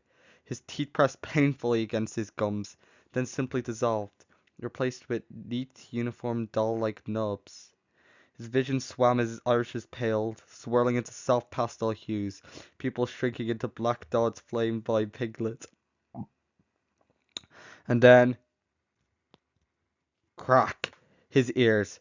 Something tore upward through his hairline, cartilage stretching and splitting, blood rushing hot as the tips grew longer and heavier, velvet soft of ears flopped down past his jawline, twitching with every thunderous beat of his new heart. Each fresh inch hurt worse than the last. He thought it was over, but the hoodie refused to stop crawling. A denim and the jeans grated against him, fibers unspooling and restitching themselves into a soft wool costume or suit. Charcoal grey, jaggedly lined, seams closing tight around his legs. The hoodie zipper grew up from the hem, splitting the fabric as the sleeves ballooned outwards and ended into oversized clawed mitts. Absurdly padded, but sharp enough to gouge faint scratches into the floor when he tried to catch himself. He swore he felt every stitch bite onto his skin before it released. The hoodie climbed higher, fabric stretching upward into tall, twitching ears, while the suit's back seam tore just enough to get a stubby plush tail unroll. Hoodie upgrade, lupine edition. His breath fogged the air. The room loomed around him. Too big now. He felt small, wrong, but bright. Brighter than he felt in years. His body began to shimmer, flattening into 2D, thick black outlines enclosing his new shape, fur and wool rendered in flat tones like an illustration, the premiere of his new body performance. And then his voice came, sweet at first, but not him anymore. Soft, got girl sweet but with an edge that could cut grass. Am I still scary? He muttered, cute and creepy, a 10 out of 10 combo. Cody raised his head towards the mirror. The creature looking back was small, round, unsettling cute, pink-lidded, eyes half closed, like he already knew the answer to every question, wool clinging to his cartoonish frame like blush, claws glinted faintly at the tips of padded mitts, his harp-shaped nose twitched. A soft giggle escaped his lips without meaning to. And just like that, something inside, the ache, the dread, the bitter curl of isolation, loosened. Cody, who had spent years burying himself under layers of black and silence, was gone. In his place stood Coffee, the sheep in wolf's clothing. The hush of things half said. Where Cody had curled inward, Coffee tilted her head. Where Cody had clenched his jaw, Coffee bared her teeth. Not to threaten, but to grin. The crushing loneliness that used to feel like armor now fell off her like old skin, leaving behind something lighter, stranger, softer. She still liked horror, oh yes, but now she was the uncanny, not a victim of the creeping dread, but its master. The trickster in the corner of the room, the sheep that growled. Because, to be fair, Coffee looked like she listened to horror movie soundtracks on vinyl while sewing her own cursed Build-A-Bears, and honestly, she kinda does. She called herself scary, creepy, cursed, cute, but the truth was simpler. She was weird, friendly, playful, just not in any way that made sense. Gone was the dread of being seen. Now she invited the stares, boredom like a second costume. If Cody was smoke trying to vanish, Coffee was fog with claws, wrapping herself around others, unsettling and warm all at once. People didn't make her nervous anymore. They made her curious. She liked poking their expectations, flipping their assumptions. She liked being the sheep you didn't see coming. The wolf costume wasn't for protection. It was for expression, for transformation, for contradiction. She loved that it didn't match her, that it never would. It made her more herself, theatrical, unpredictable, sweet and eerie in equal parts. As for Cheeseburger, sweet, bubbly Chi, Coffee adored her, and she made sure to show it in the weirdest, most Coffee ways possible. I guess coffee's an adjective now. I added that note myself. Skipping into rooms upside down, leaving spooky notes, stealing kisses with an innocent bleat and a mischievous flash of fang. Insecurity melted into odd affection. Angst became trickery. Coffee was still a lone wolf in a way, but she made the loneliest dance. Cody was gone. She was Coffee now. The sheep of wolf's clothing, the hush of things half said. Wait, I think the author repeated that. Cody padded towards the mirror, claws tracing faint lines into the wall as she passed. The chipped skull ring clinked against the floor and rolled away, no longer hers. In its place, quiet, velvet quiet. The mirror's surface shimmered, pink and gray spirals coiling outward like smoke, and a crack split down the center, spilling impossible light. She tilted her head, and then stepped forward, paws sinking into the glass where as though it were water. When the last curl of wool disappeared into the mirror, the room fell silent again. Only the faint scent of wool and memory of claws on wood remained. And coffee was gone. Reborn in a world where softness could bite and strangeness was power. So that's the chapter. I'm going to be posting another one as soon as possible to make up for not posting yesterday. So for now, be sure to subscribe. Goodbye.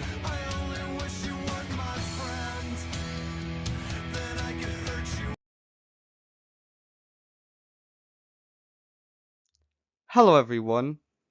Welcome to the next video where I read The Curse is Cute, a chicken nugget transformation saga. This chapter is called Spicing Things Up, and it's actually my favorite chapter. So just as a warning, it contains transformation, female to male TG, MC/identity debt, and it has 2,292 words. If you are sensitive to any of the topics I mentioned, please do not listen to this. This was originally made by Narwhal, and let's get into the story, because I really like it and I'm excited to read it. October 15th. The desert didn't cool down at night. That was the first lie Hannah Saucer had ever been told about Mesa Creek, Arizona. At least it gets cool after dark. That's what the guidance counselor said when they first moved here. As if temperature could make poverty easier. As if heat had anything to do with the kind of burning Hannah lived with. Spoiler, it wasn't. The worst part was that the heat stayed after the sun left. Like trauma that learned how to sweat. The desert didn't cool down. It just got quieter. Like it was holding its breath. Waiting for something to snap. Hannah's room was barely more than a sun-bleached box at the back of the house. 4 cracked walls that breathed dust, a sagging ceiling fan that squealed like a sick bird, its blades tilting out of sync. Her bed, if you could call it that, was nothing more than couch cushions stacked crooked on an old milk crate. It dipped in the middle. If she rolled too far on the left at night, she woke up and sprawled on the cracked tile. One cheek pressed against concrete that radiated stored up heat like a dying stove. There was no closet. No lock on the door. No privacy. Just this oven of punishment and silence, wedged at the far end of a hallway that always smelled like canned chili and spilled beer. It's the kind of decor HTGTV politely calls distressed. Mesa Creek cooked everything alive. The streets, the bones, the tempers. It was the kind of place where the pavements shimmered even at dusk. Where the only breeze came from passing pickup trucks that howled through potholes like wolves chasing something they'd never catch. Men spit on the sidewalks and argued about guns outside the Dollar General. Women smoked up on porches inside peeling lawn chairs, sunburnt and hollow-eyed, with cigarettes trembling between fingers that had stopped caring sometime back in the 90s. Kids either left or vanished. The ones who stayed learning to stop wanting things. Inside the house, the air was barely better than the outside. Her mother, Deborah, chain-smoking and glassy-eyed, didn't say that much anymore. Her stepfather, Roy, said too much. When he wasn't yelling, he was sneering. When he wasn't sneering, he was watching. And well, he was always watching. He was the one who put the ankle monitor on her. Said she was a flight risk. Said he didn't trust the twitchy look in her eye. Said it was for her own safety. He said a lot of things. All of them boiled with the kind of threat he never had to raise his voice. The monitor beeped if she got too close to the door. She hadn't crossed the invisible line in months. Not since the first time it shocked her. Her step-siblings Dale, Chuck, Kyle, and Jack were worse in their own way. Loud, cruel, ravenous locusts who raided the kitchen first and left nothing behind but wrappers and crumbs. They called her things she never repeated, took her food, mocked her walk, her voice, her silence, and her mother, if she noticed, looked the other way. Damn, this is like Cinderella but with no happy ending. You're the quiet one, they'd say. You're the sensitive one, the pretty little victim. It sounded like pity, but it wasn't.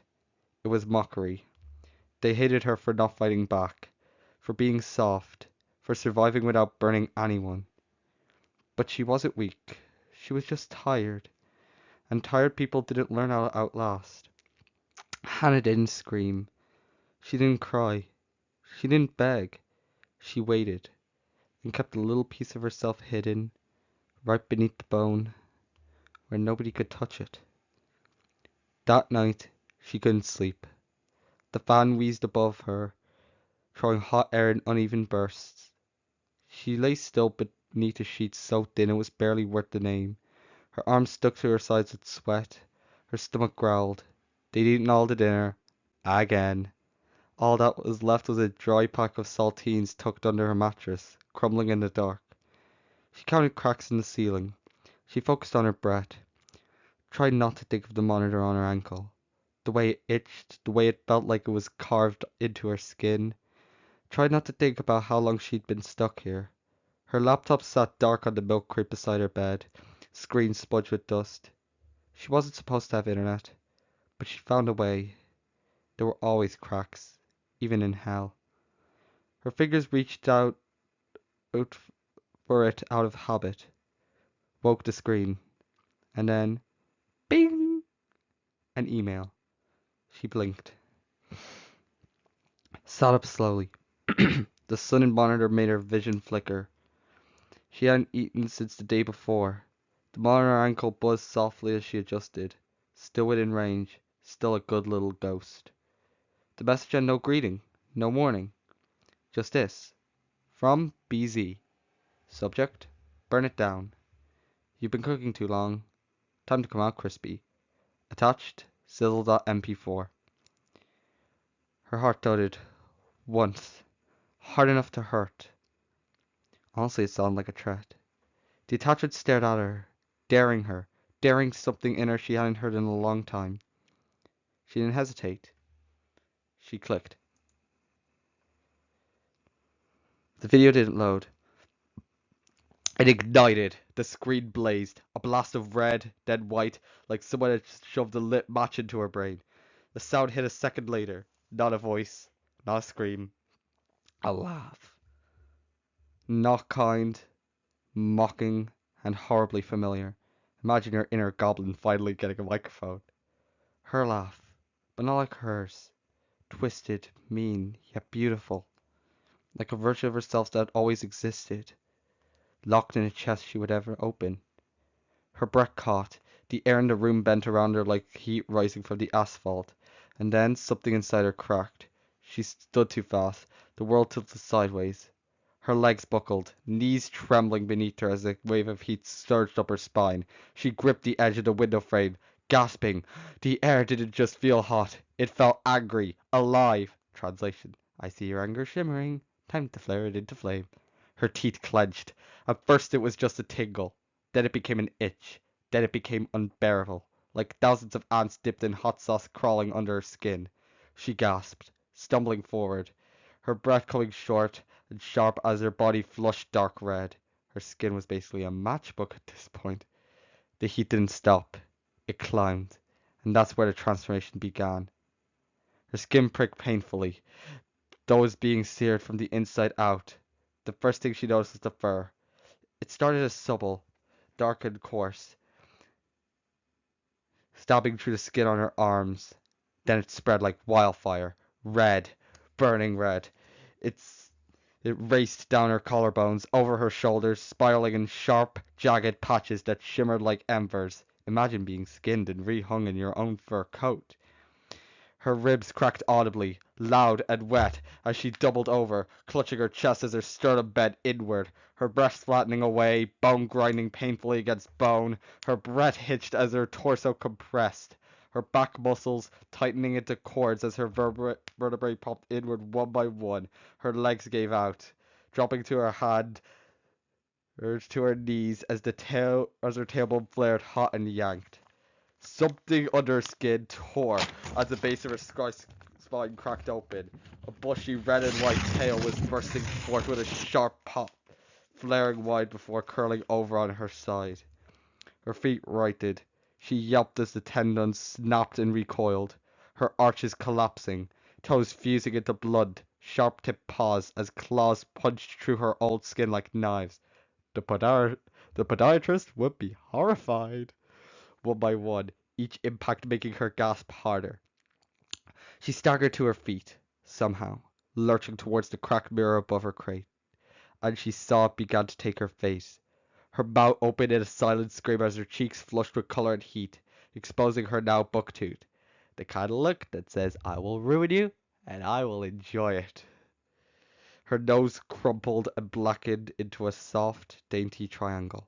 Her skin stretched over her skull as her brow furrowed on its own, black sclera swallowing the whites of her eyes as pinprick pupils cut through the darkness, full of sharp, white light. Above her eyes, the fur, that burning red, arched down like a hood over her gaze, casting it in a shadow that even in the light. She tried to close her eyes, but they stayed open. Mocking. Honestly, it was great look if you wanted to terrify everyone at brunch. Her ribs heaved violently as the pain in her chest reached a peak, her body tightening, compacting, her old tank top ripping down the sides as it sagged around her new plush, dense frame. A long white strip of fur shot down her belly, curling around her hips, then down along the tip of her tail. Another spasm slammed through her legs and she fell forward again, catching herself on the floor as her claws gouged long lines into the tile. Her old pajama pants slouched off her, shrinking hips and pulled uselessly around her feet. She was basically buried in her own discarded self now, like she was suffocated by her old self. A hot pressure built between Hannah's legs, surging heavier until her breath came in sharp gasps. The heat twisted, reshaping her, until the soft anatomy of a male squirrel centered there, hidden beneath the new fur, but unmistakable. And then came the final wave. Her whole body began to shimmer. Her breath hitched as the lines of her body simplified, flattening into a 2D caricature of herself, outlined in thick black. Her frame was small, but it radiated, red and white, smug and furious. She soon stopped recognizing her life. First her dad dying, being replaced by a meaner one. You're a mean one, Mr. Not Saucer. Getting lazy siblings, being forced to cook, being forced to clean. Those problems were fading away from her, and she would be left as nothing but a shell of her former self with a new mindset. Her reflection stared back now. No, his reflection, cocky and dangerous, eyes gleaming like pinpricks of mischief and shadow. A smirk curled across his muzzle, lazy and venomous, the kind of grin that never meant anything good. His claws flexed with idle malice, tail flicking behind him like a fuse just waiting for the match. Yes, spelt like that, confidence lets you commit spelling crimes. And then he laughed, not out of joy, but spite. A sharp, high-pitched cackle that sliced through the heavy air like broken glass. It came unbidden, like a reflex, like blinking or breathing. Yet it felt so right. Like he'd been holding that laugh back for years. The laugh of someone who didn't care anymore.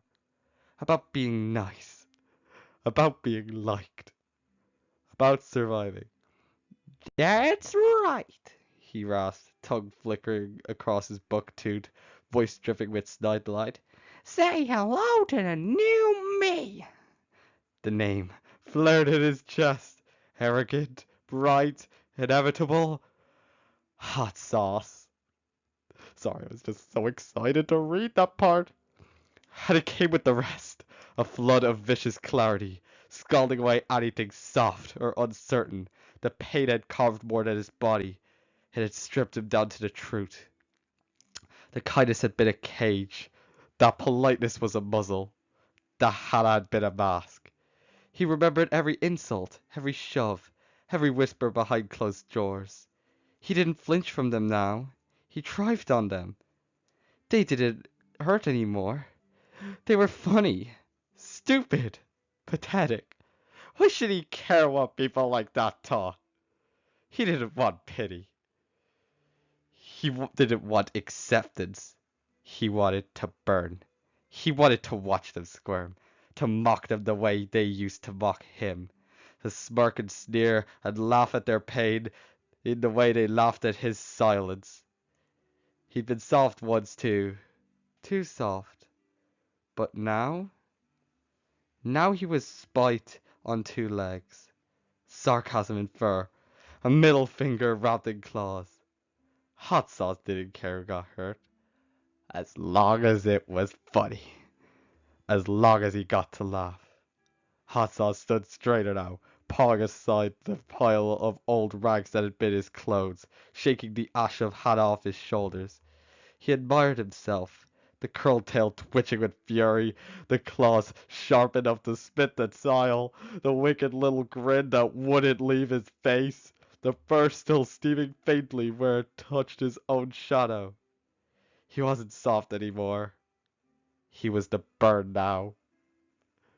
Hot Sauce glanced once at the mirror, his black and white pupils catching on the heat, shimmer already building around him, then raised one claw and scratched it down the glass. Ding! The surface of the mirror cracked, light bleeding through the fixtures. A vortex of molten red, oranges, and yellows roared open to the other side. A world of heat and chaos that welcomed him home. Behind him, the room bent and sagged under the waves of heat pouring off him. Posters peeling, wood creaking, the ceiling fan shrieking as it finally gave up and stopped. The ankle monitor slipped loose and clattered to the floor.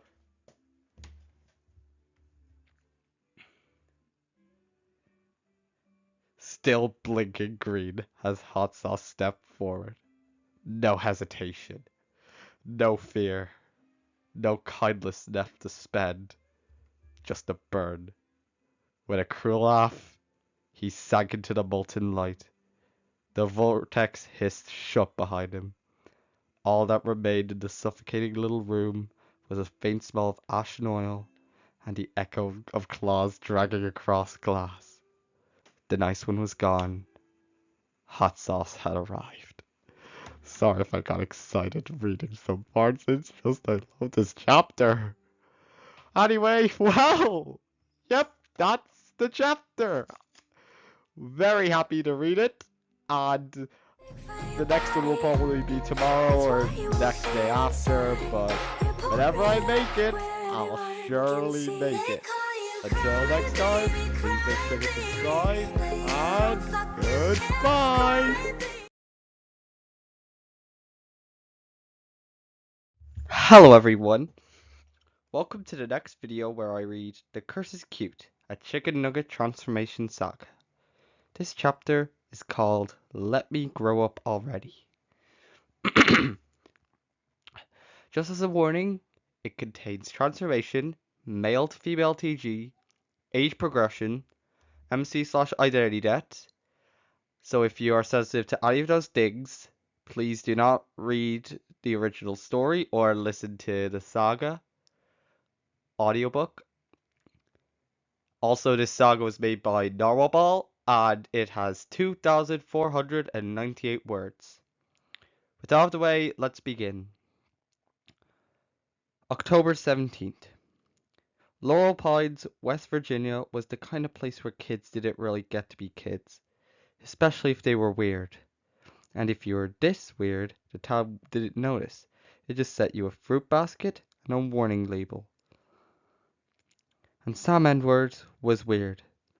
Not the starting fires in the woods kind of way. Not the wears a trench coat and hisses at people way. He was just different. At 14, Sam already looked like someone who might own a timeshare and yell at HOA meetings. He wore suspenders and bow ties to school, perfectly straight, even after PE. He polished his thrift shop shoes every morning until they shone faintly in the fluorescent light in the hallway. He combed his hair to a neat side part with a little brass pocket comb he carried everywhere. If Wes Anderson needed an awkward extra, Sab was a walking casting call. He preferred letters to text, actual fountain pen letters, sealed in envelopes with stickers. He listened to the Beatles and Simon and Garfunkel on vinyl while his peers screamed about Fortnite in their headsets. He he could recite the entire cast of Murder, She Wrote.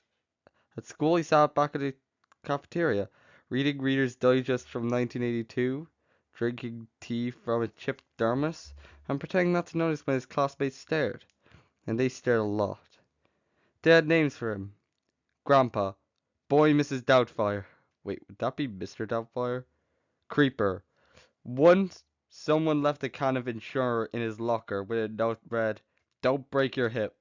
Winky face emoticon.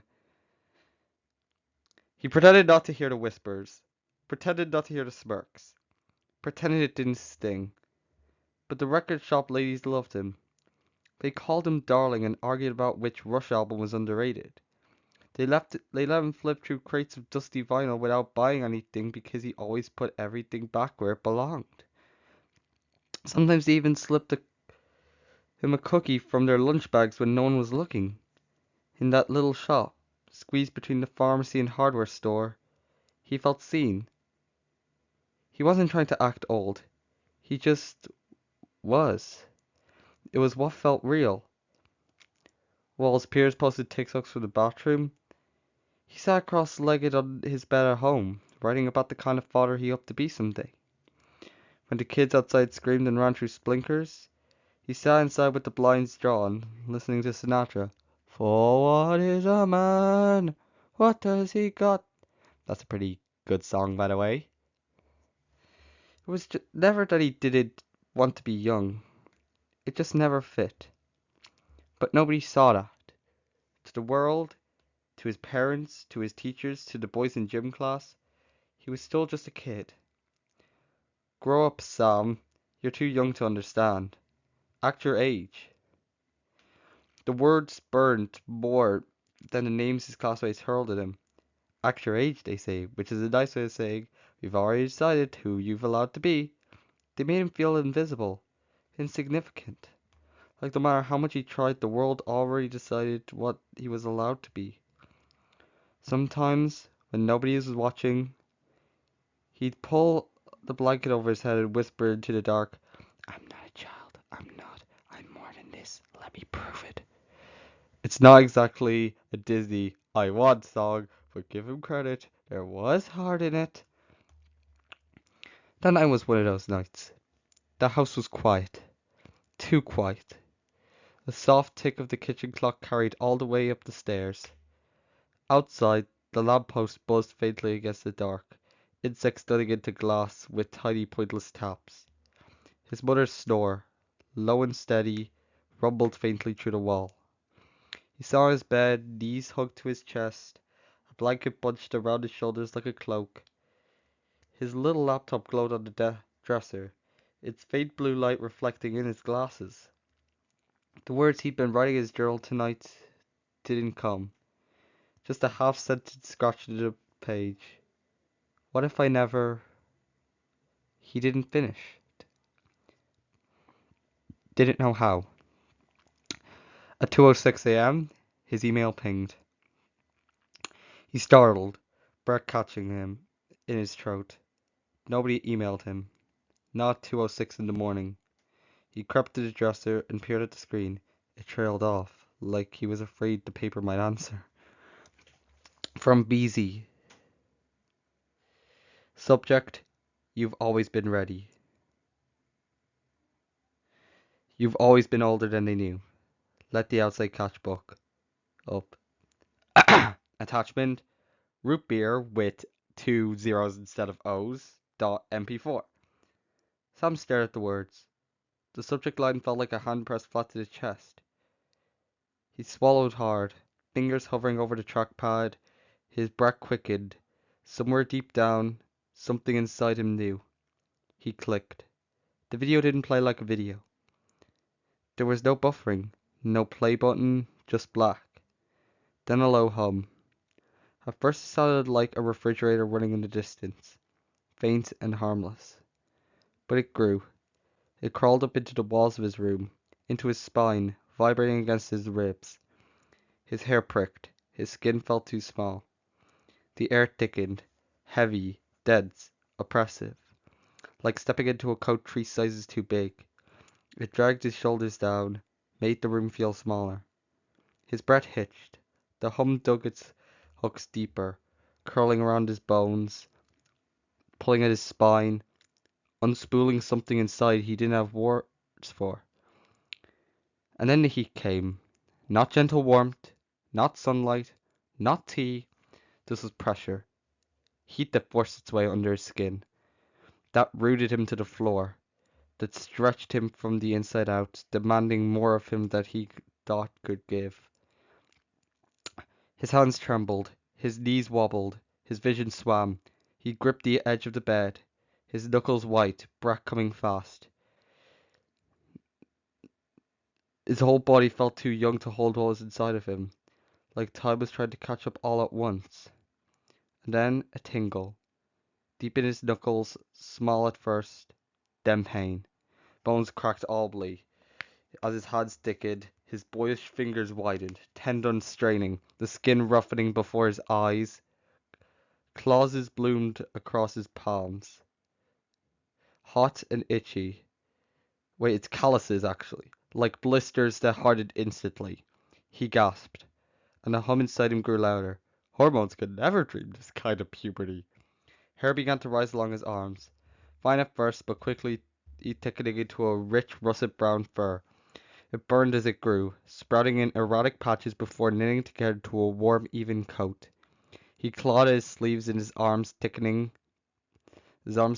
but also shortened. And his shoulders pulling back, muscles flexing beneath the fur. His ribs popped, sternum creaking as his chest pulled inward. Every breath was agony now. His lungs felt like they were being squeezed from the inside, his ribcage tightening with each shuddering inhale. His spine jerked with a sickening series of snaps, vertebrae compressing, discs grinding, his posture curling smaller and smaller. The world around him seemed to swell, the bed rising like a cliffside, the mirror stretching upwards to mock his dwindling frame. If the universe itself had decided he'd been trying too hard to grow up. His jaw clenched as the hum reached his throat, and then it hit, like swallowing glass. The hum coiled through his vocal cords, twisting them into something lower, calmer, resonant. He gagged as his voice broke and reformed, cracking and scraping down to a quiet, commanding timbre. He forced out a single word, hoarse, Sam, but it already sounded wrong. And then he felt something, deep, certain, irreversible. He was getting older. He was smaller, yes, but it wasn't the youth pulling him backward. The opposite. It was his age, distilled and condensed, settling in like gravity. The years didn't pass so much as collapse into him, folding time into bones. He had been 14, now he was older, wiser, 2 decades older, 30 something. Okay, I I guess that Sarsaparillo's millennial then? Yep, he's a millennial now. His legs began to shake as they began to shorten. Bones groaned as his thighs thickened. His knees popped violently. His socks sponged uselessly around ankles that no longer fit them as his feet swelled, toes curling, fusing into round, soft pads. His nails darkened, sharpening into tiny claws. He fell to the floor on his hands and knees, breath heaving as his fur swept down over his thighs and calves. And then his face began to break, being covered with cream-colored fur. He reached for the mirror, watched himself unravel. The boyish roundness drained away, his jaw pulling forward slightly, sharpening into something elegant but strong, his canine teeth growing bigger, He gained a circular white patch of fur around his mouth and a bent triangular one on each cheek. His ears suddenly become triangular and moved to the top of your head. Their insides turned white and brown. Wait, did this say top of your head? Shouldn't it be his head? Their insides turned white and brown, and their outsides turned brown. White bits of fluff start to grow below his ears. His cheeks stretched, then softened beneath the fur, taking on an almost maternal curve. His nose shrank and became hidden. His eyes, oh God, his eyes. His sclera faded to transparent, pupils shrinking into black pinpricks. One long eyelash sprouted on each lid.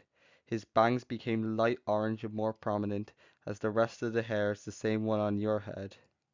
His head, I meant. He blinked, and the gaze staring back at him in the mirror was not boyish at all, but calm, steady, knowing. His reflection smiled faintly. The bow tie around his neck came undone, falling uselessly to the floor as his shirt frayed and peeled away. And then the tail. Oh yes, there had to be a tail. It came without warning. A violent yank at the base of her spine, vertebrae cracking and splitting as the flesh and fur spilled out of it. It finally snapped into place with a muffled pop, unfurling into a fluffy, wide plume striped like root beer foam. A hot burn flared at Sam's crotch, sharp and overwhelming. He gasped as his mana dissolved, vanishing into nothing, replaced with the hidden army of a mature female red panda. The change was unseen beneath the fur, but undeniably his body was no longer male. He panted, gripping the floor as her body began to flatten.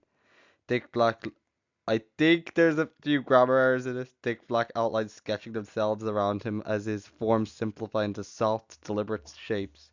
The pain receded. The hum faded into quiet. But the silence wasn't empty.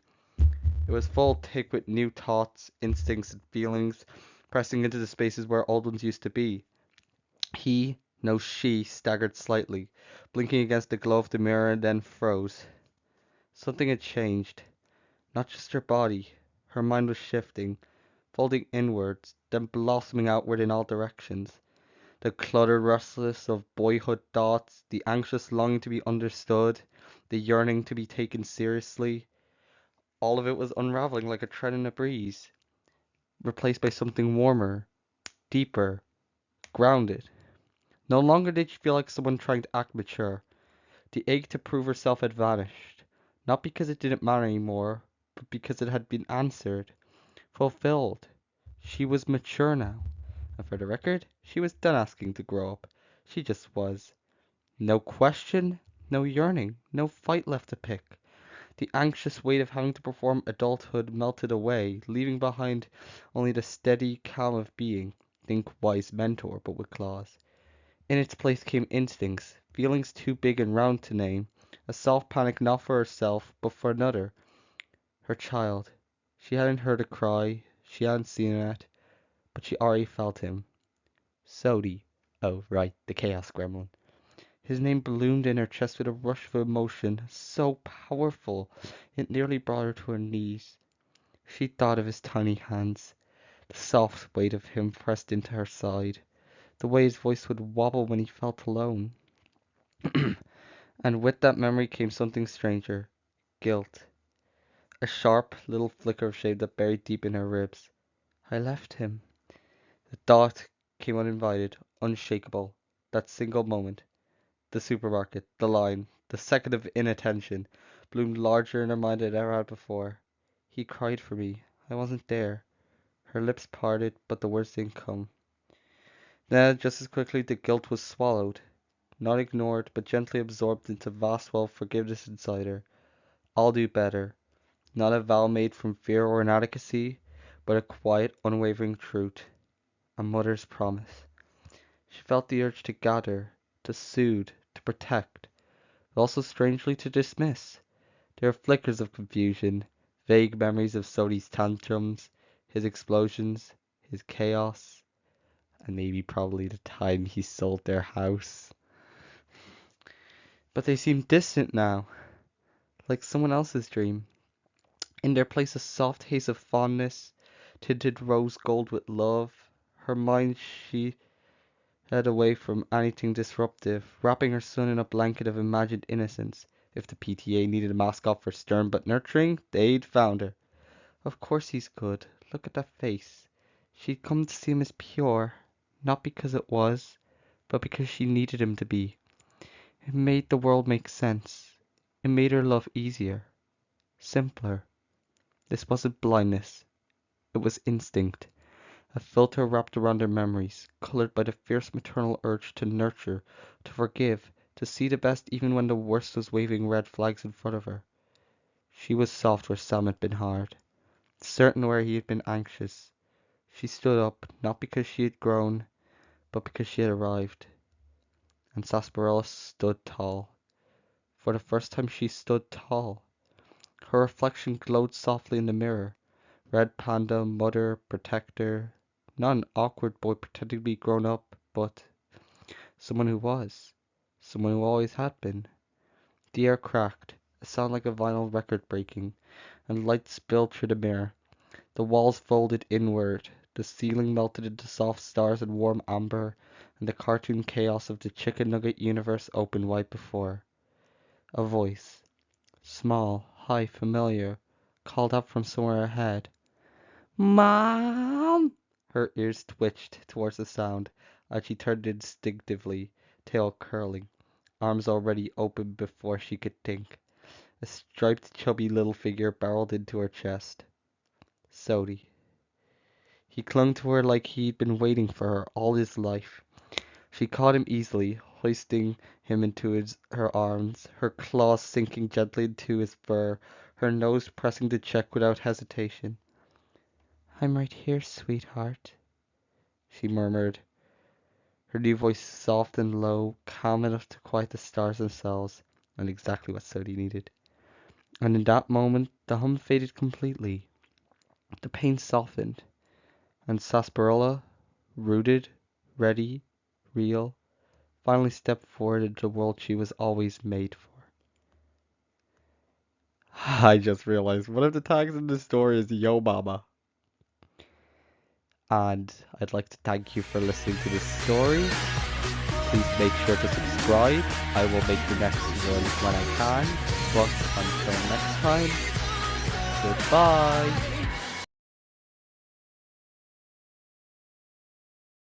Hello there. Welcome to the next video where I read a chapter of The Curse is Cute, a Chicken Nugget transformation saga. This chapter is called Soup's On. Just as a warning, it contains transformation, female to male TG, MC/identity debt, age progression, and more stuff. So, let's just say that if you're not into any of those, you won't like this video. This story was originally made by Narwhal Ball, and it has 2,040 words. So let's get into it. October 20th. Olympia Paris hadn't heard her real name spoken aloud in a year. Over a year. Not even by herself. Not because she didn't know it. Not because she hated it. And no, not because Ollie was hiding from the FBI, though she would have been spicy, though that would have been spicy.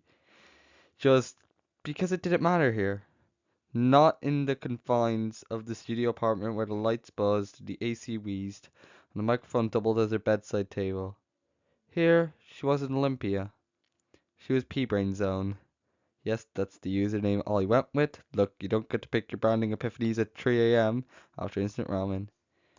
Her world was a shoebox in the bowels of Gribbleton, Texas.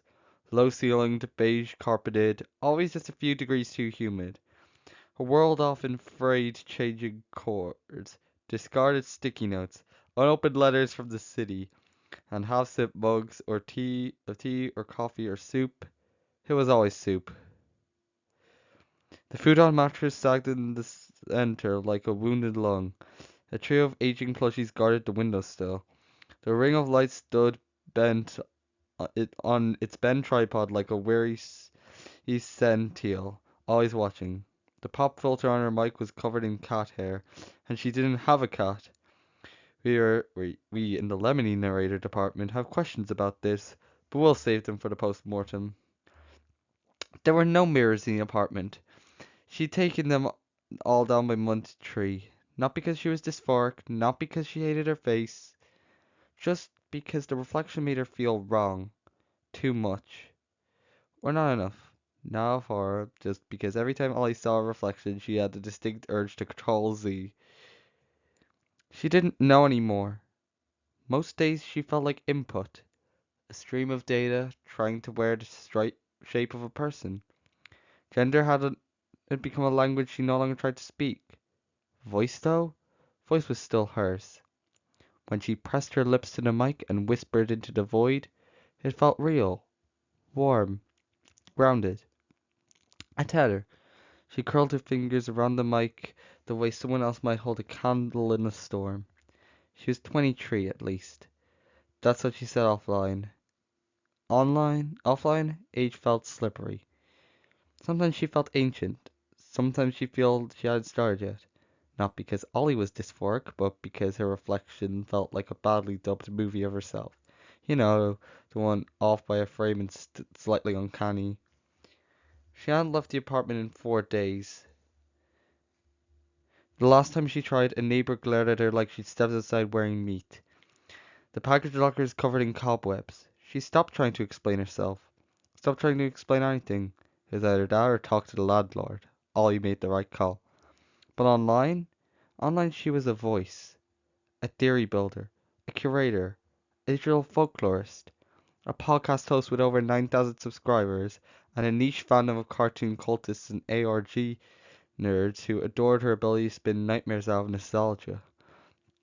She could monologue for 20 minutes on cursed cereal mascots, or how mall animatronics degraded to religious symbols when left too long in silence. Oh god, this is like MapPad here. She catalogued found footage, ARGs, traced VHS leaks, and posted elaborate flowcharts on obscure YouTube rabbit holes. It was easier than talking to her landlord. Easier than being seen. That night, on Wednesday, maybe Thursday, she was recording episode 211 of the P-cast. Her voice was hoarse, and she hadn't eaten anything solid since Tuesday. But she was in it now. Breath warm on mic, laptop fan humming. Tonight, she whispered, we're gonna talk about Midwestern mascots. Those hollow fiberglass smiles grinning from the weeds of I-84. Yeah, them. Who made them? Why do some of them bling? And more importantly, bing! Her email chimed. She blinked. Mid-sentence. Paused. Then frowned. It was 3:42 a.m., which is the hour of either divine inspiration or catastrophic life choices. No one emailed her at 3:42 a.m. anymore.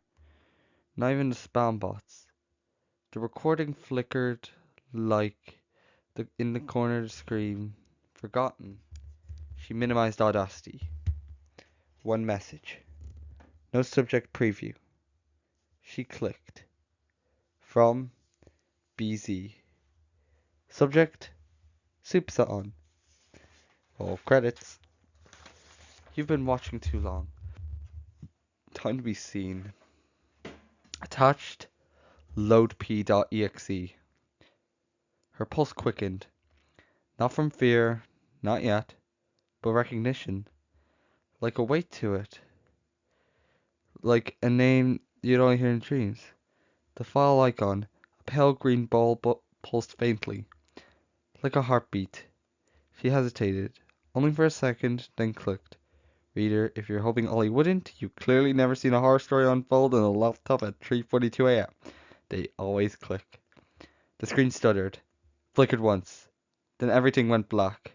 The monitor hissed, then flooded green.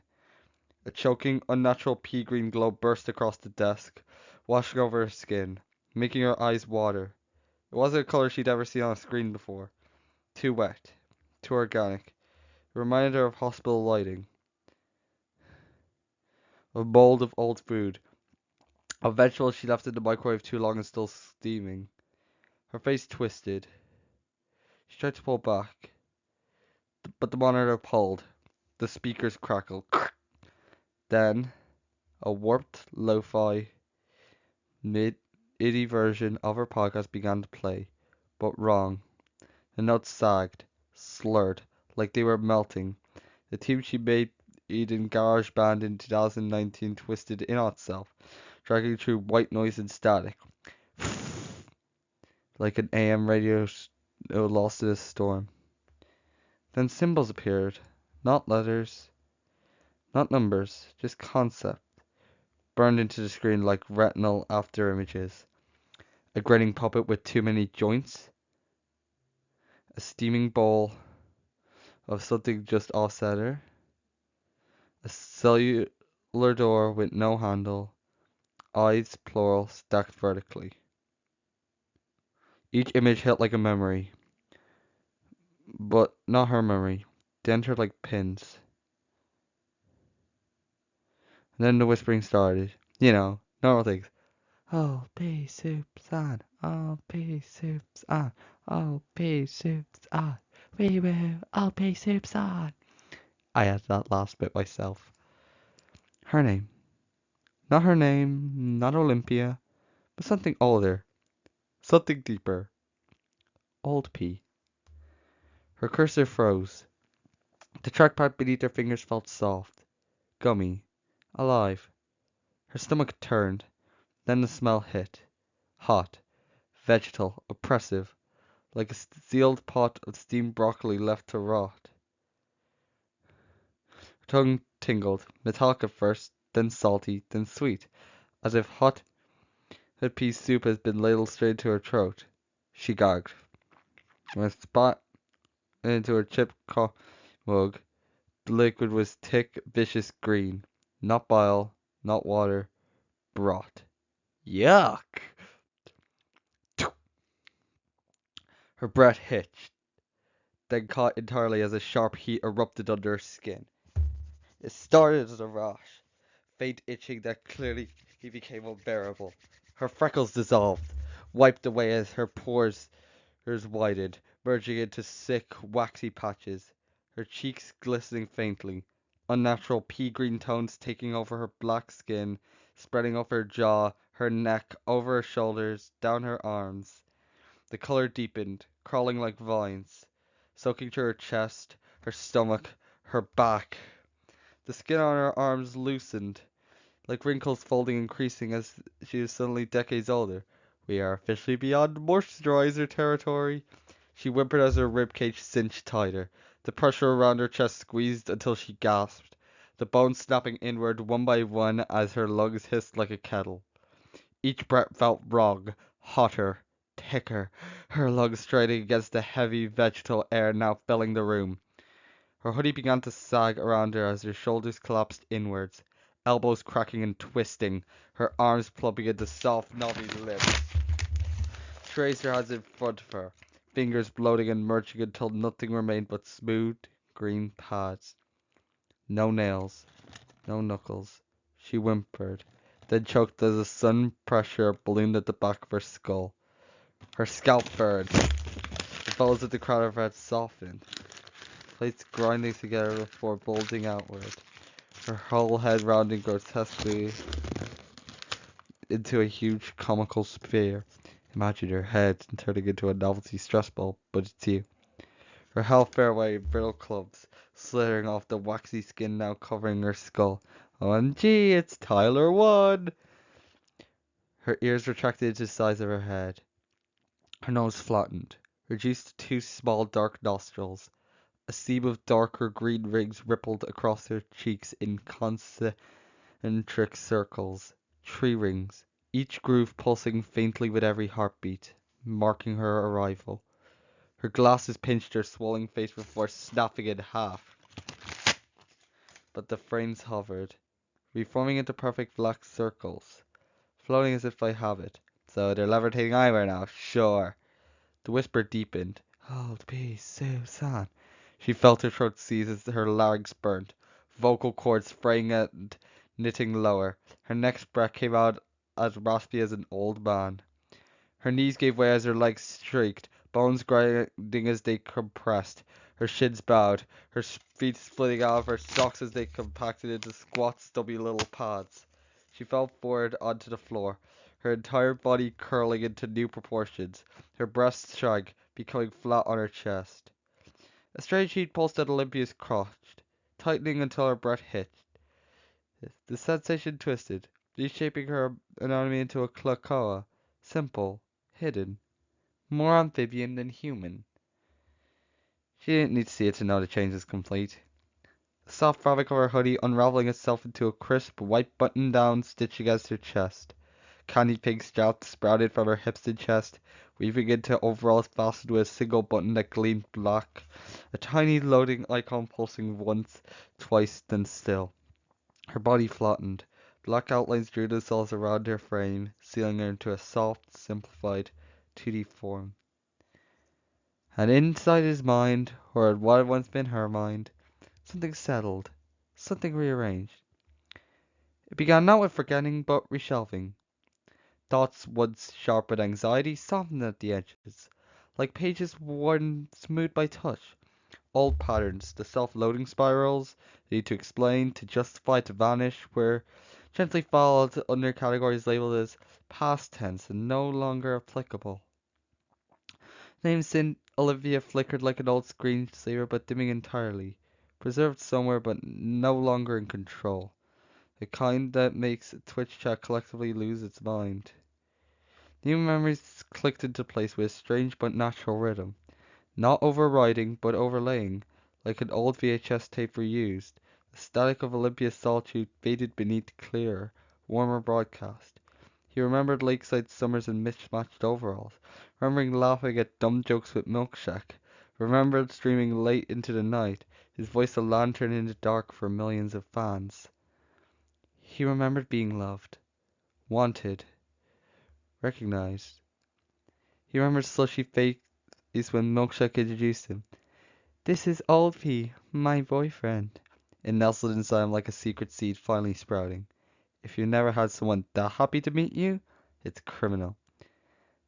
And with it came a profound shift in purpose. He no longer had to feel invisible to be safe.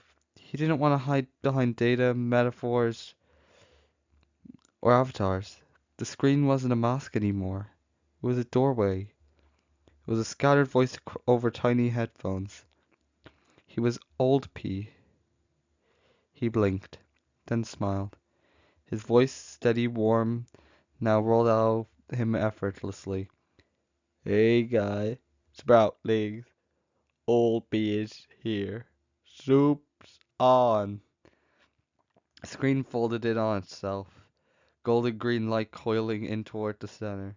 Cartoon stars spinning past the hiss of vinyl, a smell of hurt after rain rising into the air. Old P, no longer Olympia,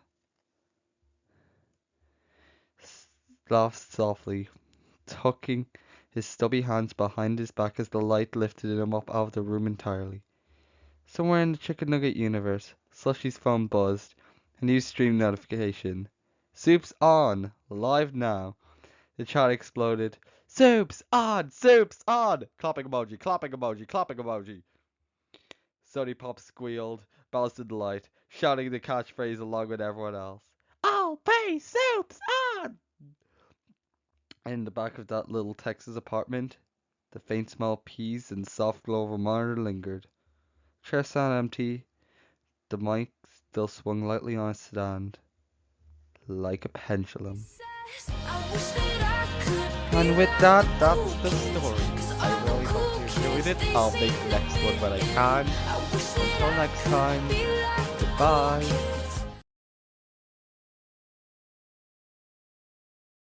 Hello everyone.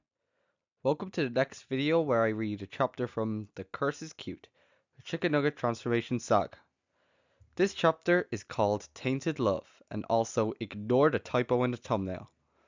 Just as a warning, it contains transformation, male to female TG, MC/identity debt. So if you're sensitive to any of these topics, please just not listen to this. This story was made by Narwhal and it has 2,266 words. With that out of the way, let the story begin. October 24th. The apartment above the tiki bar in Coralwood, California never slept. Ah, Coralwood, the city that smells like vape juice and broken promises. Not properly. Neon light bled through cheap curtains in alternating stripes of sticky pink and green, flickering against the walls like a broken sunrise. The kind of light that made even good skin look bruised. Charming. The kind of light that painted everything in cheap motel colors, even when the sun was still out. And below him, always the bass. Dump, dump, dump. Above it all, in the cluttered second floor apartment that smelled like nail polish, microwave popcorn, and perfume, Miles K. Shackerman was trying to text three girls back at once. Well, not girls. Exes. He called them exes. What he meant was open tables in the romantic catastrophe known as my life. No, he wasn't bad, just romantic. 10 girlfriends in 1 year wasn't a record he had aimed for, but it happened. And now while half of his heart stayed with an old poetry major in LA, the other half fluttered between a dog groomer, a painter, and someone from a sword fighting club. Also, he lived with 5 sisters. Naomi, the eldest Jules, the artsy one, Lena, the sporty one, Mira, the gossip queen, and Tolly, the youngest, the loud house, but Lincoln's a child. His mom always called him Romeo with a Wi-Fi bill. He didn't disagree. He was charming, messy, handsome, and exhausted. You'd think he'd be insulted, but no, he put it in his dating bio. At 23, he was a study in beautiful chaos, charming to a fault, fast-talking, half-baked in every sense. The kind of person who could make anyone laugh just for long enough just to forget he never really said anything at all.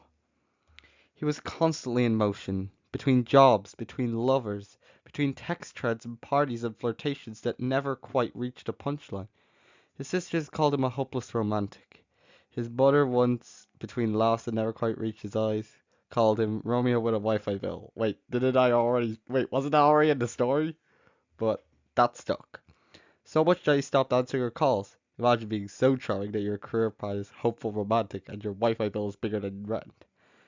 His bedroom wasn't even a room, just a thin curtain stapled to the ceiling in the corner of the living room, dangling there like an apology. No door, no peace, no privacy. Privacy? Overrated. Who wouldn't want their breakup cries scored by the sound of tiki cocktails being blended downstairs? When he lay on the couch at night, one leg hooked over the armrest, still in yesterday's clothes, he could still hear every cigarette hiss, every drunk shriek, every slap of sandals on the sticky tile from the patio downstairs. He told himself he liked the noise, liked being part of the churn, that if he ever got himself somewhere quiet, really quiet, he'd choke. And maybe that was true. But sometimes when the DJ packed up and the chatter died and the bass quit thumping long enough for him to actually hear himself think, the silence got mean, harmless alone, devastating in swarms. That was when the thoughts came. Thoughts about how none of it, not the grins, not the half-remembered hookups, not even his own reflection ever felt real. Thoughts about how even the most perfect night always ended with him staring at the ceiling fan, wondering what he was pretending to be at the time. That night he couldn't sleep. Not that he really tried. One arm draped over his forehead, one foot bouncing in time with the muffled bass below. His phone screen buzzed faintly on the couch cushion beside him, lighting his face in soft white flashes. He ignored the usual flood of group DMs and idle invitations to whatever rooftop was the cheapest tonight. Instead, he scrolled his email. At 3:23 a.m., anyone arrived.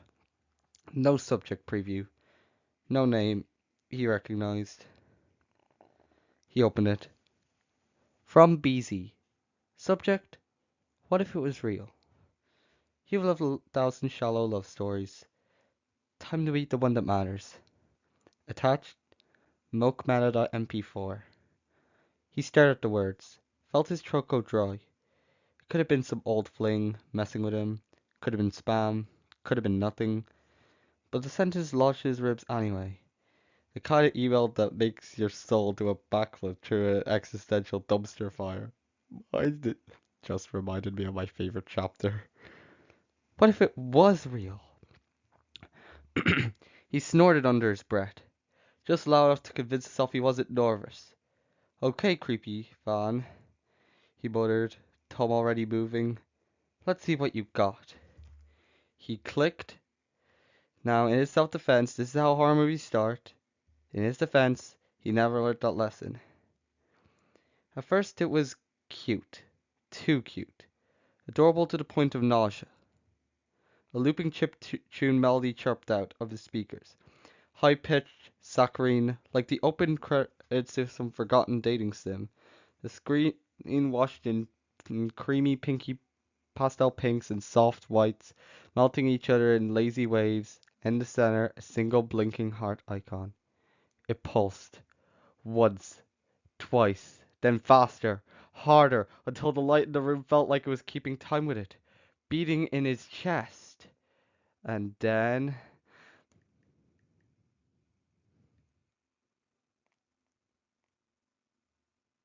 BANG! The bass speakers downstairs blew out the moat with a shattering pop.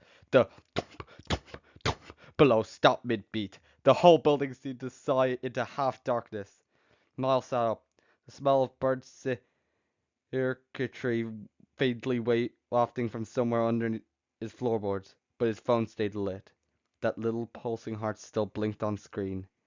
Faster now, like it was breathing for him. And then the smell hit. Strawberry milkshake. Not the good kind, not Diners Fresh. Too thick, too sweet. The smell of curling around his lungs, coating them in syrup. He gagged, doubled over, coughing into his sleeve. If there's one thing worse than getting phantom heartbeats in your chest, it's smelling spoiled whipped cream at 3 a.m. Okay, what the? His voice cracked mid-word. Hint, it was 3 octaves too high and slightly flirtatious. He clapped a hand to his throat. His skin was wrong. Too soft. Almost plush. It started faint, pale fuzz creeping from his collarbones, then spread fast. A stinging heat rolled outward in a burning wave as velvet pink fur erupted over his shoulders, down his arms, across his chest. It itched like 1,000 sunburns, layered on top each other, each hair sprouting hot and alive, consuming every inch of his skin as freckles dissolved into it. He clawed himself, but his nails only caught the fur, tugging in painfully as more grew in its place. Then his chest seized. A crushing brand of heat encircled his ribs, squeezing until the bones creaked. One by one his ribs popped, the sternum widening, the cartilage grinding into a soft, rounded silhouette beneath his shirt. If you think assembling IKEA furniture is hard, try disassembling your skeleton at 3 a.m. He gasped. A sharp, hiccuping whimper that startled him even as it left his hips. His breath came shallower now, lungs fluttering in a tighter cage. As the translation overtook Miles, the toned definition he once carried in his arms, chest, and shoulders softened away like mist under sunlight. His broad, muscular frame diminished, melting beneath the fur. Strength that once had been visible in sharp contours faded, replaced by a dainty grace. His new body lighter and more agile than it had ever been. I heard a deep muscling, but this is ridiculous. His jeans cinched sharply at the waist, belt sliding loose, as his hips cracked outward, grinding audibly in their sockets as they widened into smooth, feminine curves. His toes popped shorter, pads swelling at the tips, nails hardening into glossy claws. His ankles screamed as they rose, locking into a digitigrade position. Below his stomach, his pelvis tilted forward a sickening click-click, every joint tugging into a place as will. Every shift of bone made his stomach turn, but the thought that surfaced underneath surprised him. This was always waiting. The first swept higher, swallowing his neck, then his jaw. His cheeks burned hot as the pink deepened to creamy blush around his mouth. And then his entire jaw moved. The skin pulled tight towards the new center as cartilage collapsed, hardened, stretched. His nose flattened and softened into dainty animalistic point as stiff whiskers sprouted and bristled against the human air. You know, this is very similar to the Slow and Horrocks transformation, but instead of a wee teal fox or turquoise, I think Slushy's turquoise to be honest. But point is, instead of that, it's a lover girl pink fox. He panted, tongue catching on a set of sharp, tiny canines that pricked against his lips when he closed his mouth. His fingers snapped, shortening at the second knuckle as his rounded pads swelled at the tips. His nail thickened into glossy, pointed claws, smooth and polished like the manicures he admired but never dared to ask for. And then came the ears. They burst upward with a hot, tearing sensation through his scalp, dragging his hairline back into two tail pink-lined triangles. Because what's a good magical girl transformation without ears horribly stretching into foxy ears? Darling! The sound from below, the thumping, the chatter, became deafening, painful. He clapped his hands to his head as the ears twitched and flattened instantly, trying to block it out. Finally, his spine tugged. Then again. And then a lush foxtail unfurled from the base of his spine, weighty at the root, airy and light at the tip, swaying behind him, heavy enough to shift his balance, as tails often do with trauma. It burned at first, then it settled, and felt right. A sharp heat flared at Miles' crotch, making him gasp at pressure built and pulse. The burning sensation peaked as his manner dissolved away, replaced by the hidden feminine anatomy of a vixen, unseen beneath the fur but unmistakably real. His body shimmered, flattening into a perfect 2D caricature of himself, bold black outlines sketching themselves around his fur, his tail, his sharp little grin. He caught his reflection in a cracked window. Miles was gone. In his place stood someone smaller, but unmistakably herself. Big orange eyes, a dainty smirk he'd never known how to wear, plush pink fur that shimmered in the neon light. And inside, stillness. The buzzing static of half-lived nights, flings without feeling, text typed just to feel something. All of it had gone quiet. Where once Miles spun romance like cotton candy, now Milkshake felt it bloom like spring. Love didn't feel like a trick. It felt possible. Her thoughts weren't scattered anymore. They had direction. Heart first. Milkshake wanted real love. Soft, lasting earned love. Not the thrill of the case, but the quiet after. She thought of Slushy, her sweet, snarky best friend, always there with advice and bubble tea. And she thought of her past. Too bad, ex-boyfriend. Each a lesson and a step. And then she saw him. Not in the room, not in the mirror, but in her heart. Old P, that tiny green newt that the previous victim turned into. And on a side note, I thought Old P was a sentient bee, but looks like he's a newt. That green face, those warm, knowing eyes, a calm that made her want to stay. Her ears flicked, her tail curled. She knew. A knock on the wall, sisters yelling, but Milkshake ignored them because they're not her sisters anymore. For the first time, she didn't need noise to feel alive.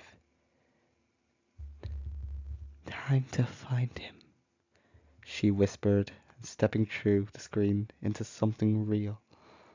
The screen bloomed open, pink and gold, swirling into a vortex that hummed like the last notes of a love song. Her tail flicked once, twice. She stepped through without looking back. And honestly, neither am I. The world on the other side of the vortex was loud. But not the kind of loud she was used to. Not the thump of bass or the shriek of drunk strangers. This was softer. The air sparkled like spun sugar. Islands floated overhead, pink and gold and teal. Birds shaped like question marks wheeled lazily above her, cawing like dial-up modems. Wait, which episode were the birds in? Milkshake stumbled forward on plush paws, her tail swaying nervously. Everything smelled like marshmallows and rain. And then she saw him, sitting calmly on a little hill, legs crossed, hands resting on her knees, his massive round green head tilted slightly as he watched her approach. Old P. Those black-rimmed glasses glinted faintly in the candy-colored light. He smiled, a quiet, warm smile, like he'd been waiting all this time. He'd been waiting, he always knew. Hey there, Sproutling. That's my best Old P impression, by the way. Milkshake froze for half a second. Then her ears twitched. Her tail curled tight. And she bolted forward. She didn't even stop to think. She barreled into him, burying his face in the soft, leafy smell of his overalls as his arms closed around her without hesitation. "Found you," she murmured, her voice muffled. I know, He rumbled back, holding her little title. took you long enough. For the first time she laughed, a bright, breathless sound that carried all the way to the pink-tinged clouds above them. And for the first time she felt real. And somewhere in the quiet, neon-soaked corner of Coralwood where Miles had once sat, the faint scent of strawberries and the memory of her name lingered. Also perfect if you ever want to look your room to look like it's under investigation by CSI. And Miles, the boy who chased every heart but it's his own, he was gone. But Milkshake had arrived. I would like to thank everyone for sticking to the end for this story. Please like and subscribe if you liked it. I will make the next video tomorrow because I actually have time for it. So, goodbye.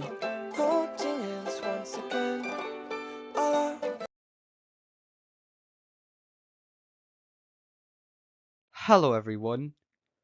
Welcome to the next video where I read The Curse is Cute, a Chicken Nugget Transformation Saga. This chapter is called That's Just a Theory. As a warning, it contains transformation, female to male TG, and partial mind change. If you are sensitive to any of these topics, please do not listen to this video. This saga was originally made by Narwhalball, and this specific chapter contains 1,919 words. With that out of the way, let's begin the story. October 27th. Fogwood Heights, Wisconsin was exactly what its name promised. A place that swallowed sound, light, and hope. A town permanently shrouded in damp grey, its streets empty even when they weren't. Perfect for someone who wanted to vanish into their work. Even better for someone uncovering the kinds of things no one else dared to look at. And optimism. And self-service. And any chance of ever ordering DoorDash after 10 p.m. Enter Olivia Ringer, who, despite the last name, had never stepped foot in a boxing ring. For over a year, she pieced it together in a cramped attic bedroom. Cold fingers clawing a sticky keyboard, eyes raw from staring at threads that no longer even pretended to make sense. It had started small. A Discord DM from someone calling themselves just Beezy. Then a broken blog she unearthed on the Wayback Machine. Then stories. Urban legends. Sharper than they had any right to be. Honestly, the FBI would be impressed. A list of names kept resurfacing, always the same, with the same faint watermark burnt into every photo, every file, every grainy video. BZ. She followed the trail of victims obsessively, the wall around her desk plastered with notes, pins, twine, and yellowed printouts. Chloe Nelson, room shredded, yellow hoodie and ribbons, animal fur caught in the drawer pulls. Chester Borland, his sketchbook just lies there as some calico fur caught in bed sheets. Isaiah Scribner, neighbors heard an ungodly shriek, black ichor smeared over church windows. Sloane Hardwick, teal fur and claw marks gouged at the kitchen linoleum. Freya Wilder, only her charm bracelet left swinging. C.R. Poppins, red panda fur, hot hoodie lying on the floor. Cody Fields, chain, chipped skull ring, and hoodie in a pile of pastel wood. Hannah Saucer, ankle monitoring sparking on the floor, walls scored with claws. Sam Edwards, his bow tie and suspenders just lighter on the floor. Olympia Paris, podcast cuts off mid-word. Old P, soup's on. Miles Sheckman, pink first, gathered in the tiki bar room.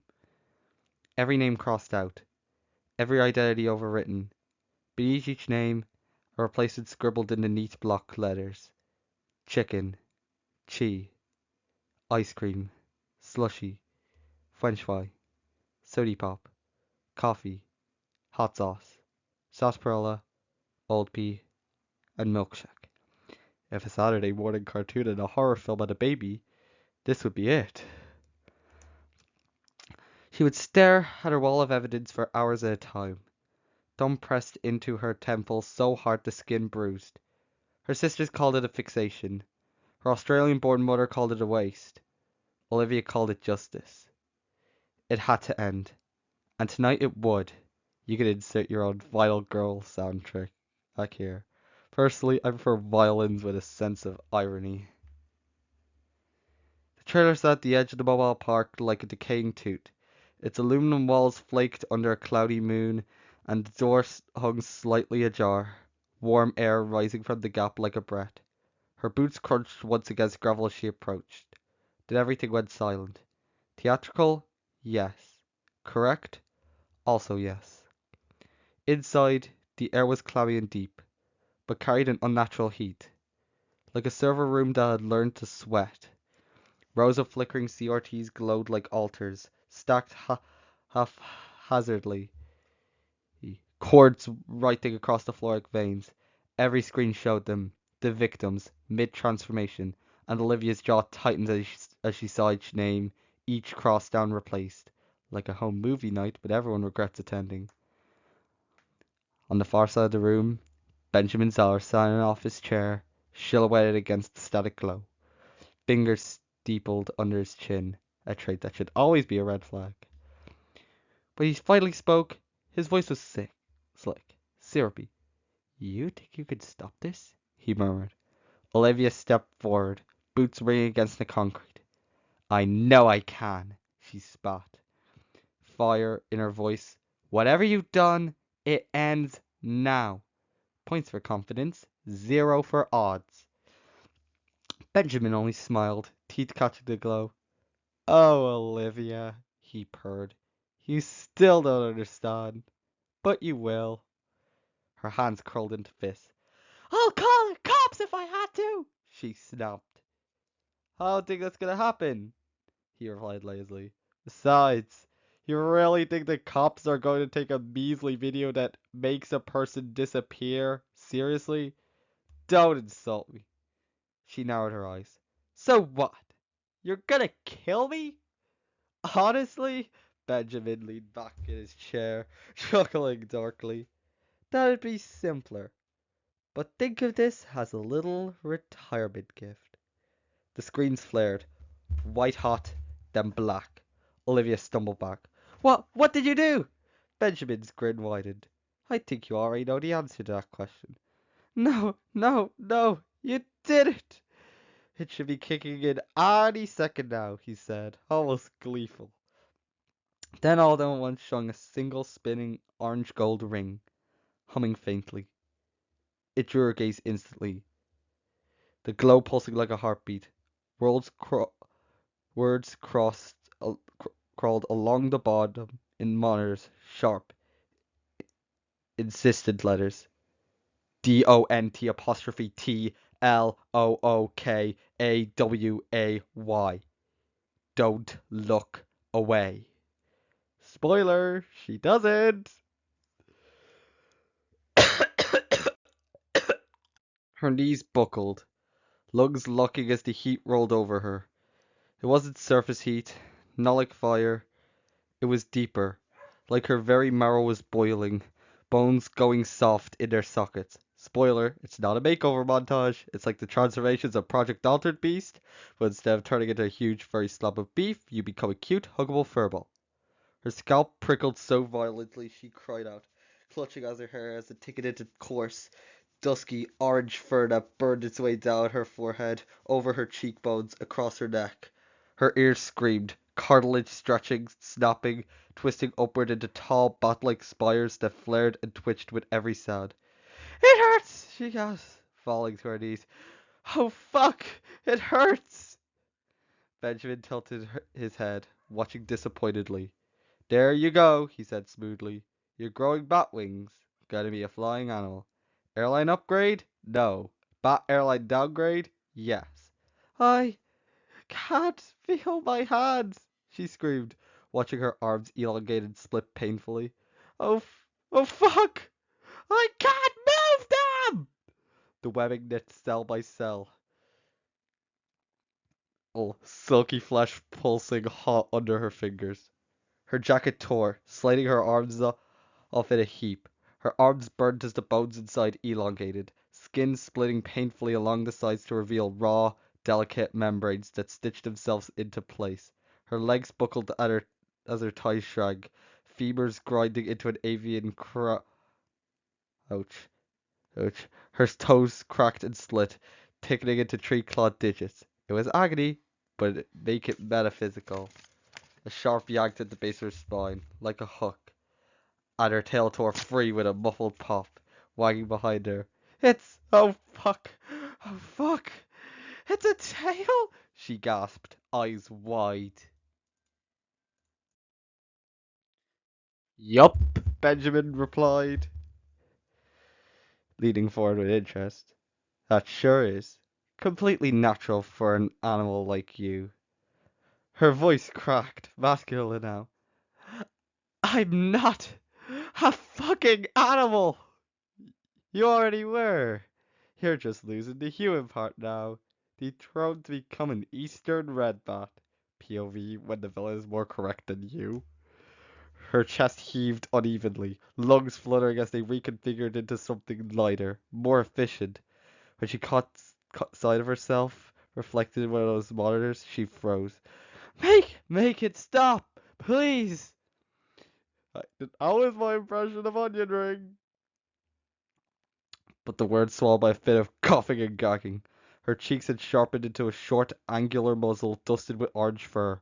Her eyes burned gold, black ringed pupils spinning lazily like clockwork. Her nose was a flat triangle of black leather, nostrils flaring in rhythm with her hammering heart. Her canine teeth growing bigger. Benjamin leans forward, eyes gleaming. "Even if I want to stop it, I couldn't. Besides, it doesn't matter. There's no way to reverse this. Your DNA's rewriting itself down to even your own gender." A sharp pressure bloomed at Olivia's crotch, hard pulsing there until her breath hitched in quick bursts. The burning swelled deep and insistent before her womanhood dissolved away, replaced by the hidden compact anatomy of a male Eastern redbat, concealed beneath the growing fur but undeniable in presence. Her jacket disintegrated fully, replaced by crisp white collar with a dark green tie that righted like serpent before knotting snugly around her throat. Brass-rimmed spectacles shimmered into place on her snout, lenses glinting faintly as they caught the orange glow of the ring. And here comes Beth's favorite part. Her body flattened, her silhouette crisping into a bold 2D rendered form outlined in black. And then the mental changes come in. Her mind did not change much. She could still remember her old life, but she could feel memories being a male bot replacing memories of being born as a human. Her old name Olivia shriveled in her mind. Useless, outdated, wrong. In its place, something cooler slotted in. Sharper, precise. Onion ring. "It's Steve Cobb's persona!" The new name echoed not just as an identity, but as a hypothesis. A new variable in the system. His intellect sharpened to a blade. His empathy cooled to something strategic. He could still feel curiosity. Still a bookworm going over theories. But now when he thought about the demigod chaos, tender, strange, persistent, would be folded neatly into the neat equation. Theories linking together like constellations. Entropy as invitation, identity as construct, the demigod of chaos not as an antagonist but as a system. Yes, there's always a system. Even Chaos uses spreadsheets, trust me. Every image he collected, every case file, every transformation wasn't a tragedy. It was data, proof, evidence of an ongoing metamorphic logic, a cosmic experiment. He straightened, wings folding with a hiss of silk, adjusting his tie, pushed his glasses up his snout. He felt inevitable. Curious, isn't it? He mused inwardly, how quickly the self can evolve when given proper pressure. Knowledge wasn't just power now, it was home.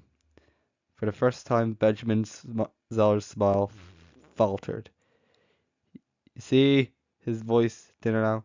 You were always meant to join them. Onion tilted his head. Perhaps, he murmured. Soft, too calm now. But you made one mistake. I would like to note it was. Of course it was. Benjamin's brows drew together faintly. Oh, seems you've retained a fraction of your past self? Oh well, guess I'll take it to your new home. Onion Ring raised his gaze, and the monitors flared again. White hot, the floor groaning under impossible lights as the ring expanded, swallowing everything. The trailer dissolved into a swirl of orange gold chaos, a sky of uncanny stars and impossible shapes that unfolded endlessly. Onion drifted down into it, wings outstretched, the tie fluttering, glasses catching stray rays of pink and gold. Below, a lazy pink fox lounged beneath a mint green fox. A yellow dog taking a nap while a calico-coated sheep dressed up as a wolf bickered softly near me. Welcome to the Chicken Nugget universe. We hope you brought insane lore. Onion landed lightly on the strange shimmering grass, wings tucking neatly behind him. He dusted off his tie, pushed his glasses up his snout, and scribbled an invisible note in the air. Hypothesis 1. Chaos is merely order with unreliable narration, which frankly would be the tagline of this entire TF saga. He smiled, broad, sharp, exhilarated. Had his let wings open once more, ready to begin the next chapter. Let's test it. And if Benjamin Zeller thought he was the only game master in town, he's in for a deeply analytical surprise. Okay, that's the chapter. I will make the next one when I can, but for now, goodbye.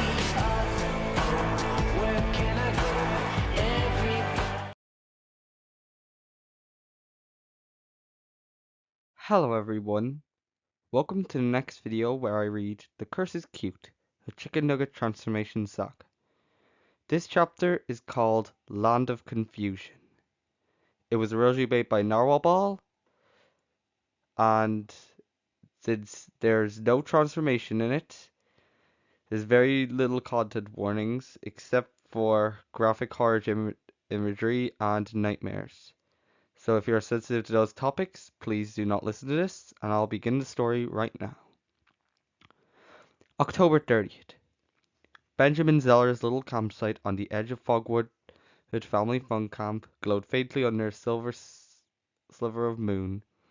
The neon sign down at the snack shack, buzzed faintly beneath him, its letters flickering weakly in pale red and green. The inside of his trailer looked a lot cleaner now, as he donated CRT monitors, spools of cable, floppy disks, and circuit boards to a thrift store. His golf cart sat idle near the brush. His phone screen was dark. For once the world felt still. Still, but not peaceful. Peace implies safety. But this is just a moment before the trapdoor opens. Benjamin breathed in the damp, pine-heavy air and thought about how this would all be over soon. His last day. Tonight would be his last time saying goodnight to the neighbors who slept in their little trailers and pop-up tents. Last time posting anything to his neglected socials. Last time driving his rattling golf cart. Last time taking a shower, brushing his teeth in the cracked mirror, telling himself in a shaky whisper that he knew what he was doing. Tomorrow he would become something else. Tomorrow he would become Basil. Note to reader: when someone says tomorrow I'll become something new, they usually mean it literally and violently. He fell asleep quickly, despite the chill, exhaustion blanketing him more effectively than his sleeping bag. He closed his eyes and Fogwood swallowed him whole. Exhaustion is nature's amnesia, but the surgery? Oh, that's spiritual. And the dream came quickly.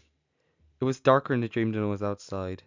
And by dark we mean existential. This isn't a can't find a light switch dark. This is staring into the pit of yourself that writes fanfics about regret dark. A warped version of the Chicken Nugget universe. The sky was a dirty swirl of magentas and greens, the stars writhing like worms. Static buzzed up through the ground itself, humming in his jaw, his ribs. And the 12 were waiting. They were already there, hunched, snarling, primal, horrific combinations of the victims and the characters when they unwillingly become. Fun fact, when you offer someone a new form and it involves permanent trauma and fur, you are not a god, you are a villain with delusions and a Wi-Fi signal. A dry voice barked at him from the shadows. Hey, you. Yeah, you. Did you do this to us? Benjamin spun, throat tight, and froze when he saw Chioe Nugun. Her yellow hoodie was shredded, hanging in tatters off her hunched frame. Her enormous floppy ears twitched in fury, teeth too sharp, eyes glassy and staring at nothing. Tufts of fur jutted at odd angles where her skin hadn't fully healed. Her tail lashed violently behind her like a whip of bone and bristle. Once Chloe Nelson, reclusive, introspective girl, now a half-formed creature who woke up screaming and scratched her skin until it bled. Ben swallowed hard. Yes, are you okay with Chloe Nelson? And coughed with a hiss. No, you idiot! Your damn video turned me into a damn dog! She yanked her hoodie up violently, exposing twisted skin underneath, lines with uneven tufts of yellow fur streaked with scars. Look at this! This isn't cute! This is hell! You may be wondering how a pastel dog creature can look terrifying. The answer is rage. Rage is a great equalizer. She lunged forward and he stumbled back, only to bump into another figure. Cheeser Borgland. His calico fur bristled at odd angles, his burger trap dripping something that looked like a mixture of pus and grease. His torso had blisters, and his plump wall's limbs are bony. His elongated paws clicked against the ground with knife-like claws. Once Chester Borland, quiet sketching it, now a pus-leaking cheeseburger cat with claws that sounded like silverware being sharpened on bone. And if you thought this shit was painless? Cheeser sneered, leaning down so close that Ben could smell the rot in his fur. Then ask the bunny guy! Spoiler, the bunny guy was already approaching. A scream rose from behind, and a scraping, twisted presence slithered from the shadows. Ice Screener. His white furred limbs bent at impossible angles, his eyes swirled like tunnels, fingers like daggers, his skin wrinkled and sagging, his mouth hung open in a jagged, perpetual scream that never ended.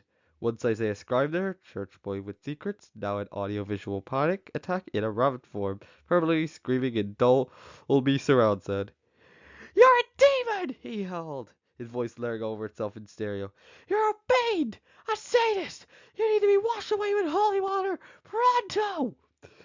Ben backed into yet another figure, her horn gouging the dirt beside him. Fuenya Wilder barreled towards him, monstrously obese, her star-dappled scales mangled off and torn, her crescent tail dragging limply. One horn spiraled off a sickling angle. Once Freya Y. Wilder, dreamy stargazer, now grotesque crescent-horned beast with star-plate armor in tatters and a voice that could melt steel, plus a tail that flops like a broken sax dollar. Her voice was venomous. You! Just because I wished on a star doesn't mean I wish to become this. Now I wish you'd burn in hell. You son of a bitch! Ben raised his hands. Palms out. Please, I just thought you wanted. Shut up, you demon in a shirt! She roared, spitting purple fire. Yes, Benjamin wore a button-up shirt in the dream. No, it did not help. Slussen slithered closer then, his mint green fur falling on clumps, clinging to him like cobwebs. His face was jagged and wolfish, lips pulled back from the rows of razor-sharp teeth, claws catching the ground. His pastel ears twisted erratically, his eyes bloodshot and wild, his fox tail writhed like a snake behind him. Once Sloan Harwick's, breadsheet savant, now mangy green, in werefox shedding fur and clumps, like your worst allergic reaction from a tabletop RPG. I had a girlfriend, a job, a future, he laughed bitterly, foaming at the mouth. Now when I kiss someone, all I taste is fucking fur! You ruined me! Ben staggered back into Kofti. His wool was black and pink, growing in uneven tufts over raw skin. His wolf suit hung off him in tatters. His sheep-accurate eyes glared daggers as he slammed his claws hands together. Once Cody Fields, lone wolf emote, now pink and black patchwork sheep wolf with the emotional range of a horror game jump scare. You are the definition of sick. Sick, edgelord. You think you're clever, think it's art. Look at me. Look at me. He yanked his wool with his claws, chunks coming away in clumps. I got fucking wool and everything, asshole. I just wanted Ben Saros, but Hana Saucer came scuttling towards him before he could finish. Her body was twisted, bony, and starved. Red squirrel grimace bearing grotesquely yellow buck teeth. Her claws were sharper than knives, fur patchy and scruffy. Her pupils were bloody pinpricks. Once Hannah Saucer, ankle-monitored introvert, now an overcaffeinated taxidermy squirrel possessed by rot and rot. I had a tragic life already, she screamed. You didn't even have to make it more fucking terrible! Next, foam hissed on the floor. Soldier Poppins stumbled forward, her fur missing in patches, her mouth frothing, her arms looking like baby doll ones, her eyes completely white. Once CRD Poppins, data entry dreamer, now a youth seeking disaster who got monkey pawed into a half-plucked red panda with rabies. I wanted my youth back, she choked, but not like this. And behind Soldier elude Samparella, older and broader, mirrored her exactly, also foaming, bruised, his eyes dead and white, but his voice ragged and raw. Once Sam Edwards, tweeted T Dandy, now a frothing red panda who looks like someone modded a dad bod into a cryptid with a white bow tie forever ask you, 'cause you can't keep a gentleman's honor and fur. How can you age up a little boy and smash his dreams to pieces? Ben stammered. You wanted to be a kid again, sweet princess. And you wanted to be a parent, youngster. I might as well. Benjamin took two people who longed for innocence and instead gave them eldritch puberty. Might as well die, you bastard! Roared a voice, and Miles Sheckman lunged forward, drenched in sickly pink fur that was falling out in clumps, face twisted into a snarling werewolf shape. His claws clicked, his bloodshot eyes glowed, his tail lashed violently. Once Miles Sheckman, Tiki Bar Romeo, now a fuzzed out pink werefox, claws hovering like tiny chainsaws from a luau at hell. You took 10 girlfriends from me and turned me into this fucking fox thing! Ben tripped backwards into slime. He looked up and saw old Olympia Paris. Her skin was wrinkled, slick, slimy. Her face looked like a blobfish merged with a newt, sagged in all the wrong places. Once Olympia Paris, podcast queen. Now a melting frog meets Newt Disaster with zero patience and a vendetta that's losses when she walks. Her voice was thick with contempt. Where is your honor, old bag? You are an absolute disgrace. You don't deserve to be called human. Which, to be fair, is possibly the nicest thing she could say. Ben's back hit something sharp. He turned and froze at the sight of Onya Ringer, towering, skeletal. Her red eyes glared from a grotesquely elongated face. Her collar and tie hung in tatters, glasses cracked. Her arms and legs were entirely skeletal, claws curling at the edges of bony fingers and toes. Her ribs and back were adorned with fleshy spikes, wings stretched wide and ragged. Once Olivia Ringer, conspiracy queen, now a skeletal bat with claws that file grievances, wings that scream doctoral fury, and a spine that's more exposed than FBI secrets. Her voice was low, calm, and cutting. You are an inhuman monster. Your messages are disgusting. The videos you made are horrible. Ben fell to his knees, hands trembling. I'm sorry, he gasped, voice cracking. I just wanted to give you what you wanted. We never wanted this! They screamed in unison, layered, monstrous. They surged closer. Claws gleamed, teeth bared, tails lashed, eyes burned like coals. Ben scrambled backward, tripping over his own feet, breath coming in ragged sobs. Please, he begged. I can fix it tomorrow. Chloe Nugson lowered her face to his, ears flattening, jaws clacking an inch from his cheeks. Tomorrow? I've lived 300 tomorrows in this skin already. Chet Chester Borglund slid closer, his bones creaking. Look at what you carved out, Ben. You left holes you can't fill. Ice Screamer's perpetual scream rose, echoing, the loop never stops, so neither shall we! When Yuff Wilder's horn scraped sparks from the ground. Wish for fire, Zeller! I'll bring the match. Slussen's breath hissed past sharp teeth. Time for your first real date with consequences, lover boy. Coughed he slobs his claws together. Time to cut your strings, puppet master. Hana Saucer raked claws into the grass. I want my kindness back. All of it. Soldier Poppins forms. Trade seats, coward. Be the helpless child for once. Samprola growled. Or the parent who falls. Miles Skekman's grin cracked wide. I'm gonna break your heart now. Oldham Pia Paris hissed. Soup's on. You're the crouton. Onia Ringer, wings snapped open, eyes blazing, spoke last. Thesis, monster creates monsters. Antitheses, monsters eat the monster. If you're wondering, yes, that was one of the best lines of dialogue in modern horror comedy. Ben's legs gave out. He collapsed to the ground, sobbing. Please, one more sunrise. Just let me rewrite it. We've all tried Control Z in real life. Trust me, it never works. Onia's ring dropped to a whisper. There will be a surprise, Benjamin, but not for you. They all lunged. POV, FNAF jump scares. In this case, not of Nuggets jump scares. There was no escape. Their voice won sharp accusations twisted into an unholy chorus, a ragged wall of sound that battered Benjamin as much as their bodies did. Chloe Nugson is the first to bite, her jaws closing around his forearm. It crunches like celery. She jerks her head side to side, tearing loose strings of tendon. Chester Borglund hugged his claws into Benjamin's arm, dragging him down into the dirt. His fur dripped rot that smeared across Benjamin's skin. A stench so thick it felt like choking on spoiled grease. Ice Screener's eternal scream reverberated into the air, drilling into Benjamin's ears. His chest, his skull, so loud that it felt like the world itself was splitting open. Poignant fires, horns tore across his ribs, sparks flying as if metal scraped stone, sheets of bat fire across his legs, the heat blistering, the smoke clinging to him. Sluicen sank his fangs into Benjamin's shoulder, shaking him like a rag doll. Fur clogged Benjamin's mouth as he tried to scream, his voice breaking.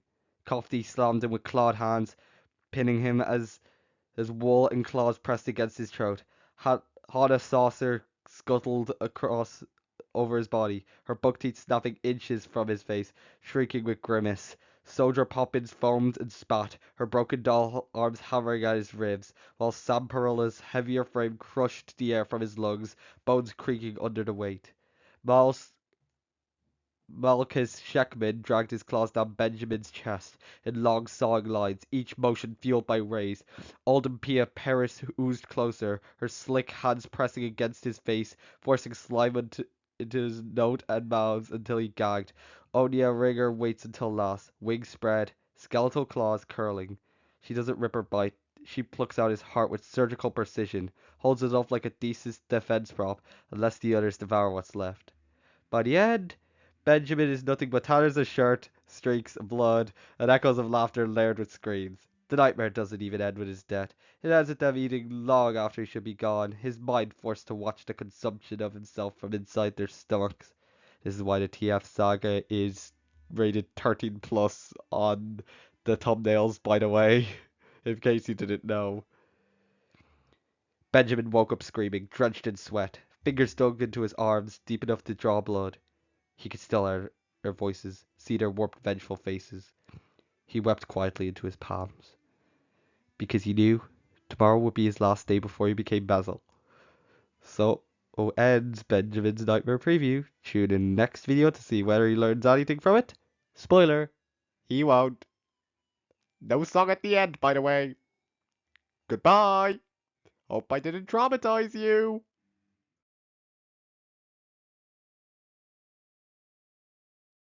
Hello everyone. Welcome to the last video where I read The Curse is Cute, a Chicken Nugget Transformation Saga. Yep, after this video, there's going to be no more audiobooks for this series because, well, it'll be done. The last two chapters are both going to be in here. So anyway, the first one is called Time's Up. Just as a warning, it contains transformation, mind change, and body horror, so if you are sensitive to any of those topics, please leave the video. This was originally made by Narwhal, and it has 2,149 words. So, let's get into the chapter. October 31st. The cabin had been silent for hours. And if you're already thinking, wow, this feels like the moment before something very bad happens, congratulations, you're right. And it's worse than you think. Benjamin Zeller sat alone in the dark, the only light a faint sickly glow from the monitor scattered across his desk. Outside, Fogwood Heights lay under a suffocating moon, cold, bright, and merciless, the pines clawing at the sky like bony fingers. Inside, his fingers tapped ceaselessly against the oak desk, tracing a nervous rhythm into the wood. The habit had become so involuntary months ago, when he first began seeing the ones he called his subjects, the rhythm of a man whose sins are catching up with him in perfect 4/4 time. His face was drawn and pale, eyes ringed red and cheeks hollow. Stubble shadowed his jaw. His once crisp shirt clung to his skin, damp with stale sweat. Every few seconds his gaze darted to the windows, scanning the black tree line for movement. For weeks he'd felt them watching. First it was subtle, a flicker of yellow in the corner of his room, a distant laugh when he turned on the TV. Then came the dreams.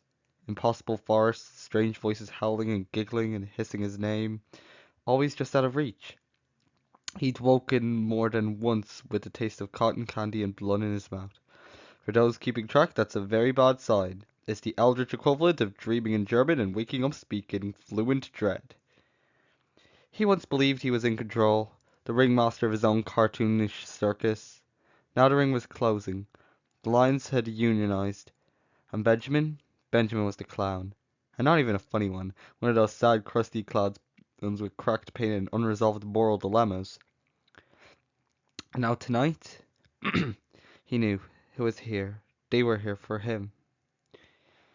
Benjamin tilted his head back towards the ceiling, swallowing hard, hating how quiet the cabin was. The silence pressed on his eardrums, hot and wet. His thoughts drifted back to the people whose names he'd written down so long ago in his quote-unquote experiments, as he called them in his private notes.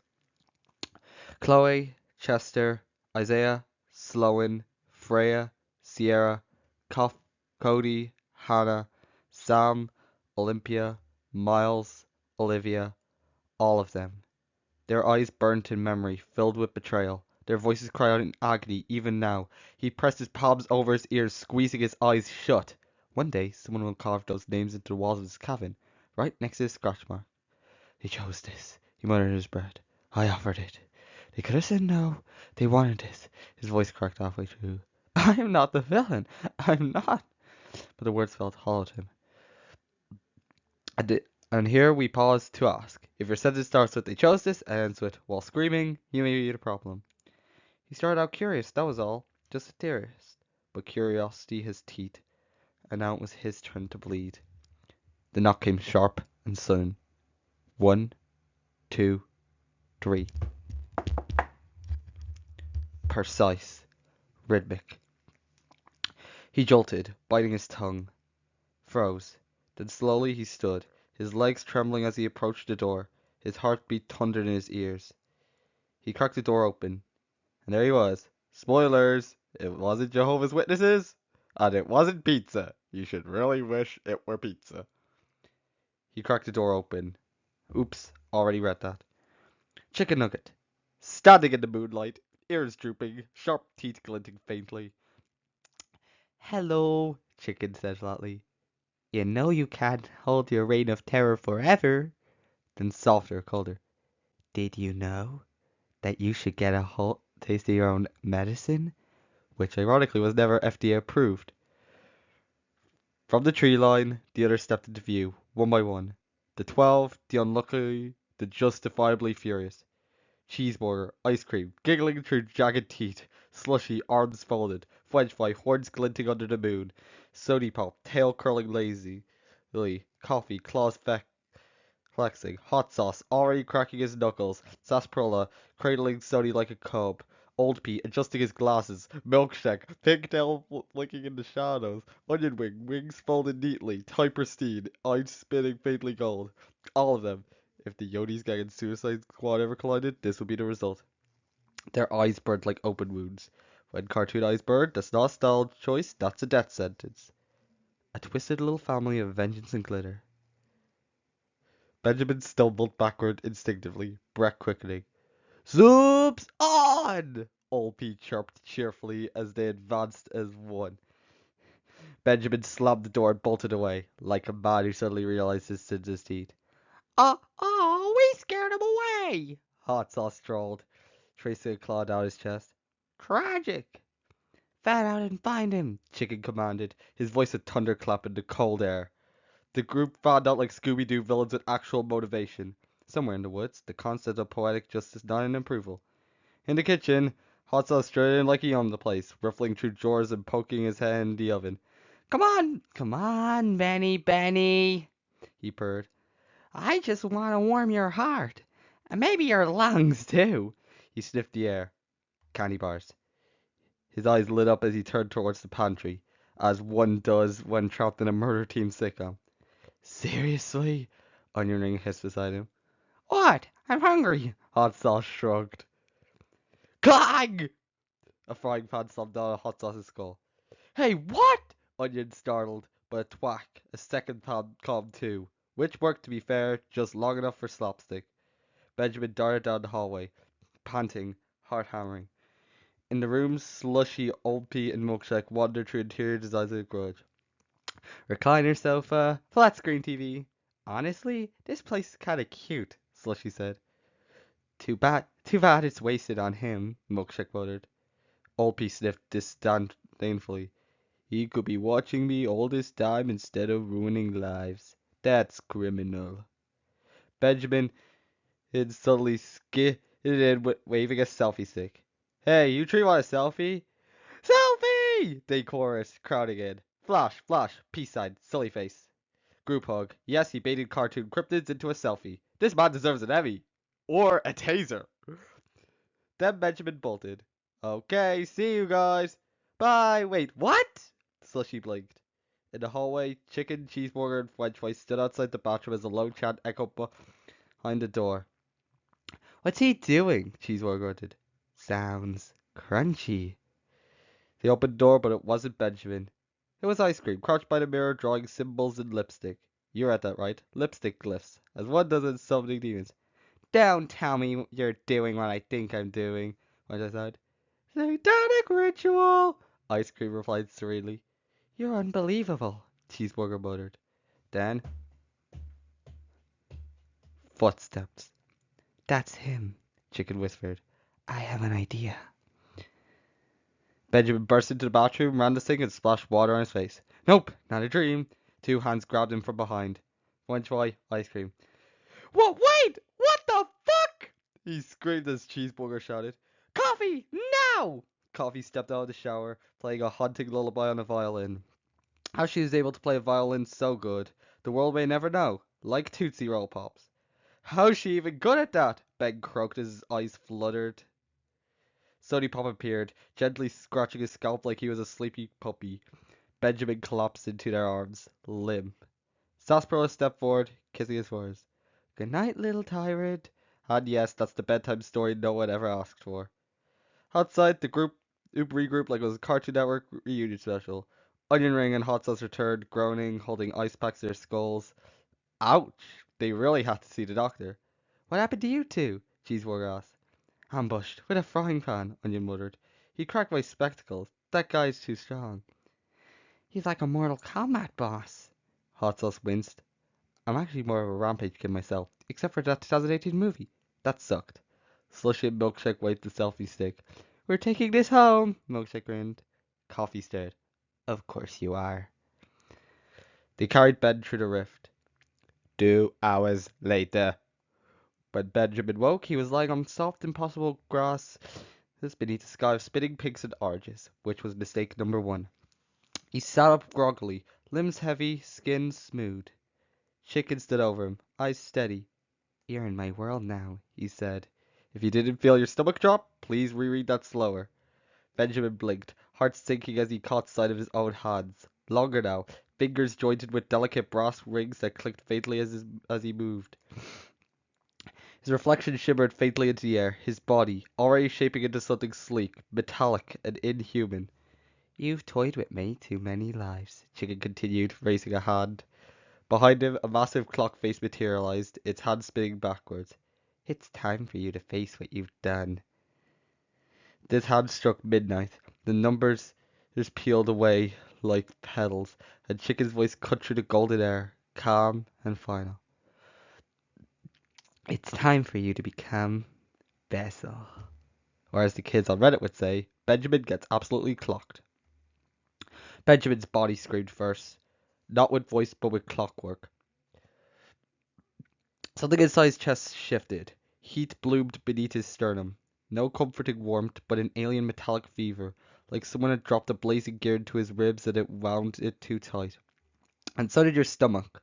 Probably. Every thump of his heart came with a click. Every inhale, a faint tick. Every swallow, a faint talk. Tick tock, tick tock. Take note, in this universe, clocks don't just keep time, they take it. It was wrong. It was everywhere. It was him. His skin lost color in waves, starting at the fingertips and crawling upwards like frostbite, revealing cold white flesh beneath, veins throbbed, visible just under the skin, writhing like serpents. His fingernails popped off one by one, replaced by seamless gloves stitched directly to his fingers. The fingers themselves elongated, joints stretching into horrifying delicate grace, like puppet strings. You know it's serious when and even your fingernails want to resign. His jaw snapped shut so hard it cracked a molar. He tried to scream, but his voice caught in the throat. His eyes exploded with a splatter, his eye sockets sealed shut, his nose and ears torn away, his teeth clattered to the floor, leaving bleeding gums. His mouth soon sealed shut, his neck confused, then folded inward, vanishing entirely as his head pitched forward into a flat, polished disc. And if you're not screaming, "Oh my God, what?" then you're braver than most. Side note before I continue, I'm not making a censored and uncensored version. Why? Because, well, let's just say that it goes wrong. And there's always a mistake in them. A clock face, cyan glass, two sinister hands, pink and cyan, spinning faster and faster. Behind them, shadows of gears churned, ticking in maddening precision. He raised his gloved hands to where his face had been. Nothing but glass. His spine arched and cracked upward, frames elongating into something tall and cruelly elegant. His suit unraveled and rewore itself into a sharp tuxedo, tail stitched in purple and cyan. If you ever wondered what it's like to become a haunted grandfather clock wrapped in formal wear, now you know. The numbers 1, 2, 3 embroidered themselves across his chest. A pink bow tie puffed into existence, cinching tight. Because apparently time demons are also dapper. And then the grand finale, one of Bethany's favorite parts. His body shimmered, peeled, flattened, 2D animation, bold outline sealing the last Benjamin Zeller away. And yes, the irony is delicious. The man who turned people into cartoons is now getting Looney Tunes straight into hell. His final words before passing out: "Curse you, chicken nugget!" Hey, that's what Bezel said before he turned into a bear. Before he fell to ground with the ghostly spirit of his original voice. I'm fading away, echoing in the background as his existence himself was fading away.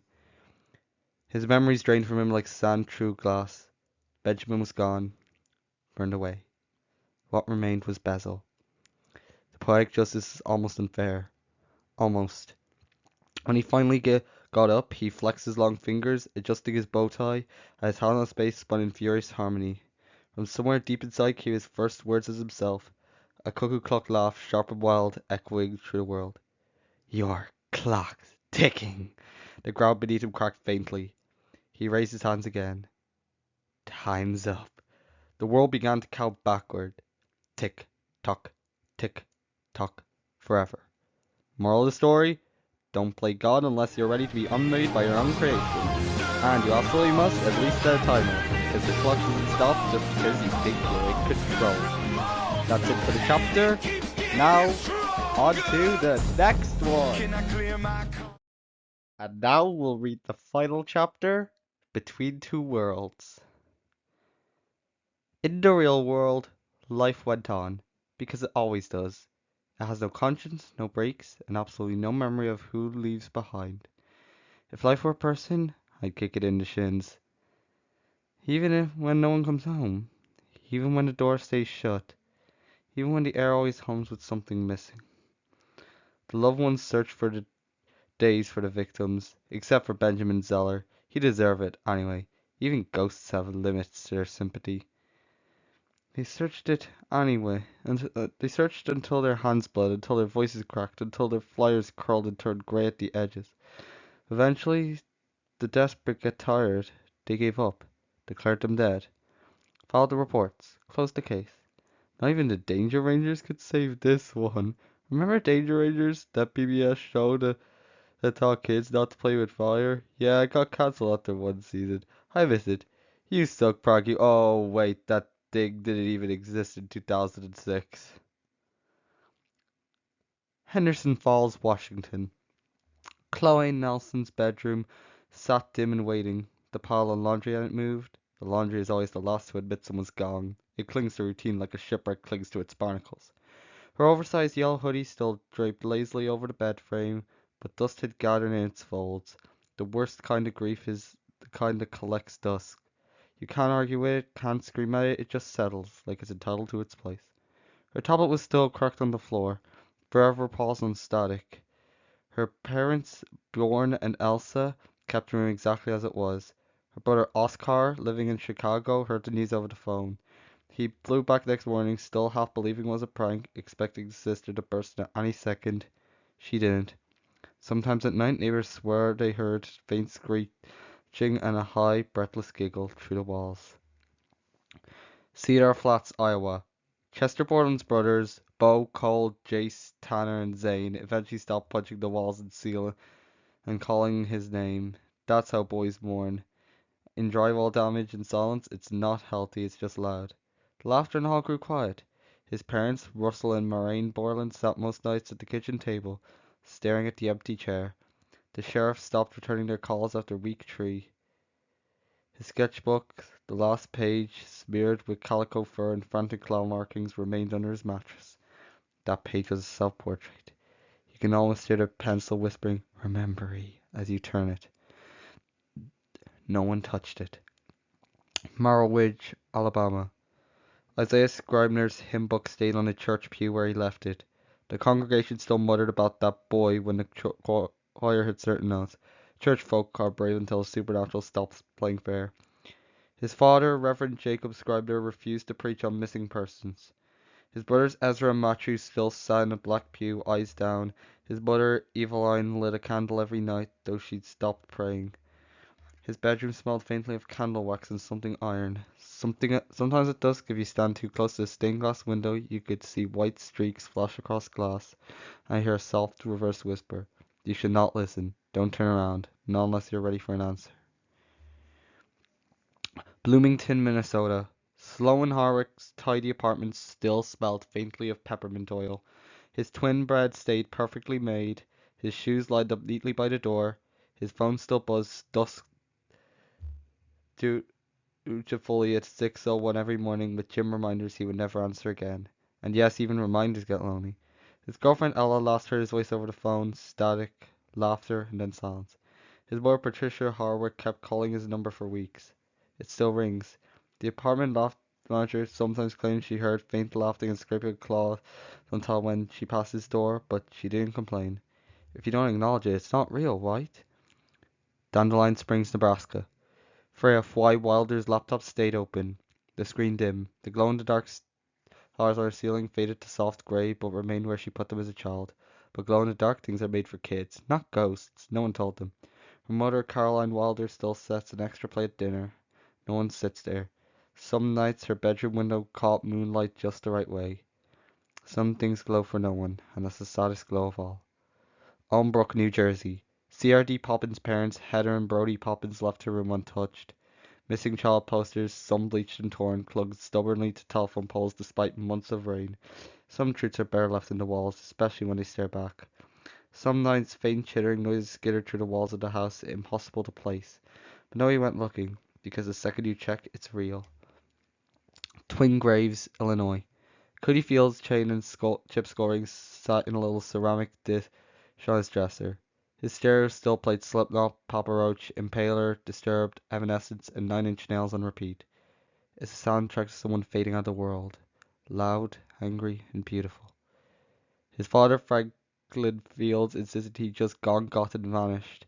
He still smokes on the porch, wondering he'll walk back in someday. He won't. A nice bedroom mirror sometimes fogged over from the faint, Hopper streaking from the other side.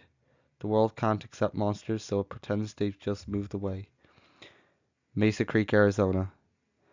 Hannah Saucer's ankle monitor lay where she had dropped it, still faintly sparking even weeks later. The devices miss her. I bet money on it. Her stepfather Roy told everyone she'd run off. His mother Deborah still left food out just in case. Her stepfather threw it away every morning. Her stepbrothers Dale, Chuck, Kyle, and Jack refused to say her name and refused to enter her room. The air in there was sharp, scorched, faintly sweet, as though someone had left cinnamon sticks too close to the fire. Which is fair. If you allowed her to laugh behind your closet door at 3:03 a.m., would you open it? Laurel Pines, West Virginia. Sam Edwards' bow ties and suspenders hung in his closet, never worn again. The tragedy of growing up too fast is that the world never slows down for you. His record player spun dust. His parents, Henry and Marjorie Edwards, still drive past the school every Sunday. They say it helps.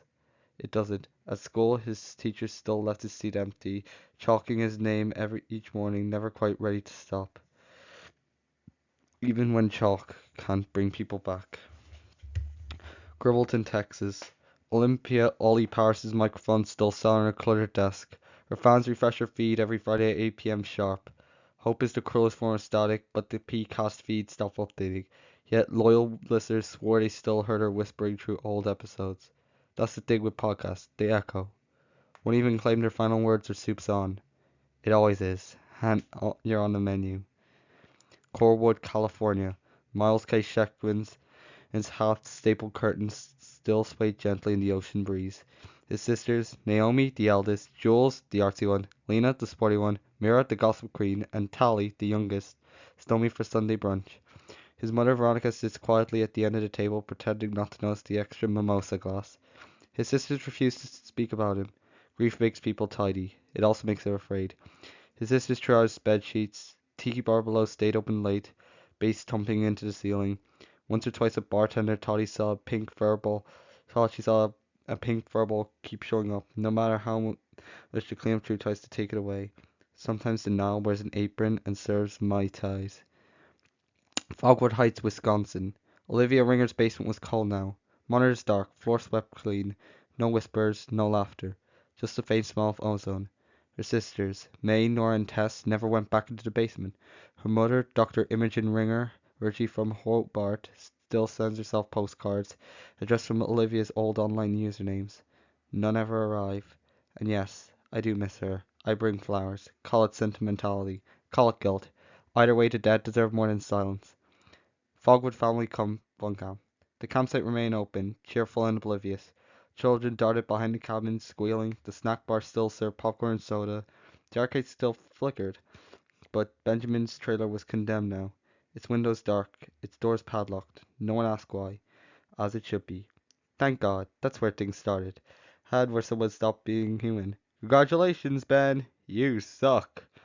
And somewhere else? Somewhere stranger, the chicken nugget universe kept spinning. Chikn walked ahead, floppy ears bouncing, still leading the group through weird adventures. Cheeseburger, his best friend, bickered sweetly with her girlfriend Coffee while swiping stacks from the others. Ice Cream French Fry kept to himself, though Ice Cream's low growl and French Fry's horn seemed to find each other in quiet moments. Slushy lounged, her mint fur ruffled but still smirking faintly at the chaos around her. Saudi and his mother sarsaparilla were inseparable now. He clutched Her tail. He clutching her tail? What? Him clutching her tail as she kept watching with calm parental patience. Old P returned to streaming, broadcasting his strange wisdom to whatever passed for a Wi-Fi signal in the world. And odds on is back to being a jerk. Fun fact, that's the line that made me read this saga and got me excited to read it. Milkshake sprawled lazily on a hill, her tail flicking, content just to watch. Onion Ring sat nearby, glasses glinting faintly as he screamed meticulous field notes about this realm, muttering hypotheses into the air. You know, for how eerie its sad abandoned rooms are in the real world, it's odd how the Chicken Nugget world feels. Chipper, happier, and safer than the one with bed sheets, homework, and missing posters. Despite the actual showing its fair share of emotional whiplash, especially during the first demigod arc. And above them all, on a spire of gears of glass, stood Bezel, ticking faintly, bow tie perfectly straight, hands raised in quiet elegance. He watched them all below with something that might have been amusement or warning. His hollow laugh, like a cuckoo clock, striking the hour, echoed faintly over the pastel hills. Your clock's ticking, he murmured to no one, but here, time never ends. Are the both worlds? The quiet, wounded real one and the glittering, bizarre dreamscape. Life went on. Somewhere between the two, their shadows still touched. Forever. And as for me, you've heard me mutter through it all, offer warnings, drop truths, crack jokes to distract you all from the horror gnawing at the edge of your perception, but you've never known my name. Not until now, so allow me to properly introduce myself. I am Lysander E. Moncrieff. You can call me Lemony. Everyone does. Oh, but I'm not Lemony. I'm just a secret channel of another channel. Hi, I wanted to thank you for sticking around until the end. I know it's 4 hours And long, but I that's hope I made this the best something I 4 hours like. of your life or something. The You know. end. Well, see At ya. least until the sequel. Merry Christmas. Okay, did you just go to the end to check if the secret message was there? Well, it's not. Sorry, you have to go back looking in the video.